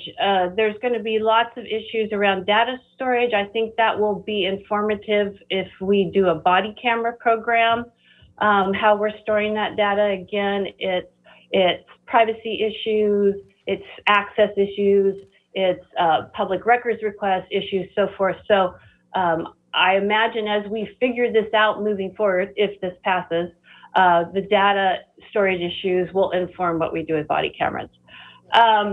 Training. So the FAA training is good. My husband's a pilot, but it's telling you how to fly. It doesn't tell you how to make really important judgment calls on whether you're violating someone's privacy and how to make that call. So we need to establish those protocols. I think just saying, we assume our pilot is going to make good judgment. I think it's tough on the ground to make that kind of judgment, or you can't anticipate what kind of situation you may be in. So I think we need to define what our privacy protocols are. If this happens and this happens, so forth. Also, I'm not sure that the pilot in control should be the one deciding whether the drone should go up and what the privacy concerns on. It should be the incident commander. Again, I'm not sure that responsibility should be in the hands of the pilot. One little nit on page E400, we refer to a citizen rather than resident. We're trying to sweep all of that, so let's change that. On E400, I'm sorry, that citizens on E400. On E400, we talk about a concerned resident can request the footage via public records request to see if they're private or see if privacy has been violated. Again, if I think that I've been filmed in my backyard, then I make a public records request and I can say, you need to remove this film. But what I'm worried about is what if my neighbor wants to make a public records request to see if I was filmed in my backyard? So I think, again, we need to make some clarity about who has access to this data and who can see it. There's also a comment in the document about the pilot in command is going to archive the footage and they're going to review the footage and delete the part that isn't necessary. Again, I'm worried about privacy and who looks at this footage and whether we're losing something that we need later. So I'm not sure if the pilot in command is the right person to do that. So those are my sort of global issues. And I know that someone else on this team is going to wrap it up more neatly for me. Thank you. Well, that was pretty neat. Councilmember Falcone. Thank you, Madam Mayor. Well, that's hard to follow, Councilmember Curtis. I think you did a lovely job, and I don't know that I'm going to wrap it up any better than you. But my comments are not as detailed as Councilmember Curtis's because I feel like I didn't have an opportunity yet to gather enough stakeholder input on this around experts on issues of data privacy and data security and civil liberties, like Councilmember Curtis mentioned. I see a lot of overlap between the concerns that I would have on the data collected from this and the data that would potentially be collected from police-worn body cameras. So I'd really like us to have that conversation together comprehensively about data collection, data storage, data privacy, like all of those issues. I was really glad to see that we don't plan to use facial recognition technology, but I have questions such as, what if other law enforcement agencies request our data and they're using facial recognition technology? Like, are there concerns? What is our policy on that? I think and that's just off the top of my head, not being an expert on this. So I feel like there's potentially so much that I don't yet know that I think would be really, really, really useful.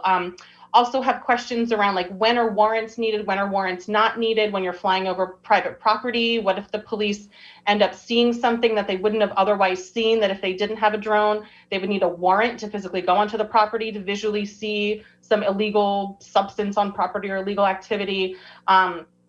How is that handled, right? Do we need a warrant to fly over private property? Are the police allowed to look at private property for, to be made aware of criminal activity? I'd want to understand that better. Do drones collect audio or just video information? That wasn't clear to me as well. So I think I just have a lot of unanswered questions, and I'd really, again, love to have this conversation about data together with the body-worn camera discussion as well, because there's just so much significant overlap that would feed into both of those. Thank you. Thank you. Councilmember Black. Thank you, Madam Mayor. So I'm glad I let Councilmember Curtis and Falcone go first because it allows me to sort of focus on sort of my primary concern. So my primary concern is one of civil liberties, has to do with Fourth Amendment of the U.S. Constitution and unreasonable searches.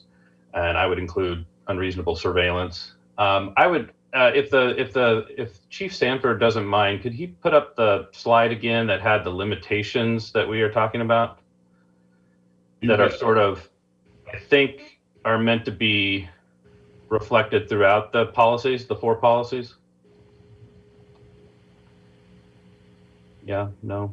Yes, I can. Hang on one second. What I'm going to say is I'd like to see us go just a step further than, and so that in addition to the broader concerns that Councilmember Falcone and Councilmember Curtis raised, I'd like to see us go just a bit deeper or a little bit further in order to protect civil liberties and particularly to ensure that we're not infringing upon the Fourth Amendment in the law enforcement and criminal justice context. And so instead of just saying that we won't use it for crowd surveillance and that we won't use it without purpose or approval, I would like us to say that we won't, in the law enforcement context, in the criminal justice context, we won't use it without a warrant issued allowing for a search via a drone.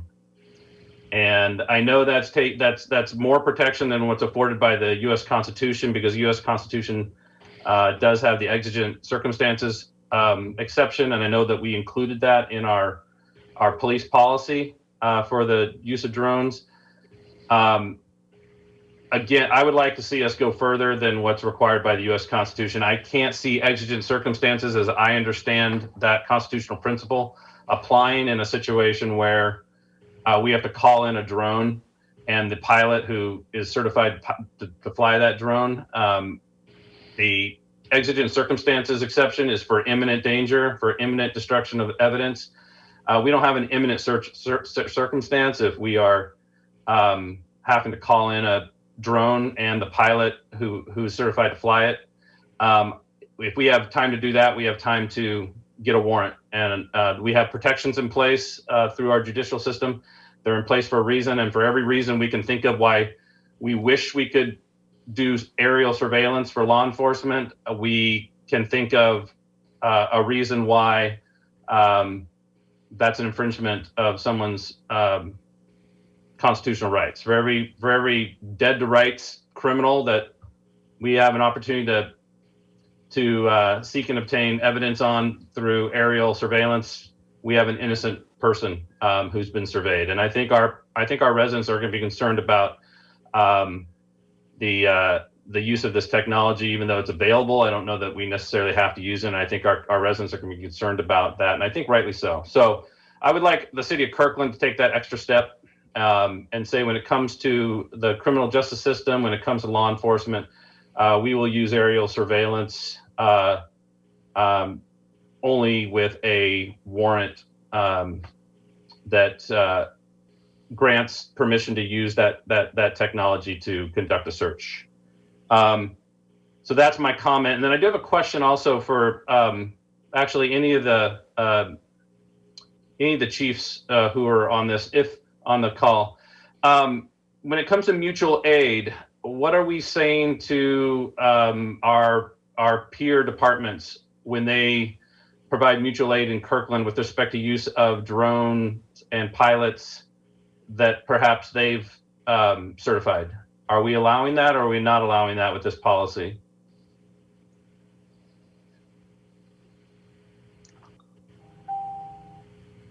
I don't think that the fire department has allowed it, but I would assume that we would hold them to the same standards that we've agreed to if they come in. But I can't, maybe Sherry or Julie.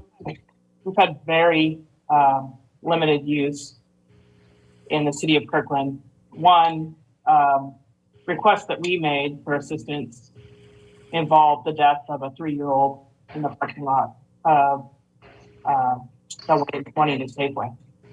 And the UAS can communicate with our crime scene mapping and collision mapping equipment that allowed us to document that investigation, that crime scene, in a matter of minutes, therefore protecting the privacy, actually, of the family and that little one that had to be exposed as we documented that scene. Was actually hit by a car, and so that was one use that we had. They're fairly common now in law enforcement agencies, and for the most part are really a tool that's allowing some time and space between suspects and officers in criminal investigations. And they're typically serious investigations. So just offer that as well as you are considering the concerns on Fourth Amendment violations, that it also provides the ability to gather information and assess how to respond to any given situation. And I'm not talking about a shop list. I'm talking about a barricaded subject. We do have one that's been approved by the council previously that is part of the North Sound Metro SWAT team. And that we have used that on barricaded subjects. That does allow the team to see what's going on without having to get too close to that suspect and possibly force a complication. So I think I answered that in a couple different ways, but just sharing kind of the use that we've had so far. Let me ask a question then. In the barricaded suspect situation, would you need a warrant in order to position officers in a position to understand the situational awareness? We would not. Okay, so under what I'm proposing, you wouldn't need that in order to use a drone. And in the context of the tragic killing of the 3-year-old in the parking lot, would you need a warrant in order to gain situational awareness or investigate the scene of that accident? We would not. Then okay, so I'm not asking that in situations where a warrant would be required on the Fourth Amendment. I'm asking for us not to rely on the exigent circumstances exception and to get a warrant when we're using a drone. That's what my proposal is. And in a situation where we did call for mutual aid and the officers arrived with a drone and a certified officer, would whatever we as a council decide on as a policy, would our policy control within the city limits of Kirkland, or would it be the policies of the department that provided the mutual aid? I believe Dave might be able to answer that question.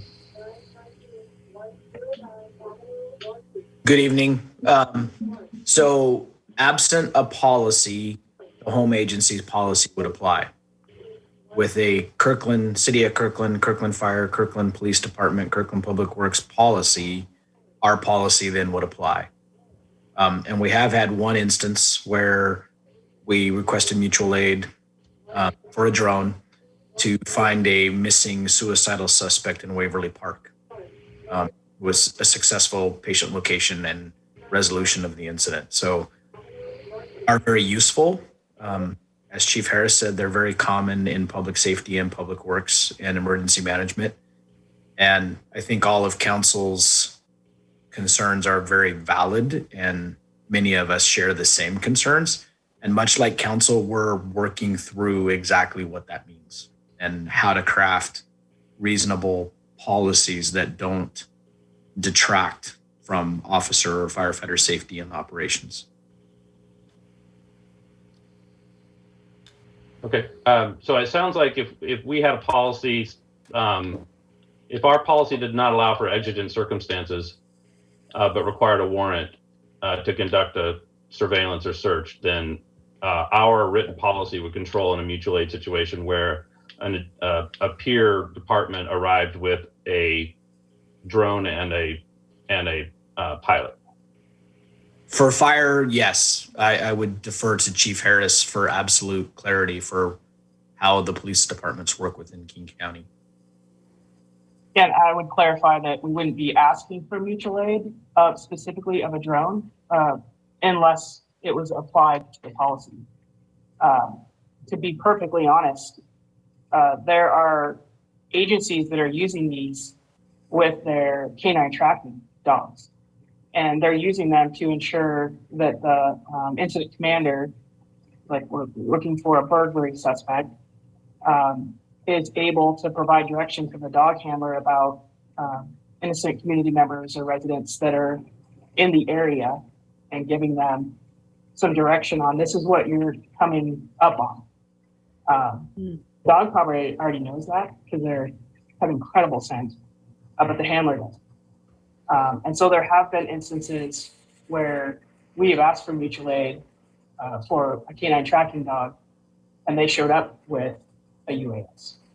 And so now we're in a position of saying, well, time out, please apply your dog, but we wouldn't want to use the UAS to give us the situational awareness of what's occurring within that perimeter that we've set up, and the dog is working in that area. Yeah. So again, though, I'm not talking about a situation where we're searching for situational awareness. I'm talking about a situation where we are conducting a search that would otherwise require a warrant under the Fourth Amendment. So when do we make that determination? That's an interesting scenario, actually, because at what point does the commander on site say we are crossing over it from situational awareness to actually gathering evidence, and we haven't obtained a warrant? And so I think what you're considering is like we're flying over a residence and we're able to see a backyard that we wouldn't normally be able to see and see evidence within that backyard. And it kind of goes back to probably the case law that started with thermal imaging and marijuana grows, where thermal imagers were used to see hotspots that were grows. And then case law changed but that was an invasion of the Fourth Amendment and privacy rights. So now you have to have other evidence to get a warrant to see that. So I think it'd be something that you're considering something similar to that. Mm-hmm. Yeah, so it's an important issue for me. I mean, if there's a judicial solution to this, that's fine. I don't know if we have an answer to the question of where the line is drawn with respect to the Fourth Amendment and exactly the situation you described, where we're using aerial surveillance for situational awareness, and then we discover evidence of a crime, but we haven't. Exigent circumstances don't apply, and we don't have a warrant. Now, what do we do with that? This is, for me, it's just as a matter of Kirkland policy, it just makes sense for us to be protective of our residents and their privacy when it comes to warrantless searches. So I'd like to maybe talk about this some more. I know we're going to have more time to talk about this policy, so it's not going to be adopted tonight, and it's a work in progress. So I'd like to. I'm on record that this is a concern of mine. It's on behalf of the residents of Kirkland who have their civil liberties, and I just want to probably explore this further. Thank you. Deputy Mayor Arnold. Thank you, Madam Mayor. And thank you, Joe and Sherry and Julie, for all the thought that's gone into this test program proposal. I think you've anticipated a number of the issues that we're concerned about, and we're drilling into a lot of the details here, because getting it right from the start is going to be really important in establishing trust in the community about UAS usage. To that end, a couple of comments. Chief Sanford, your slide said that crowd surveillance is prohibited, but there's actually an exception in the policy around events. And Chief Harris and I have been having a mail conversation on why a UAS would be useful around events. I'm concerned, especially around marches and demonstrations, because of the work we've done elsewhere to avoid intimidating free speech. I'm hoping we can take a look at that in more detail about the trade-offs of using a UAV in that situation, or if there are policy changes that might make it work, like avoiding using it in a way that participants are personally identifiable. I'd like to have some future conversations about that. Facial recognition was brought up already in the policy and not being used within the system. It does beg the question of, for video that we're collecting from any source in the city, what's the city's policy on facial recognition processing post collection, because that could happen independently. That technology exists. Maybe that's a broader concern. There are several parts of the policy around transparency that are very good, about publishing the flight log and such. I've sent some comments about wanting to have the flight log instead published on a monthly basis to see if that could be more frequently. And there's also talk about a notification system when these things are used. I think that's going to be very important. It could be as easy as just on the city's Twitter account saying, fire department is doing water rescue. We have a drone in the air. That's the sort of thing in real time that's going to be really important. I'd like to talk some more detail about that. And beyond that, there are a number of things that have been in email, and I appreciate everybody's responsiveness to those. Thank you. Thank you. Any further discussion? Oh, Councilmember Nixon. Thank you, Madam Mayor. Well, I think that my colleagues have done an excellent job of laying out a lot of the concerns. I just wanted to make one suggestion, which if we haven't done it already, I think it would be very good to have these policies submitted to the American Civil Liberties Union of Washington. They have people who have participated in the development of drone policies for other jurisdictions. And I remember when we first started talking about drones several years ago, they had a lot of input for us. Mm-hmm. So I think it would be great if we could submit it to them, even if we just gave them a week for feedback or something like that. I think we might learn some interesting things. Great suggestion. Thank you. Any further discussion? I think we've probably hit a lot of stuff, and I don't think we're quite done with this conversation. I just want to say how much I appreciate all the work that you guys have already put into this, and the fact that you're already pretty much on top of it, and that the uses appear to be absolutely appropriate thus far. So look forward to chapter 3, I guess, coming soon to a theater near you. So that will take us away from this topic. Thank you very much. And I believe it's time for us to take a 15-minute break. Council? Okay, so let's take 13-minute break. That take us to 9:30? Okay, see you back here at 9:30.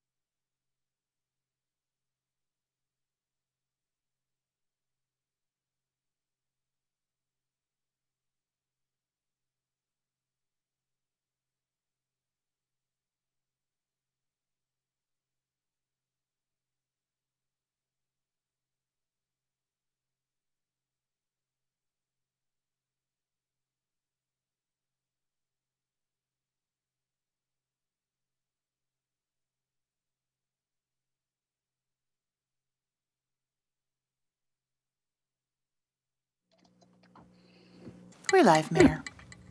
Thank you. We are back for our business agenda. Item number C, the Eviction Zero campaign and tenant protections. City Manager. Okay, thank you, Madam Mayor. The council, the last council meeting asked us to bring back a potential temporary eviction moratorium for the city of Kirkland, recognizing that the current state moratorium by the governor is set to expire on June 30th, 2021. We do not know whether that will be allowed to expire, and we have some information about that in the presentation tonight. So the council wanted an opportunity to have a discussion as to whether we want to do something locally prior to that expiration. So here to walk you through the presentation on the eviction moratorium is our city attorney, Kevin Raymond, and then we're happy to answer questions and have discussion with the council. Thank you, City Manager. Good evening, Council. I'm going to share my screen and bring up a short PowerPoint. Councilmember Nixon, stand by. I may need you again.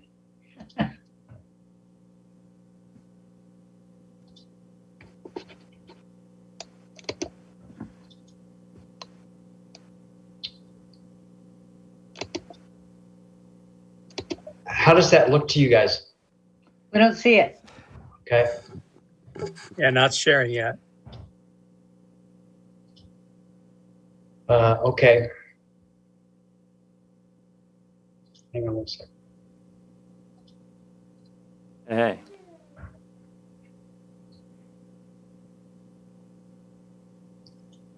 How about now? How's that look? Lead him through it, Toby. Go into the display settings and swap views. There you go. Thank you, Councilmember Nixon. Thank you for your patience, Council. I'll get better, I promise. So let me very quickly walk you through the proposed ordinance that we brought to you tonight for your consideration. And Leslie Miller has helped me with this, and she's going to speak to at least one of the slides related to sort of what we're doing and what we're going to do. So I'll turn it over to her when we get to that slide. But just very quickly. City Attorney, can I interrupt you for just a second? Yes, of course. Is this significantly different from what we have in our pack or had in our packet? It's because that was sort of a work in progress this afternoon, Mayor, what I was proposing to do in this slideshow is to just run, sort of set the stage and then run through the ordinance that was part of your council packet, and then finish with a slide that describes the four main differences in the substitute ordinance that I shared with council, an hour or so ago. Thank you. And so I'll be really quick on the ordinance as initially drafted. I'll be really quick on the ways it might change if you were to approve the substitute or some portion of it.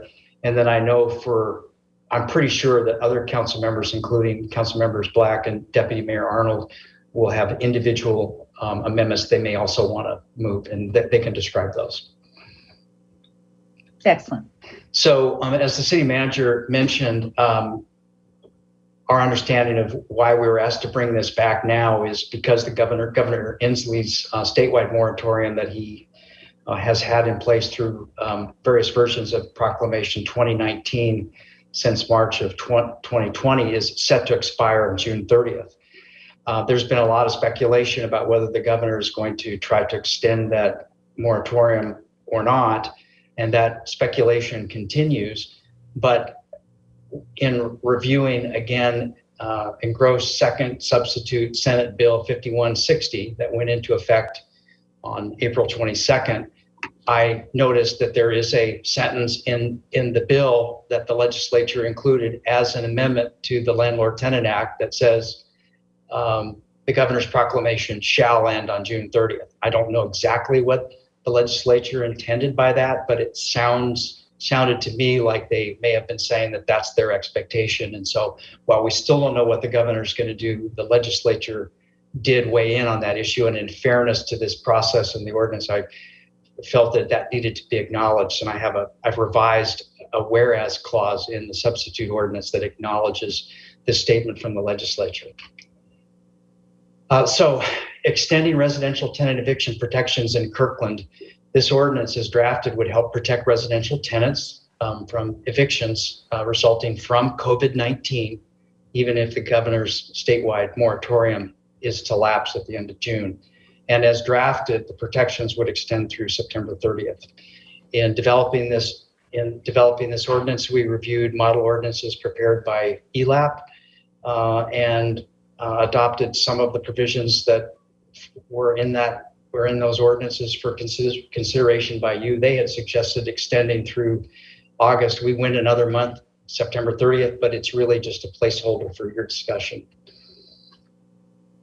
Okay, so I have 2 slides on the proposed ordinance to sort of describe that. The first is that it would create an affirmative defense for tenants who are the subject of an unlawful detainer action brought by a landlord based on non-payment of rent if the tenant can demonstrate to the satisfaction of a court that they have sustained substantial financial impacts resulting from COVID-19. And that can be a substantial reduction in income. It can be a substantial increase in costs, but that's a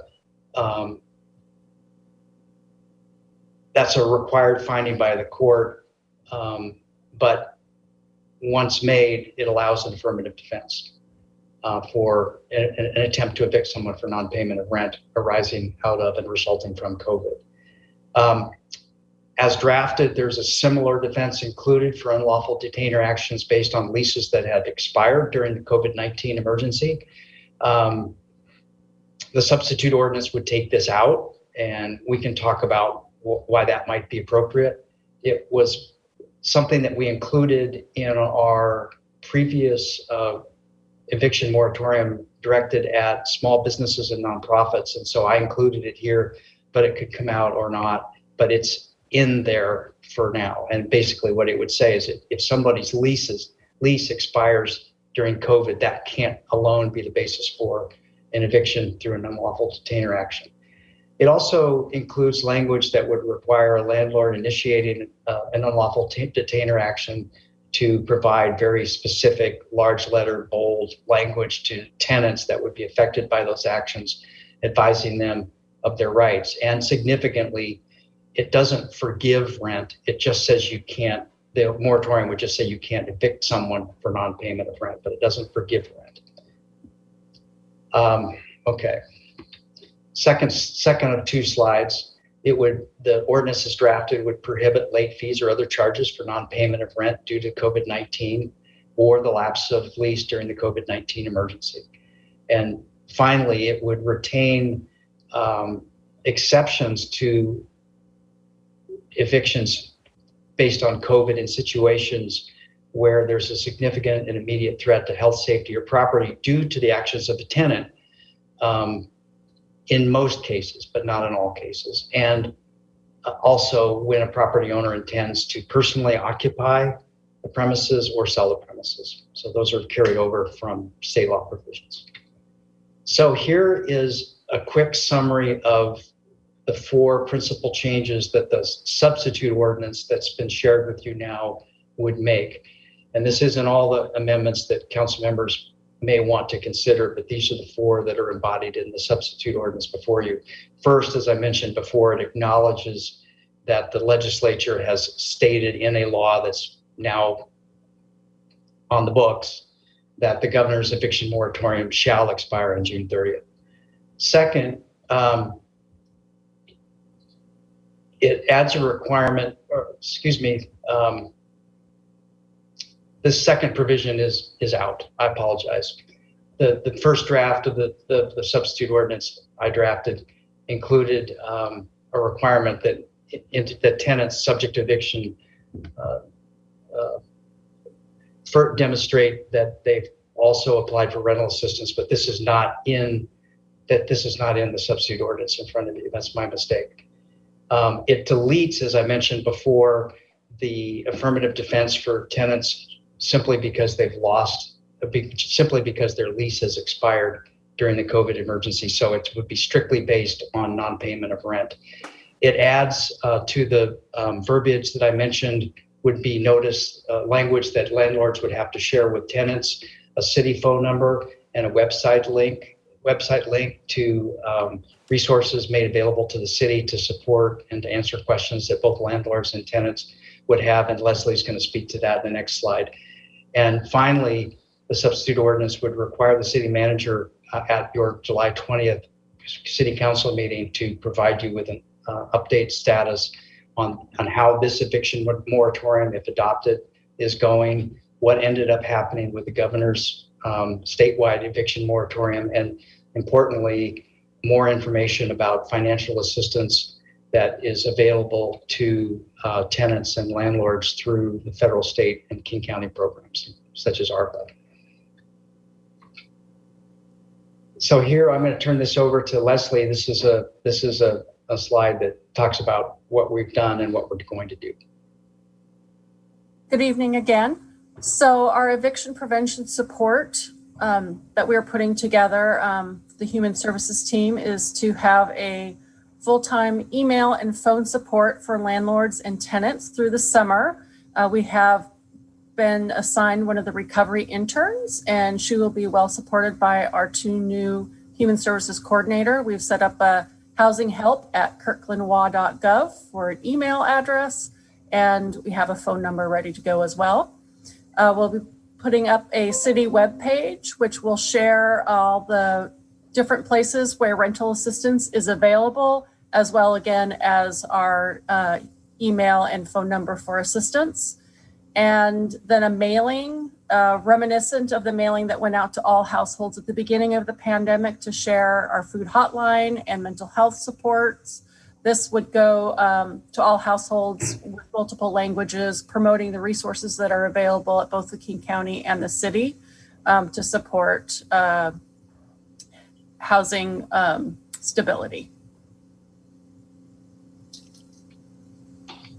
Thank you, Leslie. That ends our presentation. We're happy to take questions. I'll stop sharing, and just a quick apology for my slide on substitute ordinance that wasn't completely accurate. It was sort of a work in progress up until the last minute, and I apologize. I just made a mistake there. So I'm going to stop sharing now, and we'll take questions. No problem. I'm gonna lead off with a question just because I meant to tag it on Leslie's slide. Leslie, how much have we heard from landlords looking for help over the course of our COVID response? We have not I've not heard directly from landlords, except for one that was just concerned about a tenant issue they were having. But otherwise, it's been individuals looking for assistance, not landlords looking for assistance. Okay, so is the plan therefore, with this change in response, to advertise this more broadly to landlords as well? Yes. Okay, and thank you. Yes, the idea is to make everyone whole. Okay, so let's start with Councilmember Nixon. Thank you, Madam Mayor. I have a question for the city attorney. It's my understanding that unlawful detainer is a state law and that actions under that law are handled in Superior Court, not in the municipal court. How can a city create an affirmative defense to a state law action? Well, I guess, the answer to that is one that we've made repeatedly during the pendency of the COVID emergency, which is that we believe that the circumstances facing our community would support the exercise by the city of its police power authority to protect the public health, safety, and welfare, together with the emergency powers that cities have under state law to manage the circumstances within their jurisdictions as best they can. So it's I wouldn't be surprised, Councilmember Nixon, if an argument were made that a city can't do that, but many cities have, we have, and I would support it by arguing that we have that police power authority, particularly in the event of an emergency, to confer on an individual the ability to argue an affirmative defense and just hope that it sticks. Yeah, it seems to me that a superior court would not be under any obligation to consider such an affirmative defense created when it's a municipal code trying to be applied to a state law. But we'll see what happens. Yeah, and many cities almost every city is going to be facing the same issue. Yeah. Thank you. Councilmember Falcone. Thank you, Madam Mayor. Well, thank you, Kevin and Leslie, and all the staff who've worked on this. I know this has been an issue that we've been tracking for quite some time, and I really, really appreciate the thoughtfulness that's been put into this. And I really appreciate all the advocates who have worked on this as well. I mean, we've heard from Kirkland renters, some of them this evening. We've heard from human services providers, from legal aid lawyers, tonight from the Lake Washington School District, from other advocates. And I think it'll be really important as we move forward. I know tonight we're considering this residential eviction moratorium, but we'll also be talking about talking about renter protections, both short and long term, in the near future. And I think it's really important for us, we've had this conversation before, but for us to be really thoughtful and to make sure that we're including all the potential stakeholders at the table. So I have a couple things I wanted to mention, but I think this is an appropriate time to bring up an idea that I had that I wanted to run past council that I think is very relevant here. Something that I noticed that another city did on this discussion that I think would be really fruitful and helpful, and perhaps for some other topics as well, is, and I know Kirkland has done this before in some capacity, but is to, especially when we talk about the longer term renter protections, there's going to be a lot of really detailed information that we're going to be gathering. And there's a lot of different stakeholders, some of which we've already spoken to and heard from. And I know where we want to do a pretty robust public engagement process. So an idea that I had that I thought we could use here that would be helpful to us is to invite various stakeholders to one of our business meetings to talk about the longer term renter protections. I think and invite, all those that we heard from, the Stay Housed, Stay Healthy, from the organizations that Debbie Lacey was discussing, the school district, having landlord advocacy organizations, really having all the potential voices that have a stake in the game here to the table to have a really robust discussion, because we all have so many questions about this and none of us are subject matter experts. So to have all of them at the table with city staff, with city council, I think it'd be really, really fruitful discussion. I think it would help us move the process along, help us get our questions answered more easily, and really end up at the end of the day with really better legislation moving forward for the residents of Kirkland.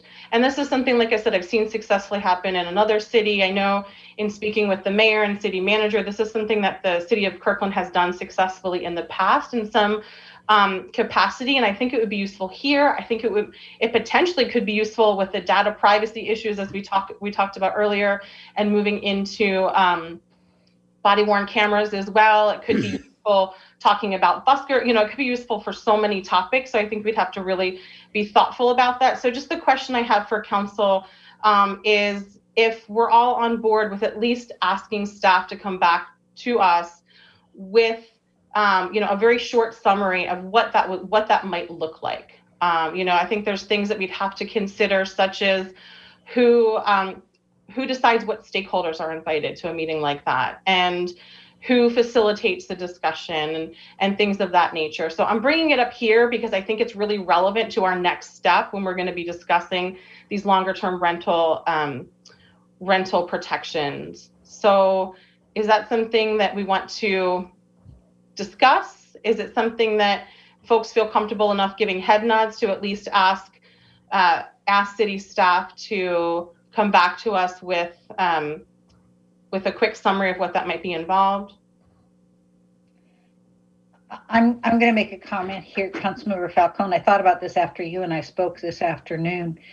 The one time I can remember doing this was with regard to, I believe, school siting. Kurt, am I remembering this right? This was about 11 years ago. School siting and then school impact fees. We did exactly a project for that way back in 2010. So it's been a while since we've done it. Yeah. It's been a while, and I'm not sure that we actually came out with a product that worked. Do you recall that? Well, we did for school impact fees, I think. I think the previous one was before you hired me. Okay. Anyway, yeah, I think you're right. And I think that was school citing. We went through the same process. Anyway, you're describing a fairly elaborate process, which I hope the governor will make unnecessary before the 30th of this month. So, so I hesitate to commit to doing it. And I'll certainly go with the will of the council, but that's the only sort of hesitation that I have with regard to this. Yeah, my understanding of our plan was that we're going to be discussing short-term and long-term renter protections, and that long-term is where we're going to have the more robust public engagement process. So I think, the direction that we gave staff at the last meeting was, regardless of what happens in the short term with COVID and with the governor's orders, we're going to be discussing some of the recommendations from the advocates on longer-term renter protections in our city as well. That's correct. Councilmember Pascal. Thank you, Madam Mayor. I agree with Councilmember Falcone in terms of that. What I think she was suggesting was an outreach plan for the long-term discussion, which is not really pertaining to the eviction discussion that we're talking, moratorium that we're talking about tonight, but further actions afterwards. And I just want to go on the record saying I support, evaluating what that outreach might entail. And it could be stakeholder meetings, it could be other things, but I would very much support staff bringing us options on what that might look like. Thank you. I do have more after this topic. I have one other point, but I saw four heads. Great, thank you. I appreciate that. Well, if it's okay with you, Madam Mayor, I really wanted to get the ball rolling on this, and I wanted to move that we adopt Ordinance 04759, an ordinance of the City of Kirkland relating to a temporary moratorium on residential tenant evictions and the COVID-19 pandemic. Second. Okay, it's been moved by Councilmember Falcone. Deputy Mayor. Councilmember Falcone, are you moving the version that's in our packet or the substitute that the city attorney has prepared? That was going to be my question as well. If it's okay with the mayor, I'd like to move the proposed substitute to make this conversation cleaner. Let's just call it proposed substitute 4759 then. Thank you. My second stand. So it's been moved by Councilmember Falcone, seconded by Councilmember Curtis to accept substitute ordinance 4759. Discussion. Council, did I call on you already, Councilmember Nixon? Not for this purpose. Oh, is that your name up there I'm looking at? Yes. Okay, please proceed. Thanks. So on the motion before us, and please be patient with me. You all know how I can be. I want to start by emphasizing that, of course, we all want everyone in our community to be housed, to be fed, to be educated, to have the health care they need. We all want the recovery from the pandemic to go smoothly with as few additional negative impacts as possible. As with many of the things that we discuss on council, we usually agree on the desired ends, but we may disagree on the means of achieving it. I'm happy that we've already been talking about constitutional rights and civil liberties tonight. No matter how important and positive the things are that we want to accomplish, we as elected officials have individually sworn an oath to uphold the Constitution. And to me, that means we each have an individual responsibility to not knowingly take any action that we believe violates the Constitution or is inconsistent with it. The Fifth Amendment to the US Constitution says that private property shall not be taken for public use without just compensation. But our state constitution is much more forceful. In Article 1, Section 16 of the state constitution says, private property shall not be taken for private use, and no private property shall be taken or damaged for public or private use without just compensation having been first made. And to me, that first means in advance, not just a future promise. It is my firm conviction that an eviction ban violates both the state and federal constitutions by taking away from property owners the ability to control the use of their property without compensation. I cannot vote for this ordinance unless there is a firm commitment to make landlords 100% whole for any losses they experience. Simply reminding renters that they have to pay back rent is not a firm commitment.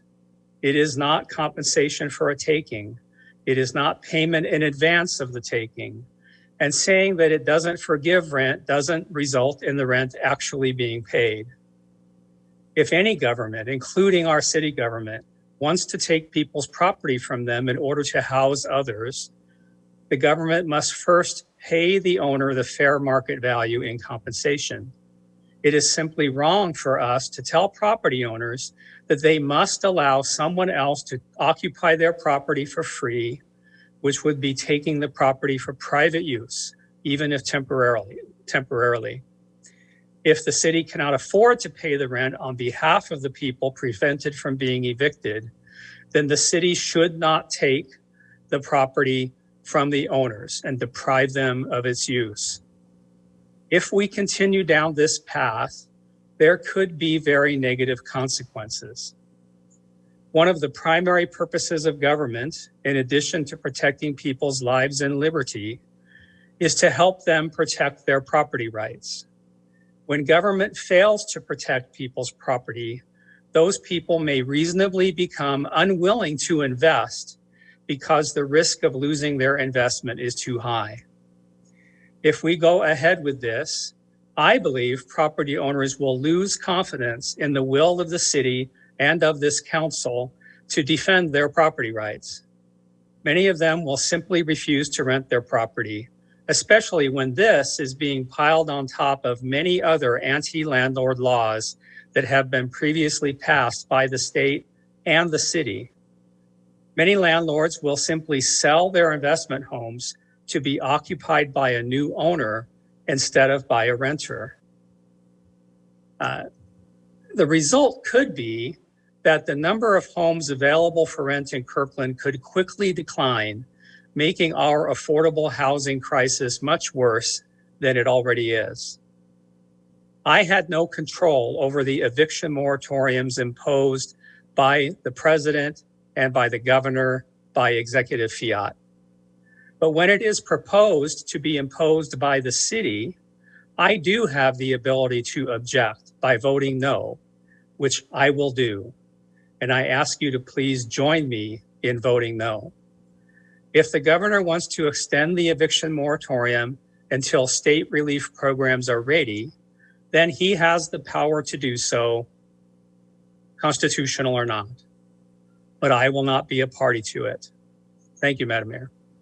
Thank you. Councilmember Black. Thank you, Madam Mayor.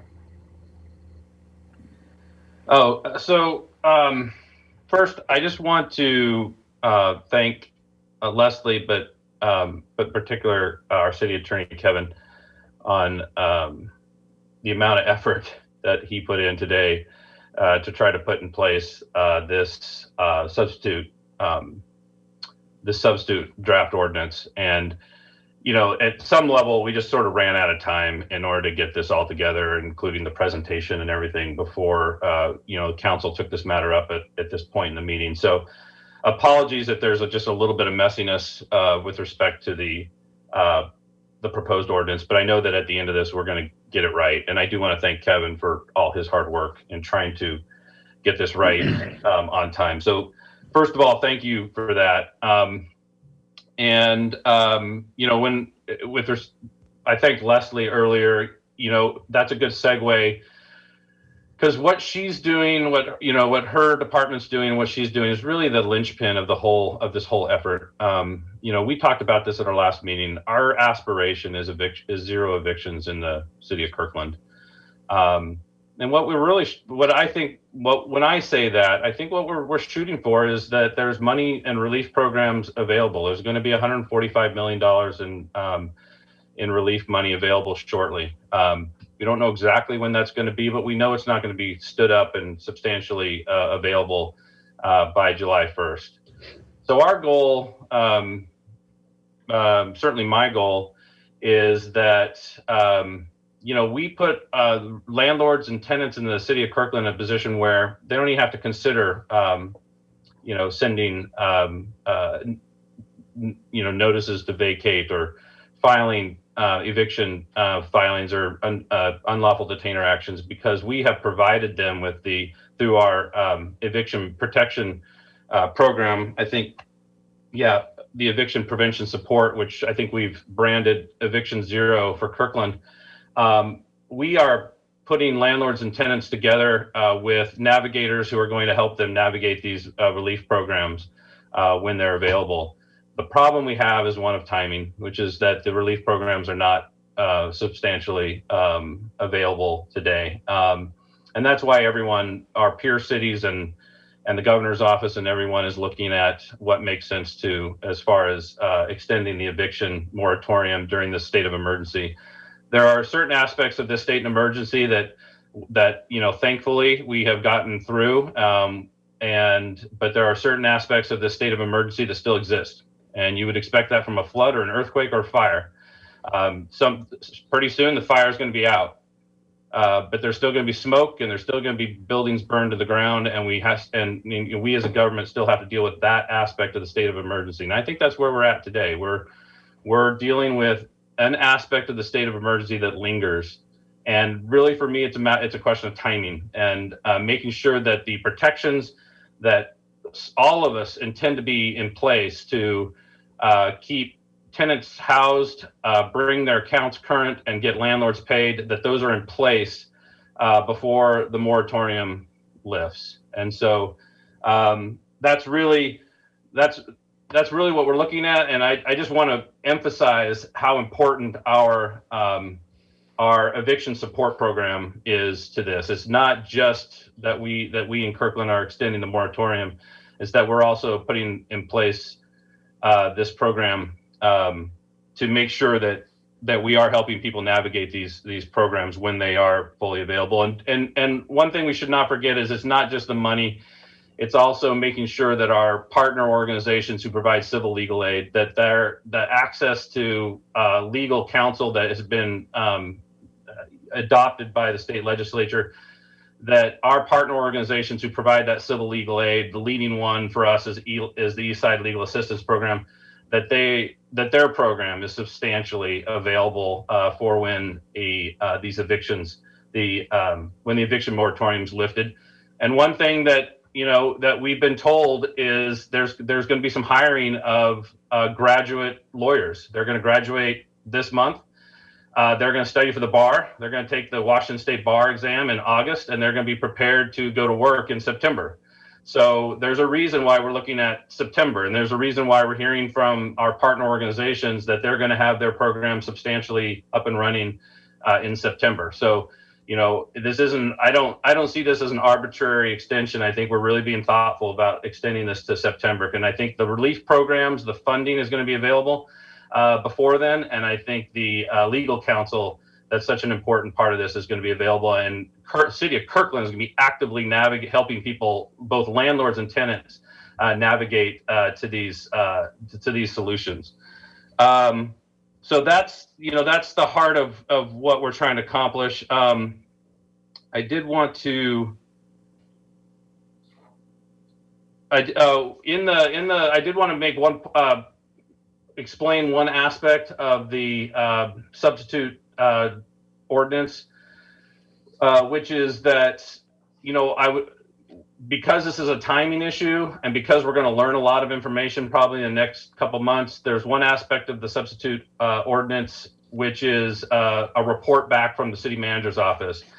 And our city attorney already discussed this a little bit in the proposal. But the key aspects of that to me are where are the relief programs? Are they up and running? Are they humming along? Are people able to apply, and are people getting checks? Are tenants getting their checks and landlords getting paid? Where are we in that? Where are partner organizations who provide civil legal aid? Are their programs, does it look like their programs are going to be up and running? Where a check-in on that. And then a check-in on just how severe the problem is. I mean, I think one thing, you know, Kirkland kind of prides itself in being a council that really, you know, takes data, you know, finds data really important for decision making. And I think that's part of the sound governance that we offer our residents. And so we're going to have a lot more information about just how severe this problem is for both landlords and tenants, or one or both, by the summer. So part of this substitute proposed ordinance is a check back, a specific direction to the city manager to come back on July 20th with a report. And I think that's going to be an important aspect. And at that point, you know, we're going to be in a position to also look at some temporary tenant protections that might make a lot of sense. And one that I will just go on record now as saying I think makes the most sense is that come October 1, if our extended moratorium expires, and in September you're a tenant, and in September you filed for relief and you're waiting for a response, or you're waiting for the check to be processed, or even you were denied, but you were told you didn't file Form 55, whatever that might be, and you actually did file Form 55 and you're actively appealing that, that shouldn't be the basis for an unlawful detainer action filed on the 2nd of October. That's an obvious tenant protection that needs to be in place. And I think, you know, when it comes to the landlords and the advocates on behalf of landlords who said that landlords are, you know, want to do the right thing and just want to be made whole, well, then a protection that says that, you know, landlords have taken reasonable steps to seek and obtain the relief that's available to them or to their tenants, and, you know, used our program to help navigate that with themselves and their tenants, that's reasonable too. But we'll have a chance to look at that in July, and I think that's an important aspect of this substitute ordinance. I did want to ask, I'm going to, after giving accolades to our city attorney, Kevin, I'm now going to put him on the spot. And I apologize for that, Kevin, but looking at I'm going to ask you about the question of takings that was raised by Councilmember Nixon. And I just want your best take on the situation under the circumstances with this, with a state of emergency proclaimed by the city, a state of emergency proclaimed by the governor, together with the actual elements of a regulatory taking, because that's what we'd be talking about here. We're not actually taking, the city of Kirkland is not actually taking anyone's property and using it for any other purpose, whether private or public. But it could be viewed as a regulatory taking. That's exactly what a regulatory, the concept of regulatory taking is meant to address. Under these circumstances, and given the elements of regulatory taking, which my understanding is a critical element, is that the economic, you've been denied the reasonable economic expectations from the property. Are you concerned about that for the city of Kirkland? Well, thank you for that question. It's a challenging one to answer in a public session. Okay. It may be an issue that would be better discussed in executive session, but I will say that I can appreciate that, Kevin. Okay. So, but if you don't, sorry, I didn't mean to cut you off, but I also don't want you feeling like you have to respond to my question. No, Your judgment is that you shouldn't. I think it's a really complicated issue. And when I listened very carefully to Councilmember Nixon's comments, and as usual, they were thoughtful and articulate and grounded in language in the Constitution. And I thought it was a very well articulated argument for that viewpoint. What I was saying in response, and it probably wasn't as thoughtful as what Councilmember Nixon said, is that in the midst of of a pandemic and exercising our police power authority, I would be comfortable defending this moratorium as an appropriate use of our police power during the pendency of an emergency. And I take your point about regulatory taking, depriving all economic use. I think what Councilmember Nixon was speaking to is a little different than that, but the arguments are related and complicated. I think what I would say is that I would be comfortable defending the eviction if adopted. I would understand why it was adopted. And I also thought that Councilmember Nixon's comments were also thoughtful and really well expressed that also important viewpoint. Okay, I appreciate that. Thank you. So I wanted to highlight one more aspect of the, two more aspects of the substitute proposed amendment, or sorry, ordinance. One is that I'm recommending that we actually have the website and the phone number for our eviction support program, our Eviction Zero, in the notice to tenants, in part because what we know is that we have a certain number of tenants that there are barriers to accessing some of the programs and a system of justice that we have in place. So we want to be as transparent as we can. Here's the phone number. Here's the website where you can go to access our navigators who are going to help you access these programs. So that's part of the substitute as well. And then I think I want to point out one thing about the city manager's report in July. Right now, in the substitute proposed ordinance, it does not address the state of our partner organizations that provide civil legal aid. It does not talk specifically about the state of their access to legal counsel program. And I do want to, probably through an amendment to the amendment, make sure that gets into the direction to the city manager for his report to us in July as well. And I think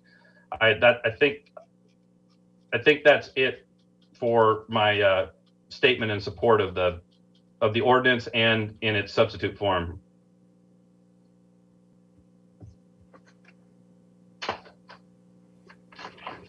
Mary, you were muted if you were calling on. Sorry. Councilmember Pascal. Thank you, Madam Mayor. So I wanted to share my thoughts too. I think we all recognize this is a difficult subject. Also really recognize that the impacts that this pandemic has had, and housing obviously is one of them. I know we're a compassionate community, and as a council, I believe we do seek the same goals as Councilmember Nixon said. We want to keep people housed. And as we focus on that goal, though, I also think about the impacts to other people, private property owners, and then also maintaining a variety of housing options into the future. These issues, I do believe, are interrelated, and we do need to think about how one impacts the other. In general, though, I'm concerned about the unintended consequences from a moratorium extension, as it may lead to a reduction in the number of rental units over the long term, given those increased burdens we're placing on landlords. We live in a desirable community with high property values, and this is a real issue that we need to be mindful of, as it's going to lead more people to put their homes up for sale and take them off the rental market. Landlords are behind on mortgages, and they're going through difficult situations too. Kirkland and communities across the East Side have a range of affordability issues, and we've heard that tonight. I don't want to mix up these short-term needs with these long-term issues. I agree more needs to be done on the affordable housing, but I don't think extending the moratorium will get us closer to addressing that goal and might even provide a step backwards, I think, in the years ahead. Additionally, I'm concerned about this broad brush approach to a moratorium nearly 15 months after it was enacted. It was initially enacted because of job losses and furloughs and the resulting impacts it caused as people were unable to pay rent. However, we're in a much different place as the state is reopening, employers are having a hard time filling job openings, and money is becoming available to address some of those issues. Instead, I'd be more interested in a surgical way to prevent evictions for those most in need. I would be supportive of a proposal that applied only to low-income tenants who undertake their best efforts to pay at least partial rent, seek available rental assistance, and have no other housing options. While such a proposal would not relieve tenants of their obligation to pay, it would take eviction off the table for those most in need. I don't see that this current proposal targets people meeting those conditions. Finally, I do want to talk about how we publicize the decision tonight on this important subject. Unfortunately, not all available communication channels were utilized to get the word out that we're having this discussion tonight. Instead, it was only noticed via social media. It did not utilize any of our listservs of a vast database of email addresses of the community or other communication channels. I really feel that when we undertake a critical decision like we have here tonight, it is our responsibility to ensure that we make as many people as possible aware of our discussion. So just to wrap up my thoughts, that all being said, I very much appreciate the thoughtfulness of both staff and my fellow colleagues on how we've approached this subject. I definitely appreciate all the work. It's an important decision. We're coming down on different sides, unfortunately, and I'm just not going to be able to support this extension. Thank you. Thank you. Councilmember Curtis. Excuse me. Thank you, Madam Mayor. I don't have a lot to say. I will say that the trauma of the pandemic is not over for a lot of our residents. We are moving forward to opening, but a lot of our residents are suffering. I spoke earlier tonight about our need to lift families up and provide them a security of home. This moratorium provides a grace period, a short grace period, to help people keep housed and help them navigate a fairly complicated process. We know that some of these renters, filing paperwork and English, all of the support that they need takes time. So I will, but saying that, I also want to say I value our landlords. They're an important part of our community, and it's important that they are made whole, and where there is money in the pool to make sure that they're paid whole. You know, I'm thinking about this, and as Councilmember Pascal said, this is one of those tough decisions. All through the pandemic, we have been required to make difficult, challenging, tough, sometimes unpopular decisions. This is another one of those times. The pandemic is not over. People are suffering. They're behind on their rent. We heard tonight that mothers are not going back to work because they don't have childcare availability. There are no simple answers. I will be voting in support of this moratorium. I want to be able to give people time to be reimbursed so that landlords can receive their rent and everyone can move forward. Thank you. Councilmember Falcone. Thank you, Madam Mayor, and thank you, fellow councilors, for having this really challenging discussion in a very civil way. That's something I really admire about serving in Kirkland, is the way that we can disagree and but yet be really honest in our thoughts. And I know we all have the best interests of the community in mind. So thank you for that. I agree a lot with what Councilmember Black and Councilmember Curtis have said, so I won't repeat everything. But I will just want to emphasize, I do want to emphasize the timing piece of this, and that it's crucial for multiple reasons, not only because it takes time for these programs to be stood up, but because it takes time for, as Councilmember Curtis said, for individuals to navigate that process. Another piece of the timing that I think is really crucial, and you know, I agree that I really, really want the governor to extend the residential eviction moratorium statewide. I don't want this to be patchwork city by city. I think this needs to happen statewide so that there is the time needed to set up these programs and for folks to be able to utilize those programs. However, we don't know whether or not he's going to do that. Even if he does, there is value in us passing this tonight. And the reason that is because we're hearing from advocates in the community that there are renters who are currently considering and who are leaving their homes, leaving their rental properties because of fear of eviction coming in a couple weeks. Because they are preemptively leaving because they don't want the mark or the stain of an eviction on their record when they go to rent their next property and to find their next property. So that concerns me, that that the governor is waiting so long to make a decision on this. So even if the governor does make a decision to extend the moratorium, there's value in us, like I said, passing this tonight because it gives reassurance to current renters that they'll have the time to navigate these resources that are available. I also just want to underscore that yes, that this pandemic is not over for so many folks. Personally, as an immunocompromised person, I realize that. I can only imagine if I worked in the service industry and being fully vaccinated still was not, had challenges with being out there in the public. Mothers, and particular mothers of color, are really being hit harder than others during this pandemic. Childcare is a huge issue. The childcare is not keeping up with the pace of businesses opening back up. This is a real problem before the pandemic.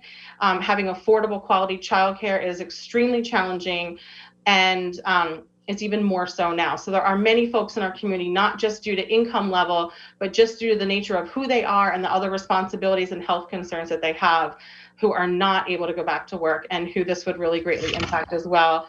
And then I just had a question. I noticed on section 5, I don't know if this is for Councilmember Black or for city staff, but I noticed that there's a list of things that we're asking city staff to come back with at the July 20th meeting. And I didn't see the short and long-term renter protections on there. Is that because it's already assumed that that's happening because we already asked for that at our last meeting? Is that because that's going to happen whether or not this ordinance passes? Can I just have clarification on that, whether an amendment is necessary or if that's just already going to happen? So I'll address that. So the intent was to bring those rental protection discussions separately anyway. So in the last motion that you did at the last council meeting, we were going to do both the moratorium and then the long-term rental protection. So it was my intent to schedule those for one of the meetings in July. It could be combined with this, or it would happen regardless of whether this passed. Thank you, City Manager. And just to clarify, both the short and long-term options for policy, renter protection policy, will be part of that conversation? Correct. But also with that would be the options for outreach. So what the council discussed was then starting an outreach process around those short and long-term protections. Great. Thank you. Okay, Deputy Mayor Arnold. Thank you, Madam Mayor. I'm going to be supporting this action. Our goal here is to provide a bridge for tenants as rental assistance programs come online but aren't available yet. Something that even the Multifamily Housing Association acknowledges in their letter to us. But the goal also is that landlords will be made whole. We're just providing a bridge and timing for this to come together. Action was already taken at the state level with tenant protections. Funding has been appropriated at the state and county levels, but only the city can move more nimbly when all those pieces haven't come together in the time that we need to. So I'm glad that we're taking this action today. I appreciate the passion and expertise of Councilmember Black on this. He's been working on similar issues well before he's been on the council, and appreciate his work on the substitute today. You have a question for the city attorney. Councilmember Falcone mentioned the possibility of the governor extending the moratorium when it expires at the end of the month. What are our options? How does that impact this ordinance if the governor does so? Well, as drafted, the substitute ordinance would go into effect 5 days after passage and publication, as required by the Kirkland Municipal Code. So it would become the law of the city of Kirkland prior to June 30th. So if the governor, if I understand your question correctly, Deputy Mayor, if the governor were to decide to extend the statewide moratorium following adoption of the substitute ordinance, there would be concurrent, roughly parallel provisions that apply in Kirkland for the period beginning July 1st and running through September 30th. Does that answer your question? Yes, and is there a problem with concurrence? Would we need to repeal? Is that a decision we can make when we know the specifics of the governor's action, or non-action?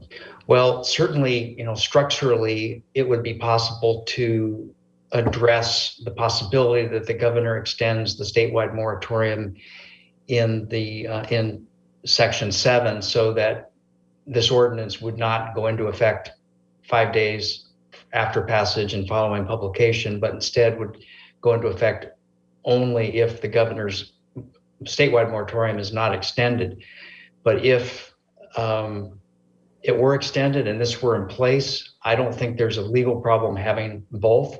My guess is that tenants my guess is that both landlords and tenants would look to provisions that are supportive of their positions, within Kirkland. Okay, thank you. Okay, I'm going to weigh in here. I personally think it violates my sense of what is right, that 5160 protections or 5160 is law, and that the protections that it puts in place are not complete, and Commerce doesn't see when they're going to be ready. I think it is untenable that the governor is not going to or might not extend this moratorium. But the reality is I can't support putting a moratorium in place.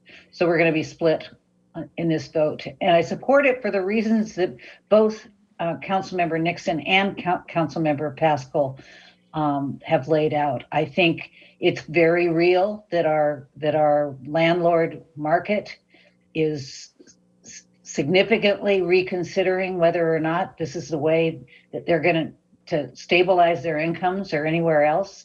If they can go out and make more money than they ever could have made by selling their house in this particular market, I think that's really sad, but I think it is happening. So I'm not going to belabor this any longer. I simply think we should call the question and proceed with a vote on the issue. Councilmember Black, do you really have more to add?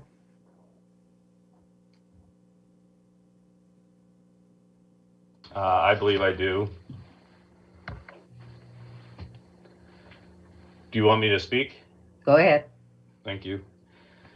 So, one thing I love about this ordinance and Kirkland's approach to it is it's a very deliberate approach, and it's a sequenced approach. We're looking at the moratorium.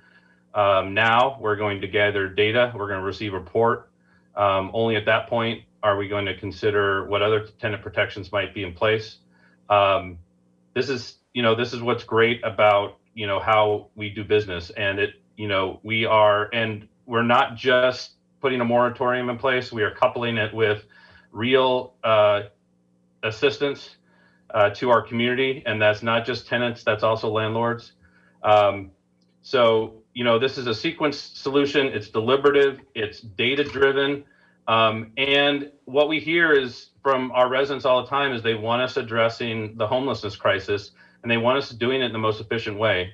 So, I would encourage some of my colleagues who are hesitant to support this to think about the investment of time and money, the small amount of investment of time and money on the front end to save millions of dollars on the back end if we are addressing an increase in the number of unhoused residents we have in Kirkland and the ills that come to that, both from an individual standpoint and from a societal standpoint.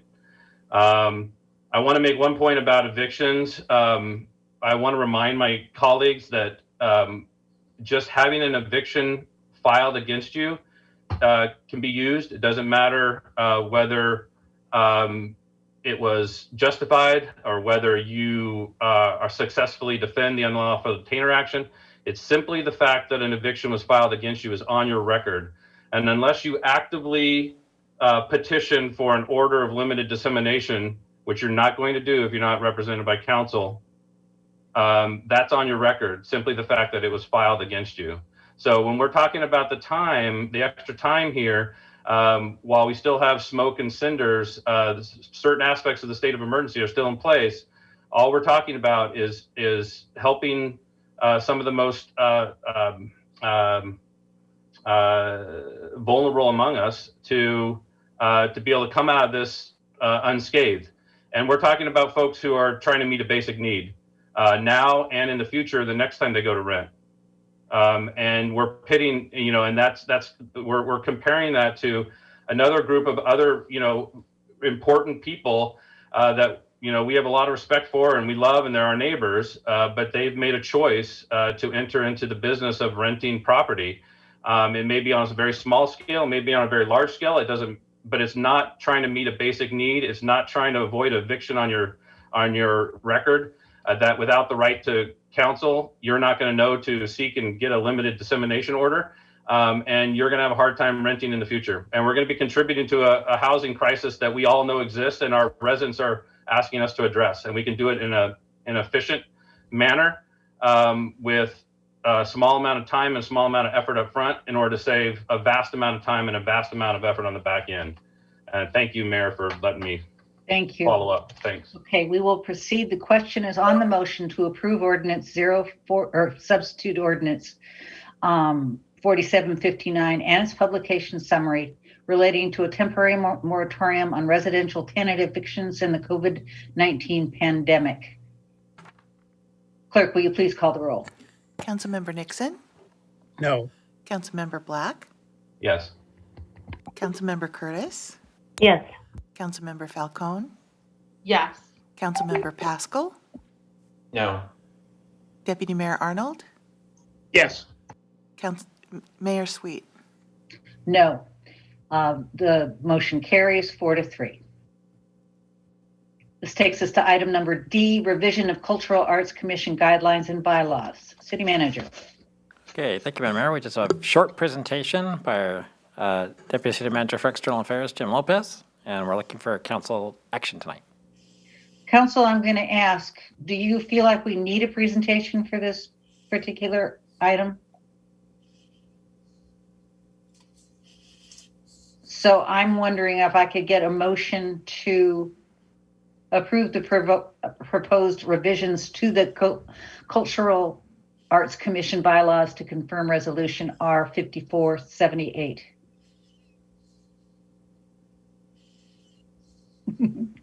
So you do want a presentation? So moved. It's been moved by Deputy Mayor Arnold. Second. Second by Councilmember Nixon to approve proposed revisions to the Kirkland Cultural Arts Commission bylaws to conform the resolution 5478. Any discussion? Councilmember Curtis. Thank you, Madam Mayor. I will really try to be efficient. There's a couple edits that I think this document needs. On page E443, section 1A, it says KCAC members must follow the City of Kirkland's conflict of interest policy as it appears now or amended in the future, as detailed in City Council policy and procedures and in the City Codes of Ethics. I think this was a typo. I think that it means the KCAC members must follow the City of Kirkland's Code of Ethics policy, not just the conflict of interest policy.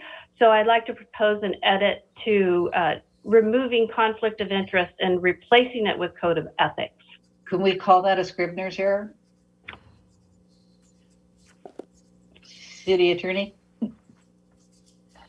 Yes. Great. Thank you. The other one's larger, and again, I apologize to the group. On page E448, Article V, committees, there's quite a few sections about subcommittees and task forces within the KCAC. Usually our appointed committees don't have subcommittees. So I don't understand the purpose of this, and what raises my concern is there's language in here that there will be a standing committee with KCAC members that may include community stakeholders. And we've worked really hard this year to make sure that that we are inclusive and very thoughtful about the the participants in anything that the city does in line to R5434.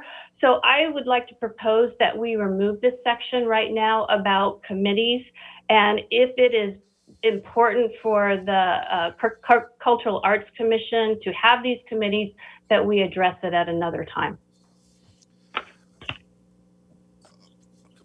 Madam Mayor, just a point of clarification. Mm-hmm. The Arts Commission, Councilmember Curtis, does use subcommittees of the actual body of the commission to work on the various projects.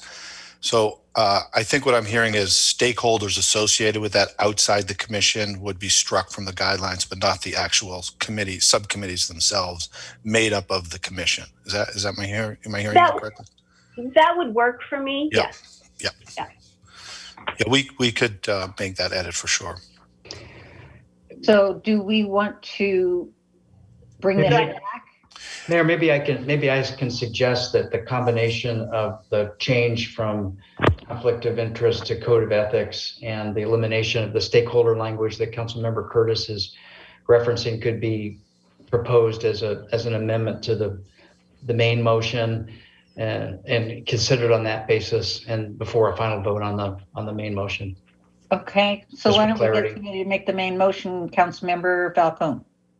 Thank you, Madam Mayor. I'm going to complicate things a little bit with that because I have a proposed edit that I don't think is as clean. When reading through this, one thing that struck me is all the amazing work that we've done in this past year in learning the value of the labor of the BIPOC community in particular, but of our residents and of those who contribute to the city. For example, with the 5434 outreach, we have paid some of the community members who have participated in that because we understand that historically, that type of emotional and intellectual labor has been undervalued, has been stolen.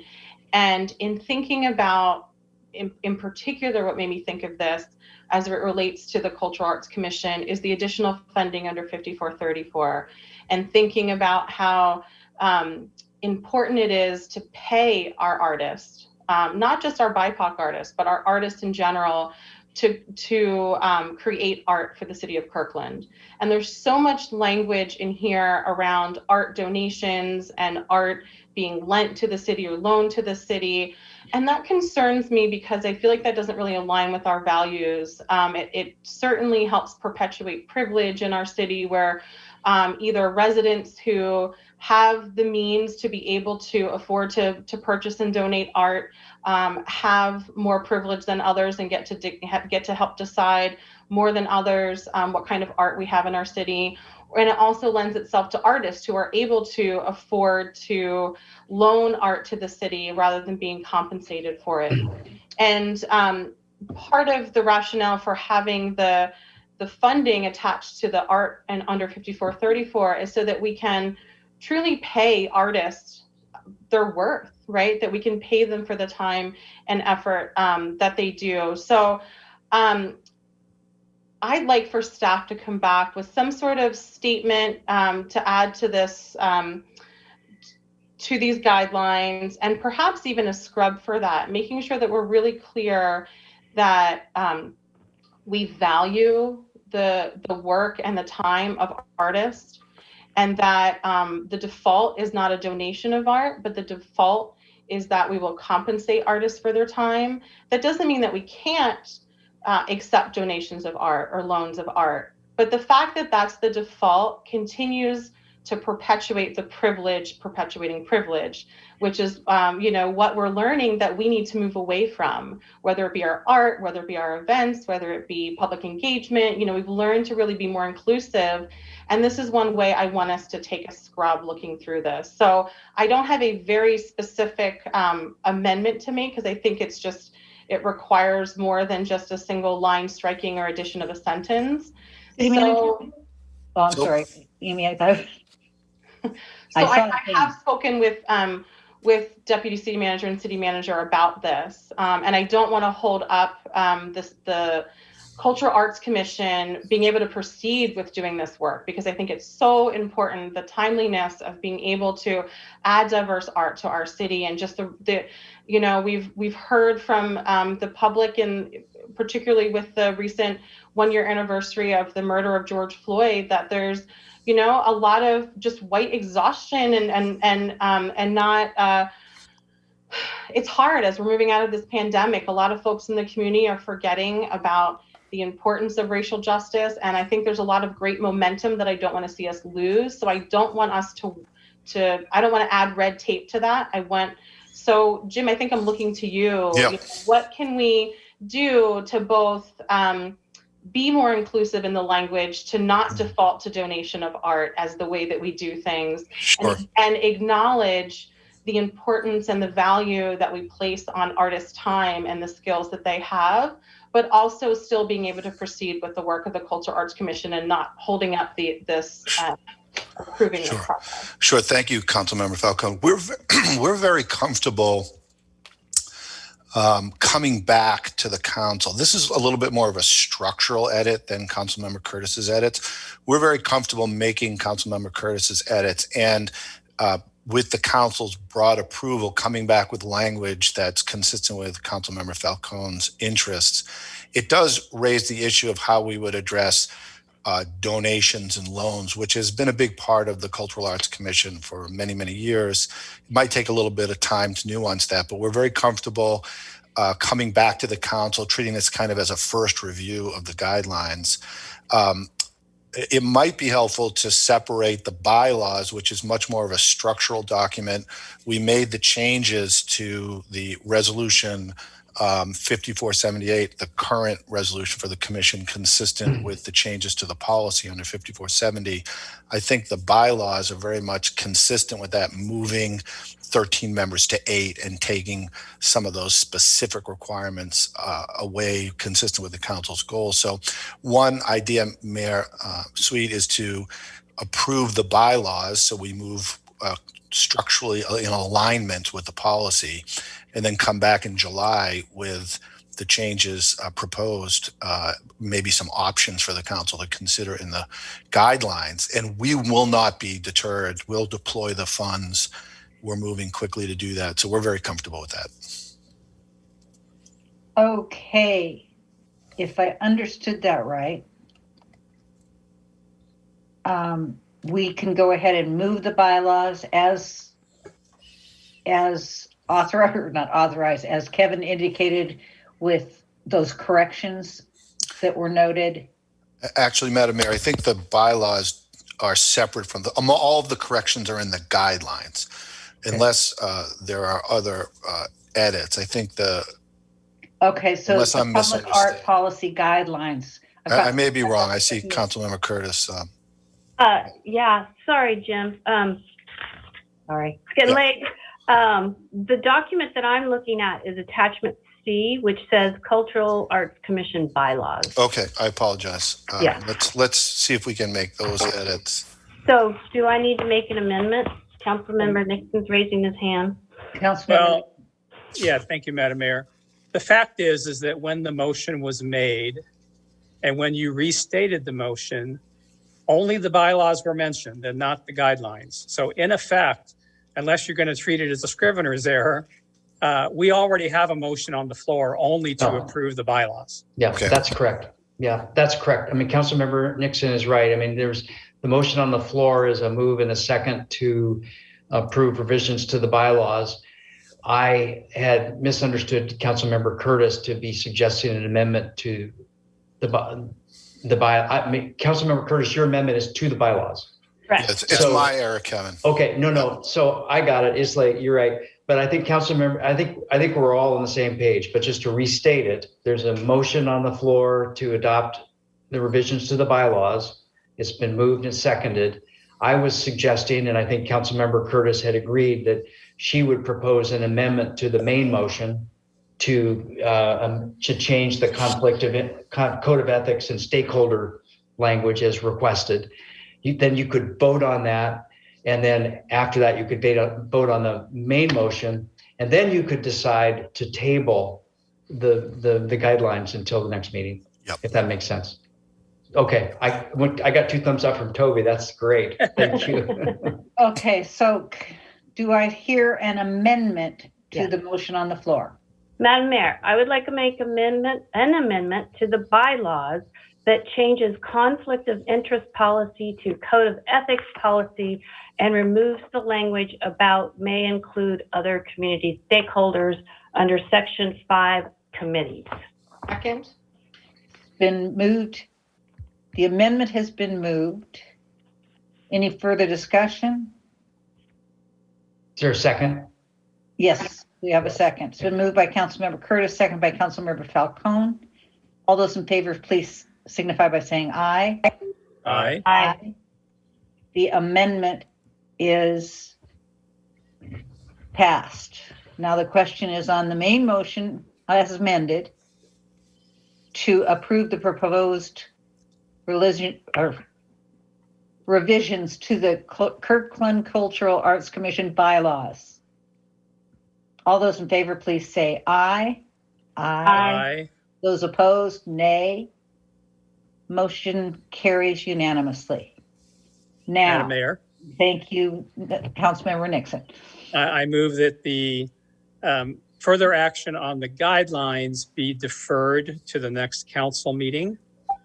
And I would further move as part of the same motion that we appoint Councilmember Falcone and Councilmember Curtis, and maybe somebody else wants to raise their hand, to meet with the staff in the interim to get those guidelines into solid shape. Second. Excellent. So it's been moved to table the motion and to form a subcommittee, including Councilmember Curtis and Councilmember Falcone, and one more member if interested, to work with staff around revisions to the guidelines. All those in favor, please signify by saying aye. Aye. Aye. Opposed? Hearing none, motion carries unanimously. Whew. Thank you, Okay. Madam Mayor. Thank you. So, sorry about not listening to your presentation. No, that's okay. Okay, so this takes us to regional reports. And the first person on my screen is Councilmember Nixon. Thank you, Madam Mayor. I have nothing to report tonight. Thank you. Councilmember Curtis. Thank you, Madam Mayor. I always know when your patience is short, so I'm going fast. Okay. Eastside for All is holding a Building for Belonging conversation Friday at 2 o'clock. I plan on attending. If you read through the comments from the outreach to the Latinx community, there was a lot of conversation about the need for a community place. So I think that this seminar on Friday will be relevant. Juneteenth events on Saturday. Thank you, City of Kirkland, for sponsoring that, being a co-sponsor. Eastside Pride is a new organization celebrating our LGBTQIA community on the East Side. They're hosting a Pride event on June 24, 3:30 to 6 at Kirkland Urban, and there will be a mini parade at 4 p.m. that day. So put that on your calendars. And I do have to share a personal note. I just drove from New York to Washington via the Smoky Mountains. I crossed 14 states. I have officially visited every state within the U.S. Congratulations. That's fabulous. Councilmember Falcone. Thank you, Madam Mayor. Well, Councilmember Curtis already said all the things I was going to say, so I have nothing to report. Thank you. Excellent. Councilmember Falcone, you attended a meeting on Friday of the, I attended for a few minutes with Claudia Balducci. Was that the Pathways work? It was separate. It's a group that has been, I don't know, maybe 10 or 12 times over the past year that Claudia had organized, but it came out of an ask from the community-based organization community to discuss how to help BIPOC-owned small businesses in our region. And similarly to how we've been doing a lot of work in the city, which I'm super proud of, Leslie and her team have been doing amazing work partnering with community-based organizations for human services to really bridge that gap between the the communities that need the most help, who often don't seek help or don't have the trusting relationships or don't have the knowledge, or there's so many barriers, right? That community-based organizations are really useful. It's a very similar situation with our small business owners in the BIPOC community. And so it was a great conversation. It's been a while since we've had one of those meetings, and that there's state leaders and county leaders and local leaders who are part of that conversation, along with community-based organizations, and there often are also some small business owners from the BIPOC community. So this is certainly something I want us to keep on our radar as we consider funding for small businesses, that we absolutely look at our BIPOC-owned small businesses, and that we channel funding not just through the Chamber of Commerce, which does amazing work, but also through some of the community-based organizations that we've built those relationships with, who really do such a fantastic job of serving that community. So thanks for raising that, Mayor Sweet. Yeah, that was a great conversation. Thank you. Councilmember Black. Thank you, Madam Mayor. Just one thing, which, as you all know, I attended the Eastside Transportation Partnership meeting on Friday. I sent you an update. The deputy mayor chaired that meeting, and I will let him, if there's anything I missed in my summary that I sent, I'll let him raise that during his council reports. Nothing further. Thank you. I'm sorry, Councilmember Pascal. Thank you, Madam Mayor. The only thing I had was the Regional Transit Committee SCA caucus meets tomorrow to vote on a set of guiding principles. I sent you a copy of that tonight, a document. I'll be voting in favor of that to forward it to the full PIC for adoption by SCA. So Kelly, as you review that and represent us at PIC, if you have any questions, let me know. Thank you. Excellent. Deputy Mayor Arnold. Thank you, Madam Mayor. Next week is the Association of Washington Cities Conference. Councilmember Curtis and I will be the city's delegates. Wanted to confirm, we do have one more delegate.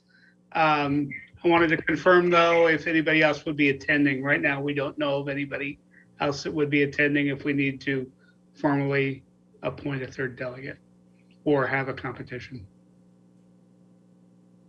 Hearing that, it sounds not that it'll just be Councilmember Curtis and I. Secondly, on our July 6th meeting, I will be on vacation. And as we emerge from this pandemic, I would like to get back to a tradition where, just because we have the technology to attend a council meeting from anywhere doesn't necessarily mean that I think we should. And in a example of trying to get back to normalcy, I will be asking you all to excuse my absence from that meeting when you have it on the 6th. Have a good time. And then finally, I got to attend the graduation ceremony at T-Mobile Park for Lake Washington High School and Juanita High School, and wanted to offer my congratulations to the class of 2021. Thank you. Super, thank you. I had a few things to report. One of them is Cascade, our finance meeting today.